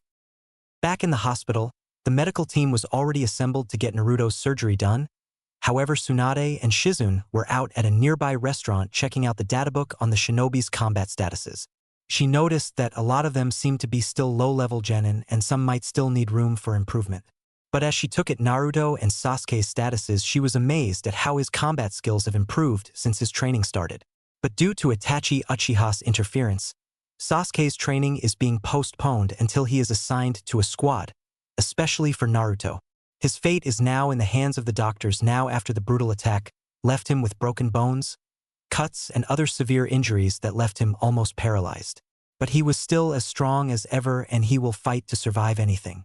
But there is nothing more painful than what these two friends have suffered in their childhood lives. Naruto Uzumaki, if you can hear me, please forgive me for trying to experiment on you. But I promise that a miracle will come your way, but I know that you will pull through this. You just need to have more faith in yourself. We all believe in you and our hearts will always be with you bothers forever. Don't give up hope, okay? You are one tough guy and I will get you both through this, thought Tsunade as she looked at the sky and the face of the blonde inside her head. She then packed up her things and headed towards the hospital where the medical staff greeted her and said, Naruto Uzumaki is ready for you. Tsunade-sama, I hope you are prepared for the challenge of a lifetime, said the medical ninja. Yup, I am ready for this challenge, my friends. If Naruto wants a miracle, I will be the first to give it to him. Although I cannot guarantee that the recovery process will take less than a week for him.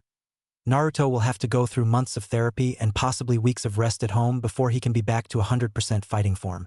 We all know he will be in a lot of pain after this is over, replied Tsunade as she and the team gathered their equipments to begin the operation which could change Naruto's life forever.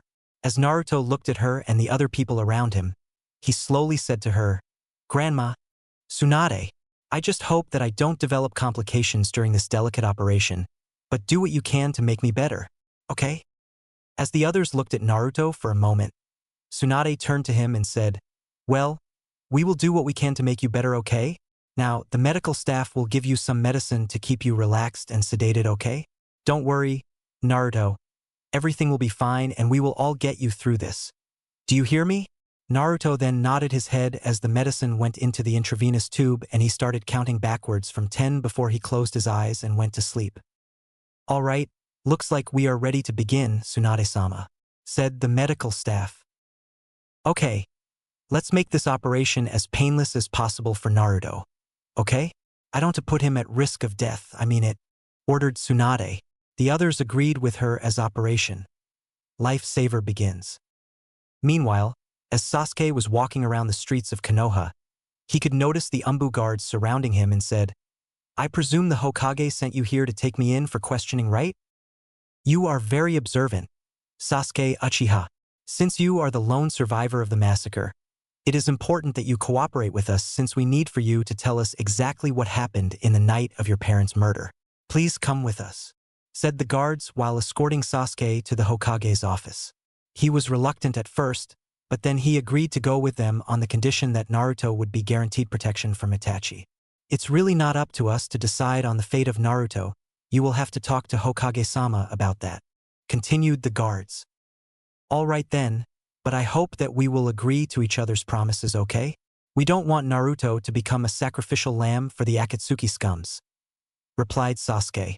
And with that, the fate of Sasuke's former brother now commences in order to see justice done here in Konoha. Chapter 9. Investigation and Interrogation. After the funeral was over, the Umbu guards decided to interview Sasuke Uchiha since he was the last person that knows about what Itachi had been up to after the murders at his own home. As an investigation into the murders begins, Sasuke decides to tell the guards about the secrets that Itachi has been hiding and why he never revealed it to the village. This could have a huge impact on Konoha and Naruto's future since Itachi got him involved as well.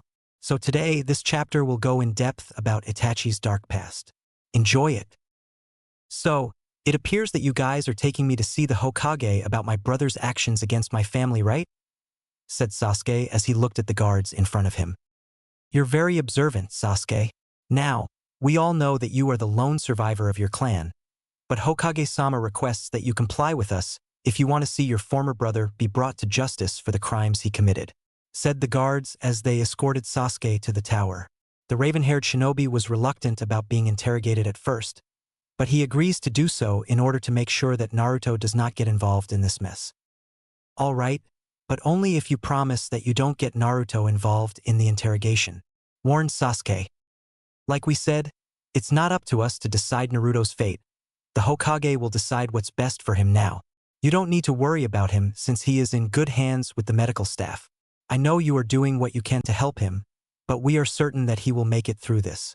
Let's go, Sasuke. We don't want to keep the Hokage waiting," finished the guards as they took Sasuke by his arm as they headed off towards the tower. Back in the hospital, Sakura and Kakashi waited outside of the operating room wanting to know how Naruto was doing since the operation began.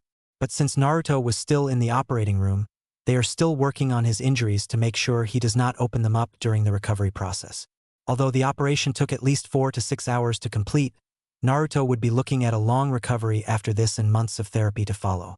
This would mean that he would not be allowed to participate in ninja battles after a surgery unless directed by an instructor or the Hokage. But the blonde was not worried about that since his operation came to be a success. But there was nothing normal about the pain that he suffered from Itachi. Although he tried to avoid thinking about the damage done to his body, he decided that it was time for him to move on and live a normal life. "Ever since Itachi turned my life into a living nightmare, I can't forgive him for what he had done to me and the family that me and Sasuke had loved. I don't know if I am able to let it go, but Itachi has to be stopped before he strikes again. Although I am told not to be in combat for a while, I think I will spend some time around town for a bit in order to speed up the recovery process so that I will be able to regain my strength back. Right now, though, I need to find Sasuke to make sure he is okay," he thought to himself as he continued walking down the street without looking at the villagers. Although he knows that pain has been a part of his life, he didn't want to go through it a second time because that would only cause him more emotional pain. As Naruto continued down the streets, he could notice the villagers standing outside of the Hokage's office shouting crazy things such as, "Kill the traitor Naruto," "Down with Itachi," while throwing rocks and other items at the windows and the walls of the office. This causes the Hokage to duck for cover before he could get hit. "Ugh, what have I gotten myself into? First Naruto was nearing death and now this? If there was a way that I could quell the rioting outside, then I can easily interrogate Sasuke in peace without all this commotion," he thought with a disgusted look on his face. Soon he heard a knock at the door and said, "Come in." As the door opened, the silver-haired Jounin arrived with the report from the medical examiner's office and showed it to the Hokage. The photos revealed that Naruto's scars were indeed from Itachi, including the swelling and the bruises which have embedded onto his body. Hokage-sama, from the photos, I can tell that these wounds are fresh and some are just a few days old. But with beatings like this, Naruto was beaten to a pulp and knocked unconscious before the murders occurred. The fractures on his arm and legs indicates that the guards snapped him like a piece of wood while Itachi inflicted the other blows. I couldn't find anything that is not broken, but needless to say, Naruto's body was shattered. The Hokage looked at him for a moment and said, "Yeah, but the bottom line is, Naruto may have survived his injuries, but still, a long road to recovery is better than nothing, right?" "That may be, but still Itachi will pay for what he did to his own people here in Konoha," finished Kakashi as he heard footsteps coming from the hall. It must be Sasuke Uchiha coming for the interrogation. As Kakashi opened the door, he could notice the Ambu guards following close behind Sasuke as they entered the office. "Hokage-sama, we've brought Uchiha Sasuke here for the interrogation with the council members and the clan heads. We do believe that he is the only suspect and the lone survivor of the massacre. Unfortunately, Naruto is also on his way, and he fears that if Sasuke is being framed for his parents' murder, it would put further complications in this village," said the Anub guard. "I understand your concern, Umbu-sama, but I don't want people being mendacious, okay? Due to the fact that all of the 5 great villages are burgeoned rapidly, we need to question what advantages we can use in order to better protect ourselves from getting hurt. Take Naruto's situation for example, the more we exacerbate it, it will make the situation even worse. So we got to be careful, okay? Not everyone can be trusted around here," said the Hokage while taking charge of Sasuke. "We understand, Hokage-sama, but there is a possibility that Naruto's aberrant behavior might have been the cause of this tragedy and it could affect the kids in his age group.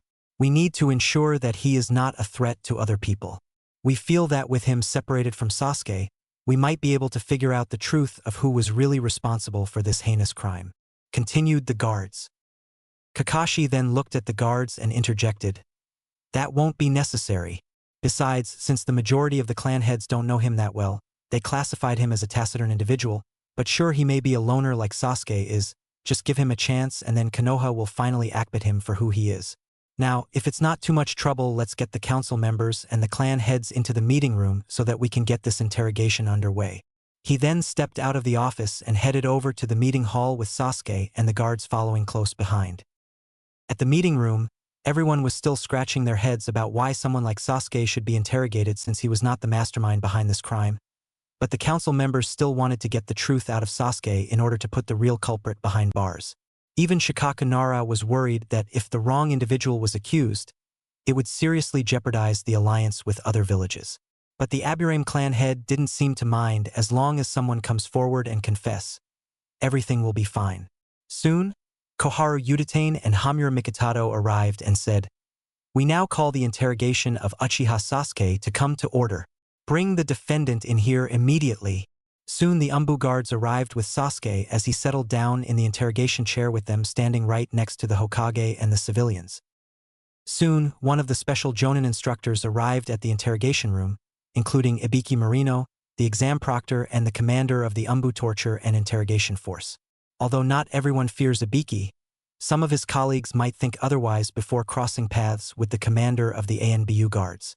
However, many have deep respect for him since he has a soft but strict side and would go after anyone who dares messes with him. All right, now that I've got your undivided attention, we all know that Uchiha Itachi has now been officially declared as a traitor of Konoha and has been branded as an S-class criminal and is still at large. Since he was responsible for the murders of his entire family, he now plans to frame Sasuke Uchiha of committing the murders. So, as we interrogate the sole survivor of the massacre, we need to make sure his best friend Naruto didn't nepotize anyone else. Otherwise, this interrogation could end up in jeopardy," he said with an evil glint on his face. One of the villagers that works at a local grocery store spoke up. "Naruto has been the bane of our lives and now you are actually going to let him walk away with murder? That's not right. We all know that he was at the Uchiha compound on the night of the murder. That demon bastard deserves to be executed."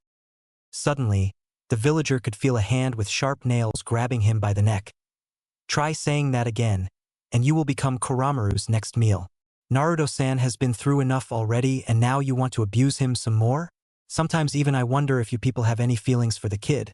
But with that aside, what proof do you have that Naruto committed the murders? Tell me or else I will sink my claws into your throat," warned Sum as she continued to tighten her grip on the civilian. As the others watched with amusement, they can see that her pretentious manner actually saved Naruto from a near-death experience. As Ibiki watched, he couldn't help but laugh and thought to himself, "Damn, Sum seems to be twice as dangerous as Anko, but she never ceases to amaze me." But back to the interrogation at hand. He then turned his attention towards the raven-haired boy and asked, "Where were you on the night that your parents were murdered?" Sasuke looked up at him and said, "I was out at the training field working on some of my techniques with Naruto. Although I did look down at him as being a dead last shinobi, but still he was everything to me and will always be a part of my life. While I was training, I realized that something was not right, and that's when I realized my own parents were stuck with a psycho killer." "I see, so ever since you adopted Naruto, you felt that it was necessary to check upon your parents, but before the mutiny started, your mom and dad were fine and Itachi didn't want to harm them, right?" continued Ibiki. "Yeah, you may think that my brother is nice and all that, but you saw what that cold-blooded monster did to them. He took my family away from me and Naruto and tore our lives apart. I wasn't going to forgive him after what he did. If he was here, I would have killed that bastard with my own hands. But I fear that my own strength will not defeat him since he is more of a Jonin-level shinobi and his strength is something that we can never comprehend. As far as I know, my former brother, poisoned with revenge, has demonized Naruto in order to cover it all up," finished Sasuke. Everyone in the room looked at Sasuke with a look of shock and suspense as they heard Sasuke telling the court about how Naruto was demonized by a famed protege, but one of the villagers stood up and shouted, "Stop, Sasuke. How could you say that about Itachi? I thought you were the one to protect him and now you are just going to turn against him? Have you no shame? Can't you not accept the fact that your hatred towards him is only causing you more misery?" But before he could get up to remove Sasuke from the chair, he could feel the approach of a shadow hand grabbing him by his mouth. "Sit down and keep quiet. You already know by now that Itachi is more of a threat to this village than anything else in this world. Sasuke is telling the truth for once about his former brother, and here you have the audacity to misjudge him? Why, I might have you removed out of the room in the next 15 seconds if you don't keep your trap shut," warned Shikaku as he tightened his grip on the villager before releasing him back on his chair. As Ibiki witnessed to what happened in the room, he just breathed a sigh of relief knowing that these disruptions won't delay the interrogation. However, the villagers be sent out of the room if there are any further disruptions. "All right, Sasuke, I think I understand where you are going with this, but despite the damages that Itachi did, you could have at least tackled him or gave him a few punches to knock him out cold. But unfortunately, Itachi refuses to stop his relentless assault on the family that you loved and eventually killed them, isn't that right?" he continued. Sasuke looked at him while trying to wipe the tears from his eyes with his hands, but soon, one of the Jonin guards handed the raven-haired boy a Kleenex. After Sasuke regained his composure, he said, "Yes, I could have stopped Itachi from his relentless attacks, but his powerful Mangekyo Sharingan and the Tsukuyomi prevented me from making any sort of attacks on him. And with Naruto held as a hostage by that monster, I couldn't do anything. I would have contacted the Umbu, or maybe you, or any of the villagers around that were available to stop Itachi. But since he got away, it was too late to stop him and I couldn't save my family." He then paused to take a piece of snack from his pouch and eats it to take a break before the interrogation continues. Moments later, Ibiki returned to where Sasuke was sitting and asked him, "Sasuke, before your parents were murdered that night, did you recall or hear anything that Itachi had said to the Hokage beforehand?" Sasuke placed his hands over his head and thought about it for a moment and suddenly, he remembered something. "Yeah, I do recall that Itachi was planning to take care of Naruto and protect him from harm. However, Itachi never did say anything about killing his family or trying to get rid of him. I never would have imagined that he would have planned this from the start. Here I thought that Itachi would act as a big brother towards Naruto, but instead I found a flaw in his plan." Ibiki looked at Sasuke for a minute and asked, "Wait a minute, you said that Itachi had a flaw in his plan? What did you mean by that? Was he lying about protecting Naruto from the villagers in order for him to gain more power for himself so that he can rule all of Konoha?" He lied to the Hokage about protecting Naruto. However, when I saw what Itachi was doing to that kid, I knew that he was luring Naruto into my house to get rid of him so that the Sharingan will solely belong to my elder brother and no one else. He is ensuring that no one else will get their hands on the Sharingan. But like I said, since my father was grateful enough to give some of that power to that kid, I feel sorry that Naruto got dragged into this mess. Bro, if only I had been there sooner, I could have saved my family and none of this would have happened, said Sasuke while attempting to dry his eyes. He then pounded his fist against the wall knowing that his brother will pay dearly for tearing apart the family that Sasuke loved. It was time that Sasuke gets all the attention and not Itachi. Ibiki then walked back to his desk and said, "Thank you. You can step down now, Sasuke." The raven-haired boy stepped down from the stand and walked back to the audience and settled down next the Umbu guards. Personally, Sasuke has been taking this hard ever since his beloved family was slaughtered and Naruto was nearly left for dead. As the Hokage looked at Sasuke in the audience, he felt saddened by the tragedy that has affected not only Sasuke, but the entire village as well. All the stress has been placed on the Hokage's head and it would take a while for him to recover from this. Even Naruto and Sasuke would take a long time to recover from this personal tragedy, as well since their lives are already at risk. At this point, the boys will have to adjust life without their parents around, which will be difficult to do since they have to train hard to prepare for the upcoming battle against Itachi. A few minutes later, Naruto appeared in front of the Hokage and the audience. As he took the stand, he had a feeling of what Ibiki would ask him despite what happened to Sasuke's parents. And he would have the pleasure of letting Itachi taste his parents' blood after the murders took place several weeks ago in the Uchiha compound. But as Sasuke watched from the audience, he knows that he will be the one to eliminate Itachi and avenge his parents since he took the murders personally and says that no one disrespects the Uchiha clan and gets away with it. Naruto, I know what you are trying to do and I am afraid that there is not much you can do for me. I have to take care of that monster myself and I will rip his heart out if I have to. This way, you will be spared of any burdens that might incur on you, thought Sasuke to himself. As Ibiki approached Naruto, he asked him, "Naruto, where were you on the night that Sasuke's parents were murdered?" Naruto paused for a moment to think about his whereabouts. "I was at a nearby training field working on my moves. Once night had set in, I decided go home until Itachi's bodyguards stopped me," he said. "What did they say to you? Did they say that they wanted Itachi to kill his brother's parents?" Continued Ibiki while he looks at Sasuke in the crowd. "They just told me to stay away from Sasuke and that I was not to train with him anymore. However, I don't remember them telling me that they wanted Sasuke's family to die. I wanted to continue training with Sasuke because we shared a powerful bond of friendship together," continued Naruto. As he looked around, he could notice that everyone else in the room seems to think that he could be guilty of this incident. But without any proof of him actually committing the crime, Naruto could be exonerated from blame and this trial would be over in a heartbeat. Ibiki was concerned about Naruto's safety when he said he was training with Sasuke, but decided to show him the gruesome pictures of the crime scene that was taken on the night of the murder. "I show you people's exhibits AD. Do you remember these scenes from that night that you were at Uchiha compound?" As Naruto looked at the photos of the bloodied room and the corpses of Mr. and Mrs. Uchiha, he started to remember that night. I do remember these scenes, but I also do remember that I was bound and gagged when I attempted to save Sasuke's parents. I begged Itachi to stop what he was doing and he started beating me like crazy and knocking me out cold. After that, I don't remember anything else except seeing Mr. and Mrs. Uchiha dead right in front of my very eyes," he replied sadly. Suddenly, Naruto could feel a sharp pain in his head and started to remember how Itachi had used Tsukuyomi on him and put him into such brutal mental torture. That day, I will never forget how that monster used Tsukuyomi on me. It's coming back to haunt me. Before Ibiki could go on, he could see that Naruto was starting to feel some uneasy movements while he was on the stand and suddenly, he collapsed to the ground in pain. Not knowing what was going on, Ibiki started to feel his head and deduces that he still is suffering from the after effects of Tsukuyomi. "Naruto, are you okay? Wake up, buddy, wake up!" But not matter how hard he tried to wake Naruto up, there was no response from Naruto after he collapsed on the ground out cold. Everyone in the room was looking accordingly at what happened as the medical team arrives and took Naruto back to the hospital for observation. Moments later, the Hokage arrived and asked, "What the hell happened here? Did Naruto?" He began. Naruto had collapsed during the trial.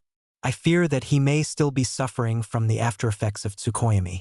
As I have checked in the notebook, that technique is very dangerous and people who are affected by it will suffer its aftereffects. Now that I know what Itachi had done, we might have enough evidence to put that killer behind bars for good. We are pretty sure that Itachi is capable of using such power on an innocent child like this.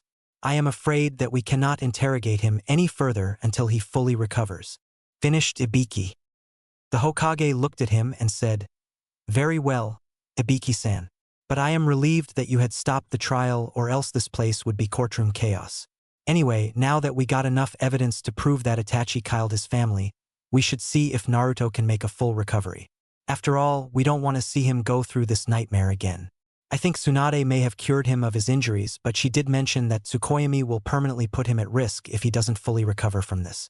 The visions of what happened that day are still affecting Naruto emotionally, but it also left scars on him that may never heal. Right now, I am still worried about Naruto's future here since the entire Uchiha clan was slaughtered because this whole thing was my fault. I should never have sent him to Itachi because I never realized how dangerous he was. God forbid. I should have placed him with a better family like Shikamaru or Choji's relatives. Ibiki looked at Sarutobi for a moment and placed a hand on his shoulder while saying, "Relax, Hokage-sama. None of this is your fault.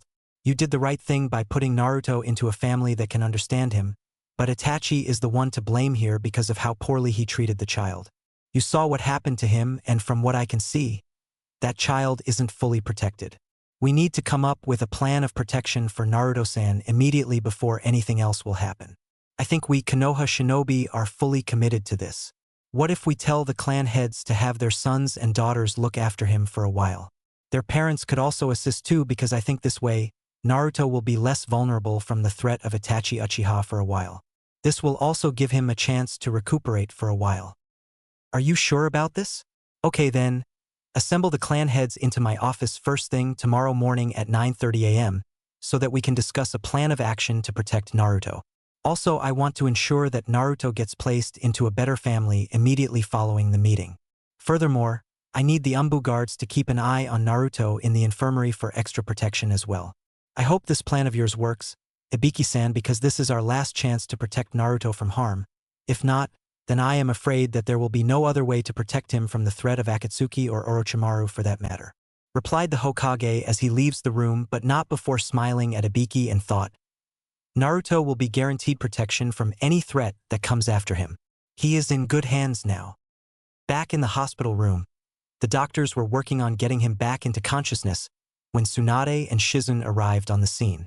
"Tsunade-sama, how good of you to come. You saw what happened to Naruto and," began the medical team. "Yes, I know, I saw the whole thing. I just don't get it. Why is Naruto always having these nightmarish visions about Itachi murdering his whole family? The effect of Tsukuyomi is still torturing him, my lady. This had happened during the trial in the courtroom.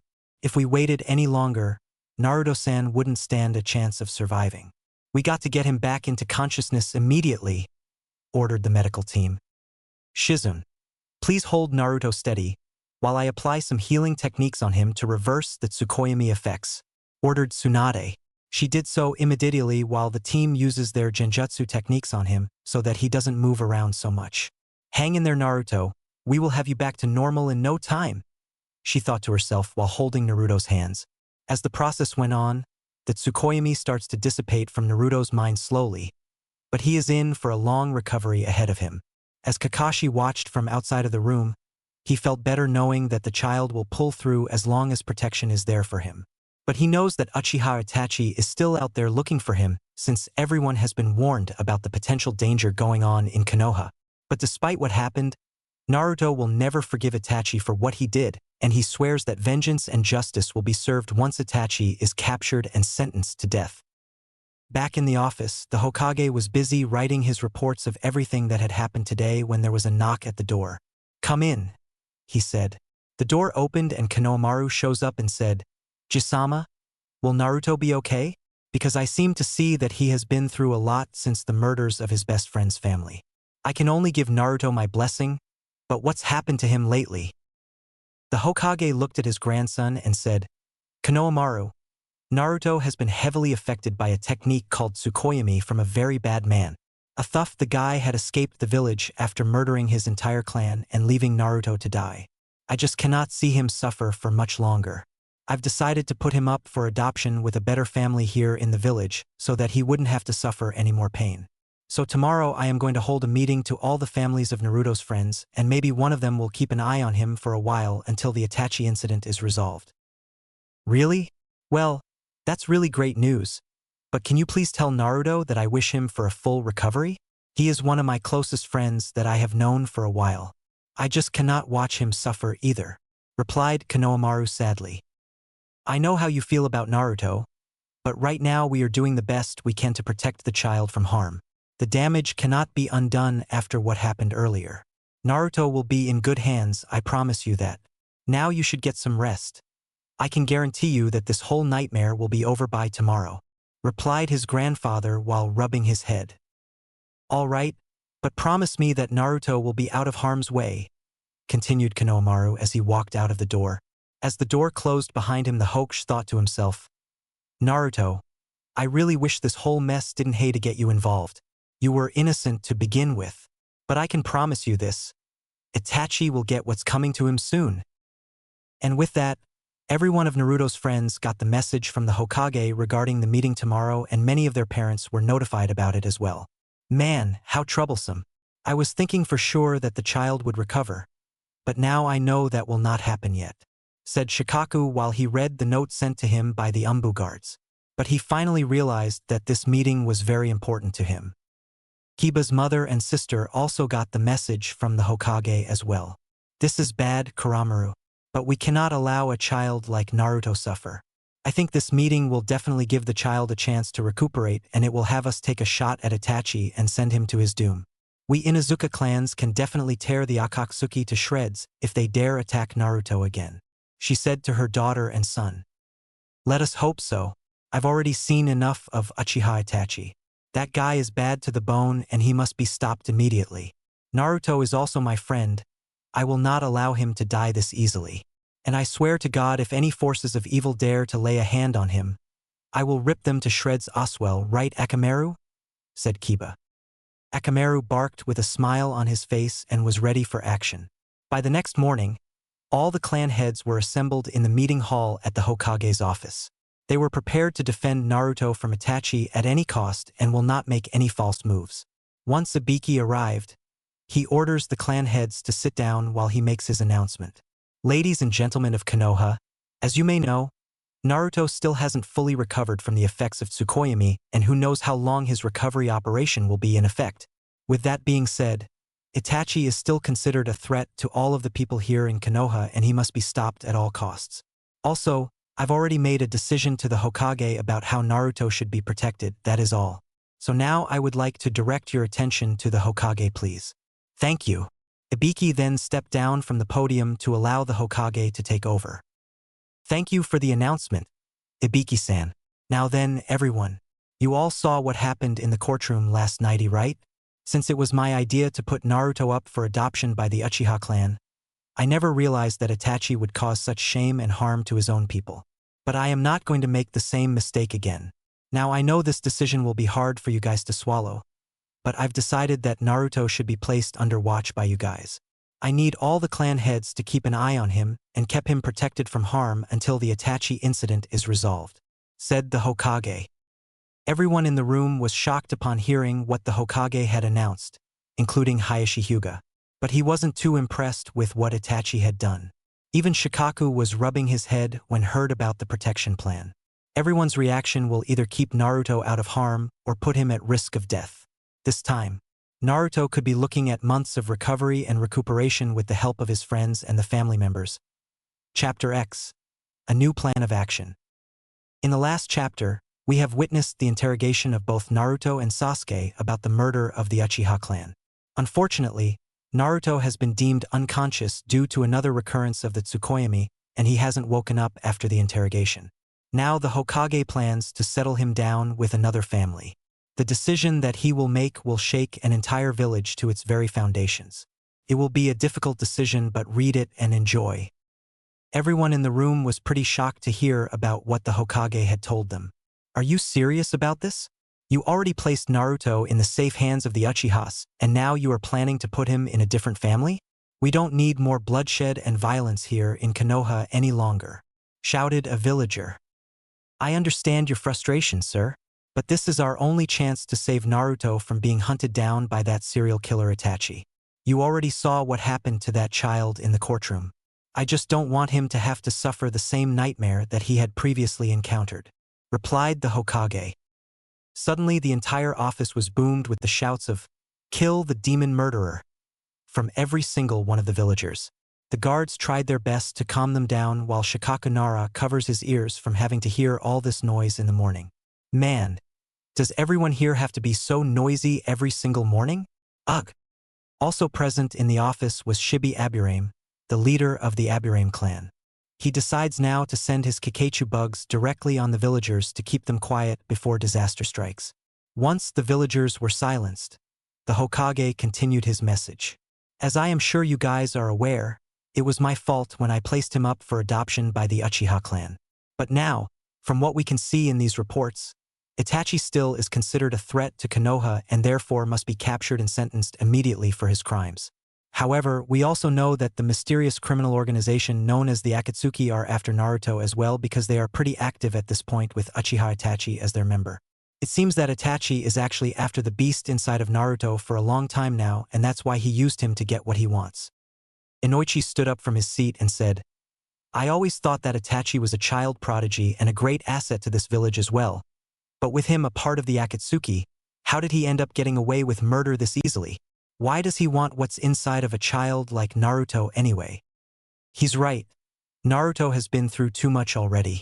We cannot allow him to suffer any more painful torments from a former child prodigy that betrayed his own village.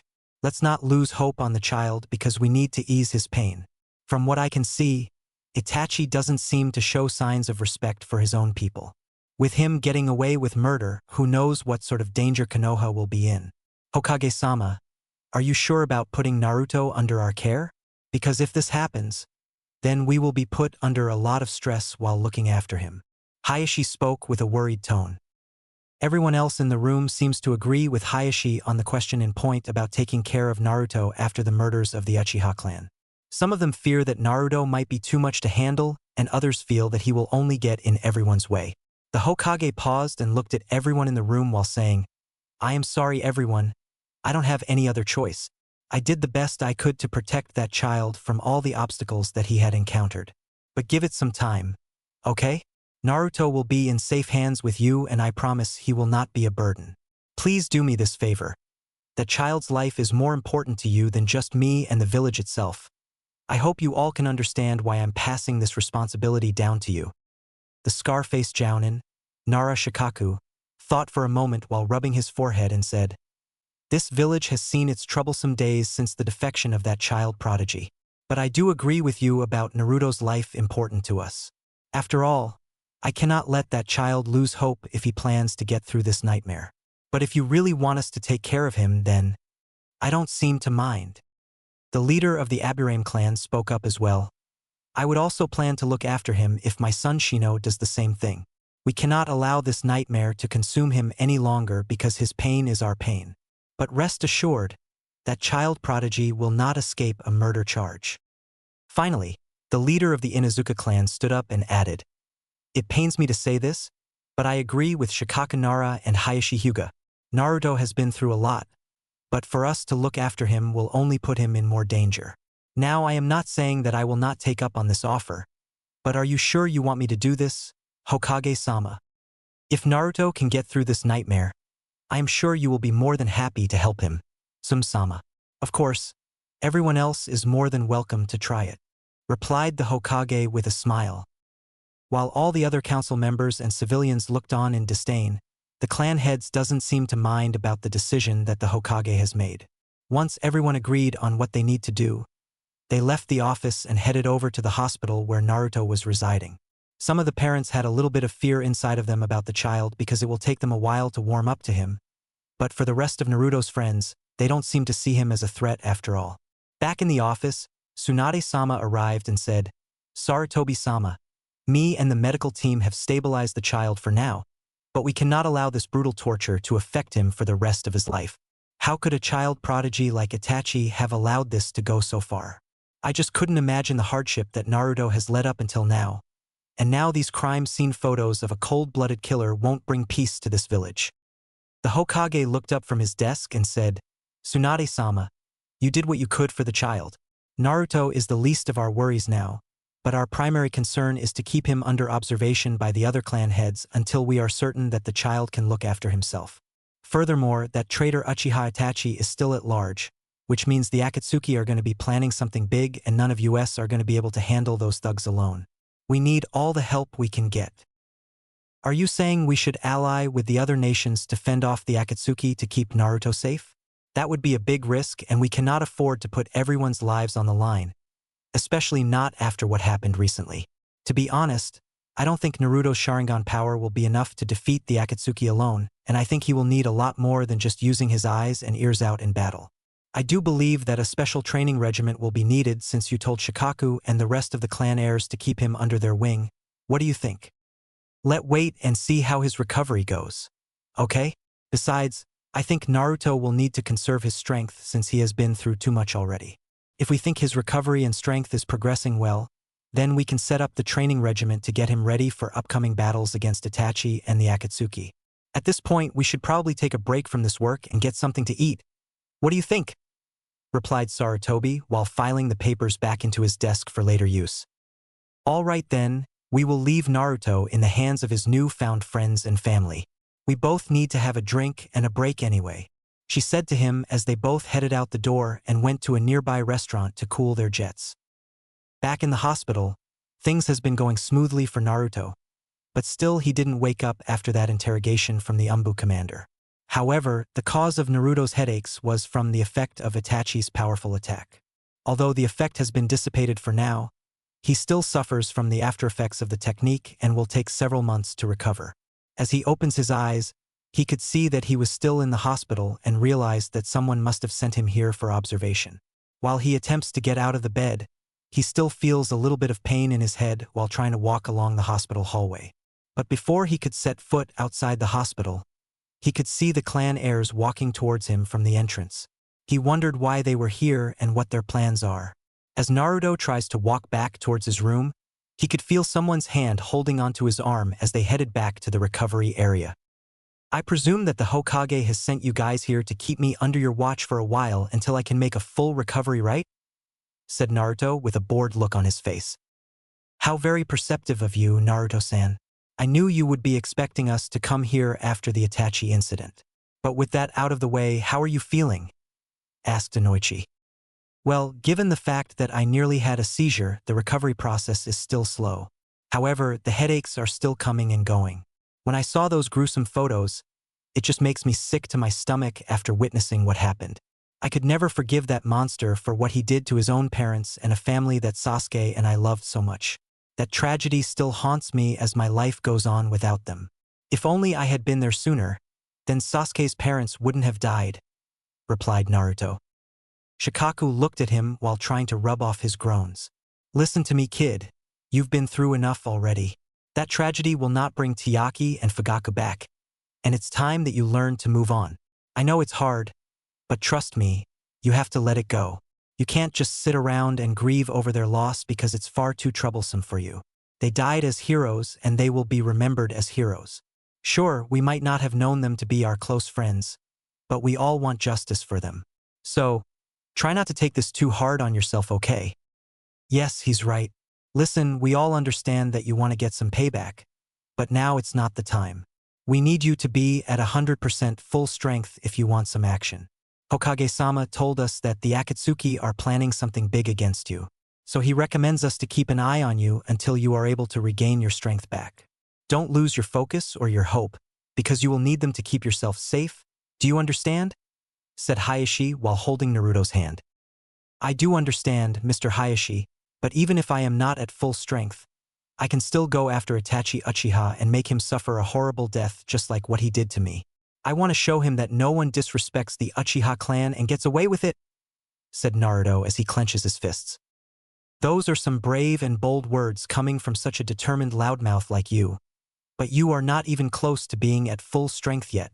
Weren't you paying attention to us when you were told to conserve your strength? Itachi is far too powerful for you to handle on your own because the Akatsuki could easily come after you right now with that host inside of your body," barked Sum. But then she looked at Naruto with a worried look on her face and continued. "When we first met you, we all thought you were a complete stranger, but now we know better. You've been like family to us ever since that lunatic took away everything that you loved so much. We don't want you to be burdened of any pain or suffering now, do we? You should probably head back to bed and get some rest, okay?" Naruto looked at them while wiping the tears from his eyes and said, "Gee, you guys really seem to care a lot about me. When Itachi was here, he never showed any signs of caring or any loyalty towards me. I thought for certain that he was planning to be like a brother to me, but it never happened. But again, I really want to thank you guys for understanding the pain I went through. I really mean it." "Well, you are welcome, but we will check back on you soon, okay? Right now you need your rest, but you will be released from the hospital soon. Take good care of yourself, buddy," replied Choza. Once the clan heirs left the room, Naruto went back to bed and thought about what they said to him. But he was pretty happy that people will look after him for a while until the threat of Itachi has been disposed of. Maybe they are right. I'm pretty much a loner and I don't have anyone to look after me. But all of that will change soon. I will show Itachi what it means to have people showing their support and protection for those they love. Soon, he will regret ever setting foot into this village. He then heard footsteps in the hall and dashed outside. "Hey, wait up. There was something else that I wanted to tell you guys," Naruto said as he followed the clan heads. "What is it, Naruto?" asked Shikaku. "Well, you see, I have a confession to make. I am a loner and I have no family. But you guys were right about me not ready to face Itachi yet. But still I want to thank you guys for the words of encouragement. I am trying to avoid thinking about what happened to me, but I also want justice done for Sasuke's family. I will not allow Itachi to destroy the family that I love so much. Not anymore. So is there a chance that I could move in with one of you guys until I am able to look after myself?"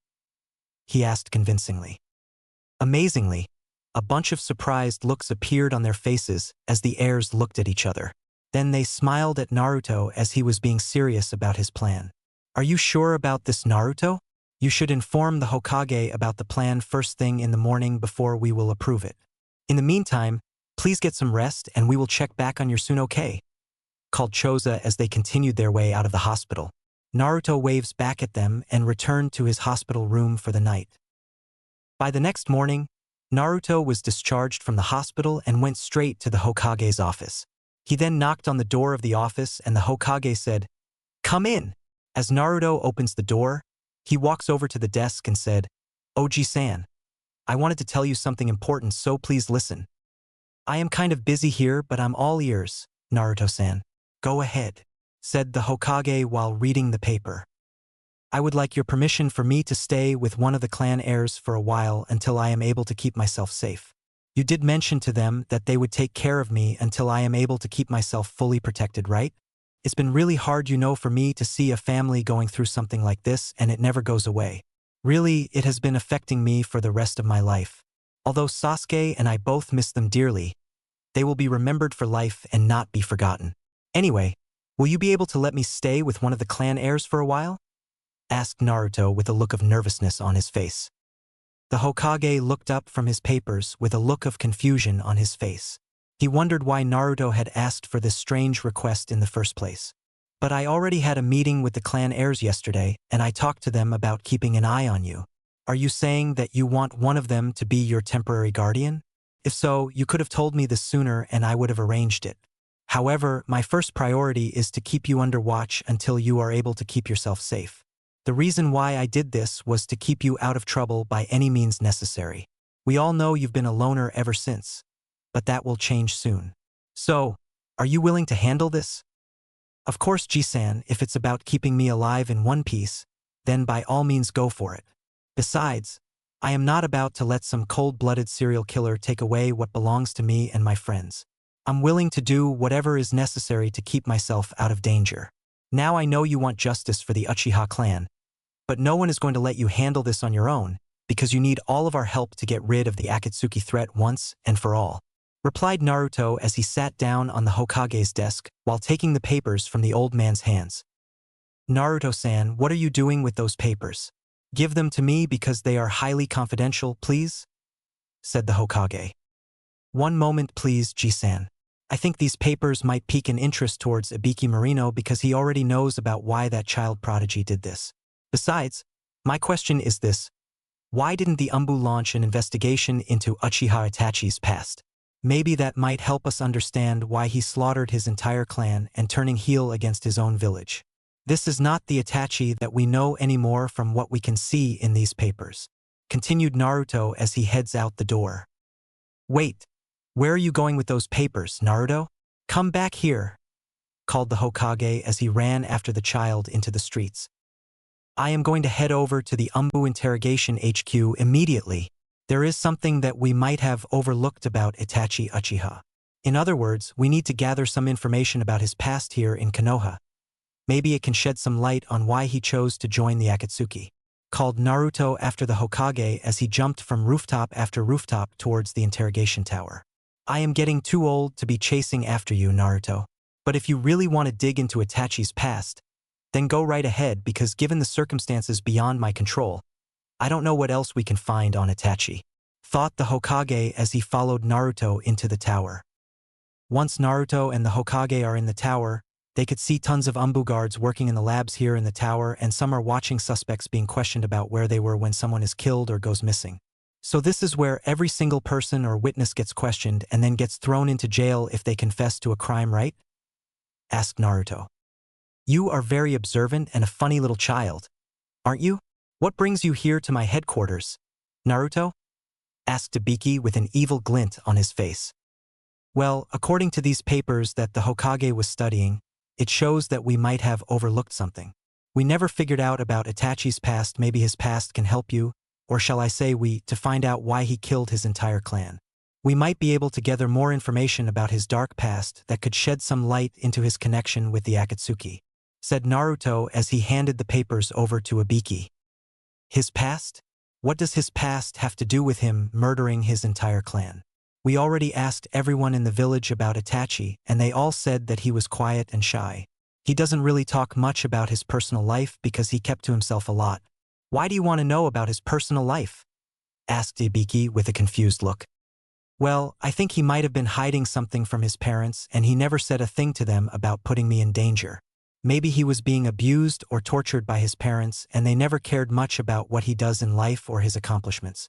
I am assuming that he never got any attention from his parents because they spent all their time with his little brother Sasuke because they put a lot of faith in him, hoping that he could inherit some of the most powerful techniques for his own clan and… Before Naruto could continue, Ibiki then asked him, Are you saying that abuse and neglect caused Itachi to go berserk? That's it. That's the missing clue that I wanted to hear from you all along. Naruto, you just saved my men a lot of time searching for that missing piece of the puzzle. Thank you again for your help, barked Ibiki with a smile on his face while shaking Naruto's hand. Surprisingly, Naruto looked at him with a shocked look and said, Well, there is no need to thank me, but you are welcome, Ibiki-san. But did Itachi really get abused and neglected by his parents? That is highly likely, but as this investigation continues, we might be one step closer to avenging the Uchiha clan, bring Itachi back to the village, and close this case once and for all. After all this time, we never did figure out about Itachi's past, but now we know why he deserted his own village. Once we notify the Umbu guards, we should be able to track down the whereabouts of that child prodigy. Thank you for letting me know about this. If we had waited any sooner, then it would be too late to stop that monster. Anyway, I think you should go him and rest up for a bit. If there is any other information, I will let you know. Okay, Naruto? Said Ibiki with a smile on his face. All right then. Keep me updated if you have anything new. I will see you later then, Ibiki-san. He then dashed out of the interrogation tower and headed home with the Hokage following close behind him. That kid never ceases to amaze me after figuring out a vital clue about Itachi Uchiha. First we find out that Itachi betrayed his village. Now he is abused and neglected by his own parents. This is one hell of an investigation being conducted here in Konoha. I just can't believe we never figured out that one crucial piece of clue about Itachi the first time when I sent Naruto to be looked after by them. The entire council of Konoha will be shocked to hear this news about the fateful life of that child prodigy. The clan heirs need to be informed of this as well, thought the Hokage as he returns to the office. Elsewhere, Sasuke was back at his compound to clean up the mess left behind by Itachi after the recent events. I should have stopped Itachi myself. I feel like a traitor myself for not saving my family. But with what Naruto going through, it's my entire fault for putting him through this. He chided to himself while avoiding the visions of that horrible day. No, Sasuke-san, you are not to be blamed for this. It was the mental instability that drove Itachi into committing this heinous crime. Naruto was only caught in the middle of it, and Itachi referred to his near-death experience as collateral damage, because he wanted to test his power on an innocent child like him, said a voice from behind him. As Sasuke turned, he was shocked to see the ghost figure of his father appearing right in front of him. Holy shit, it's the ghost of Christmas past, shouted Sasuke as he tossed kunai knives and shurikens all over the compound and popping holes into the walls. The ghost's sweat dropped as he watched his son going crazy, but not before he calmed his son down with a hug. Sasuke, calm down please, it's only me. Now I can understand you are going crazy about what Itachi had done, but it won't bring me or your mom back, trust me. Anyway, we've overheard what the Hokage had told the village about your brother joining a criminal organization trying to steal tailed beasts from other shinobis. So it's up to you to decide how to put an end to this. This whole village is counting on you to stop your former brother from getting what he wants, said his father while in ghost form. But what if I make a mistake? What if I am not strong enough to defeat my brother? What will happen to the village then? What will Naruto-kun say to me if he finds out that I am going to fight Itachi? Protested Sasuke. But then, Fugaku laid his hand on the boy's head and said to him, Son, don't worry. Everything will be all right as long as you prove yourself to be as strong as your brother. We've taught you everything you know already, so you should be in pretty good shape. As for Naruto, I am sure he will catch up to you soon. Also, how is his recovery going at this point? I just hope that the Tsukuyomi hasn't caused permanent damage to his brain. We both fear that if anything bad happened to Naruto, then this village will be in danger as we know it. Well, from what Tsunade-sama said, his recovery is going well, and the Tsukuyomi hasn't damaged much in his head, but he still has visions of what Itachi did to you guys since then. He hasn't gotten over that nightmare. At this point, he is both physically and mentally scarred for life. But other than that, I think he will make a full recovery. Thank you for your concern about him, Tusan. The Hokage is doing everything he can to ensure that Naruto is fully protected from danger, replied Sasuke while breathing a sigh of relief. Thank goodness for the Hokage. That guy sure knows how to keep a child safe, doesn't he? Smiled Fugaku. Even Sasuke had a wink as well, though he was more worried about what the future will hold for that innocent child. I hope you will take very good care of Naruto while he's here, and don't worry, we will always be with you in your spirits. Don't lose hope, okay? Said Tiaki before disappearing. Wait, don't leave me here all alone. Please, you have not told me how to deal with Itachi Uchiha yet. Come back, barked Sasuke. We are sorry, Sasuke, but we cannot stay here for much longer. Don't worry, as long as Naruto is safe with you, then we are both proud of you for taking good care of him. I know you will avenge us, so please, do what you must to save Konoha, called his father as the ghosts disappeared into thin air.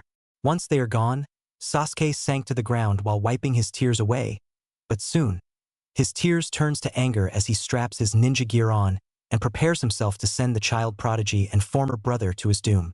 You are going down, Itachi Ne-sama.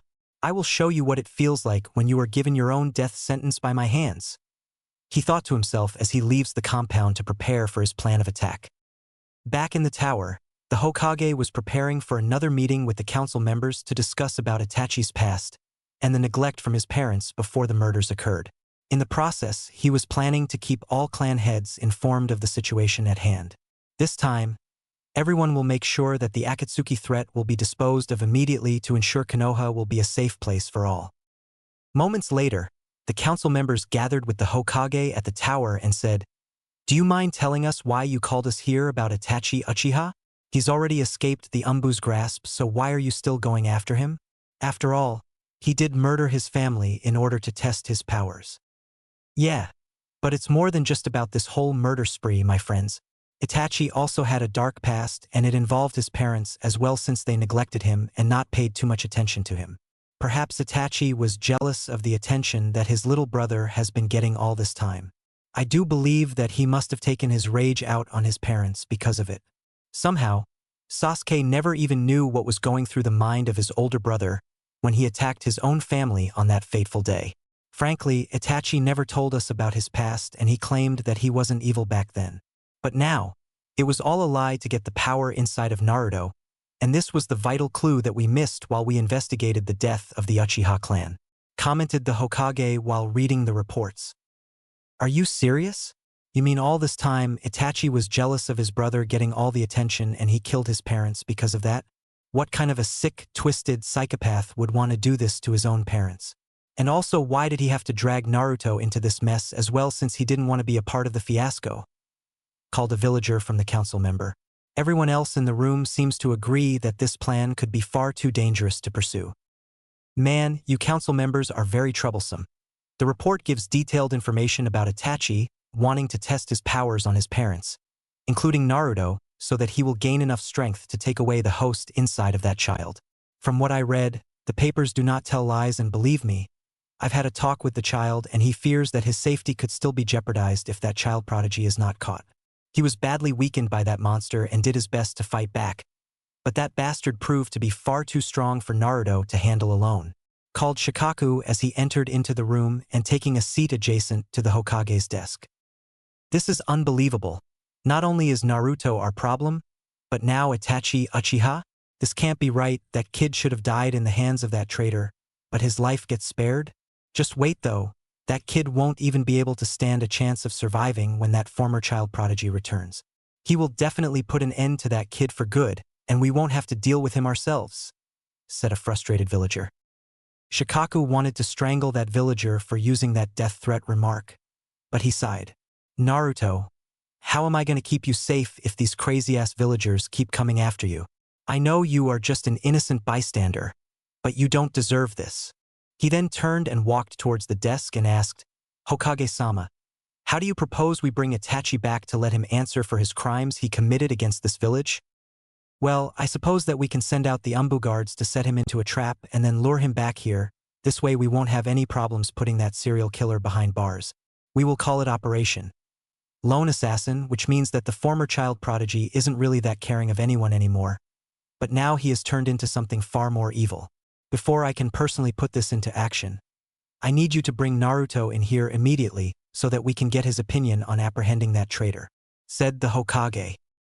However, the villagers didn't seem to like the idea of getting that child involved, since he might get hurt a second time. They fear that he might still stir up more chaos for Konoha if he is going after Itachi. Wait, I object. Why do you need to bring Naruto into this? This whole thing started between those blood brothers, and now you want to put this kid through another round of torment? I don't think so, chided the council member. The Hokage stood up from his desk and interjected. There is no need for any objections, and I am in no way to put Naruto through a torment. All I need from him is his approval on our plan to hunt down that lone assassin once and for all. But first, get off of Naruto's back already. He has been through enough. He then paced around the room for a bit before sipping on tea. Hokage-sama, Naruto will be glad to hear of your approval of capturing Itachi Uchiha. Let's hope this plan works, because this is our last shot at closing this case once and for all. As troublesome as it may be, I know Naruto will not have any objections, said Shikaku before disappearing into a puff of smoke. And so, with the Hokage tempted to bring that missing Nin back, Operation Lone Assassin has officially begun.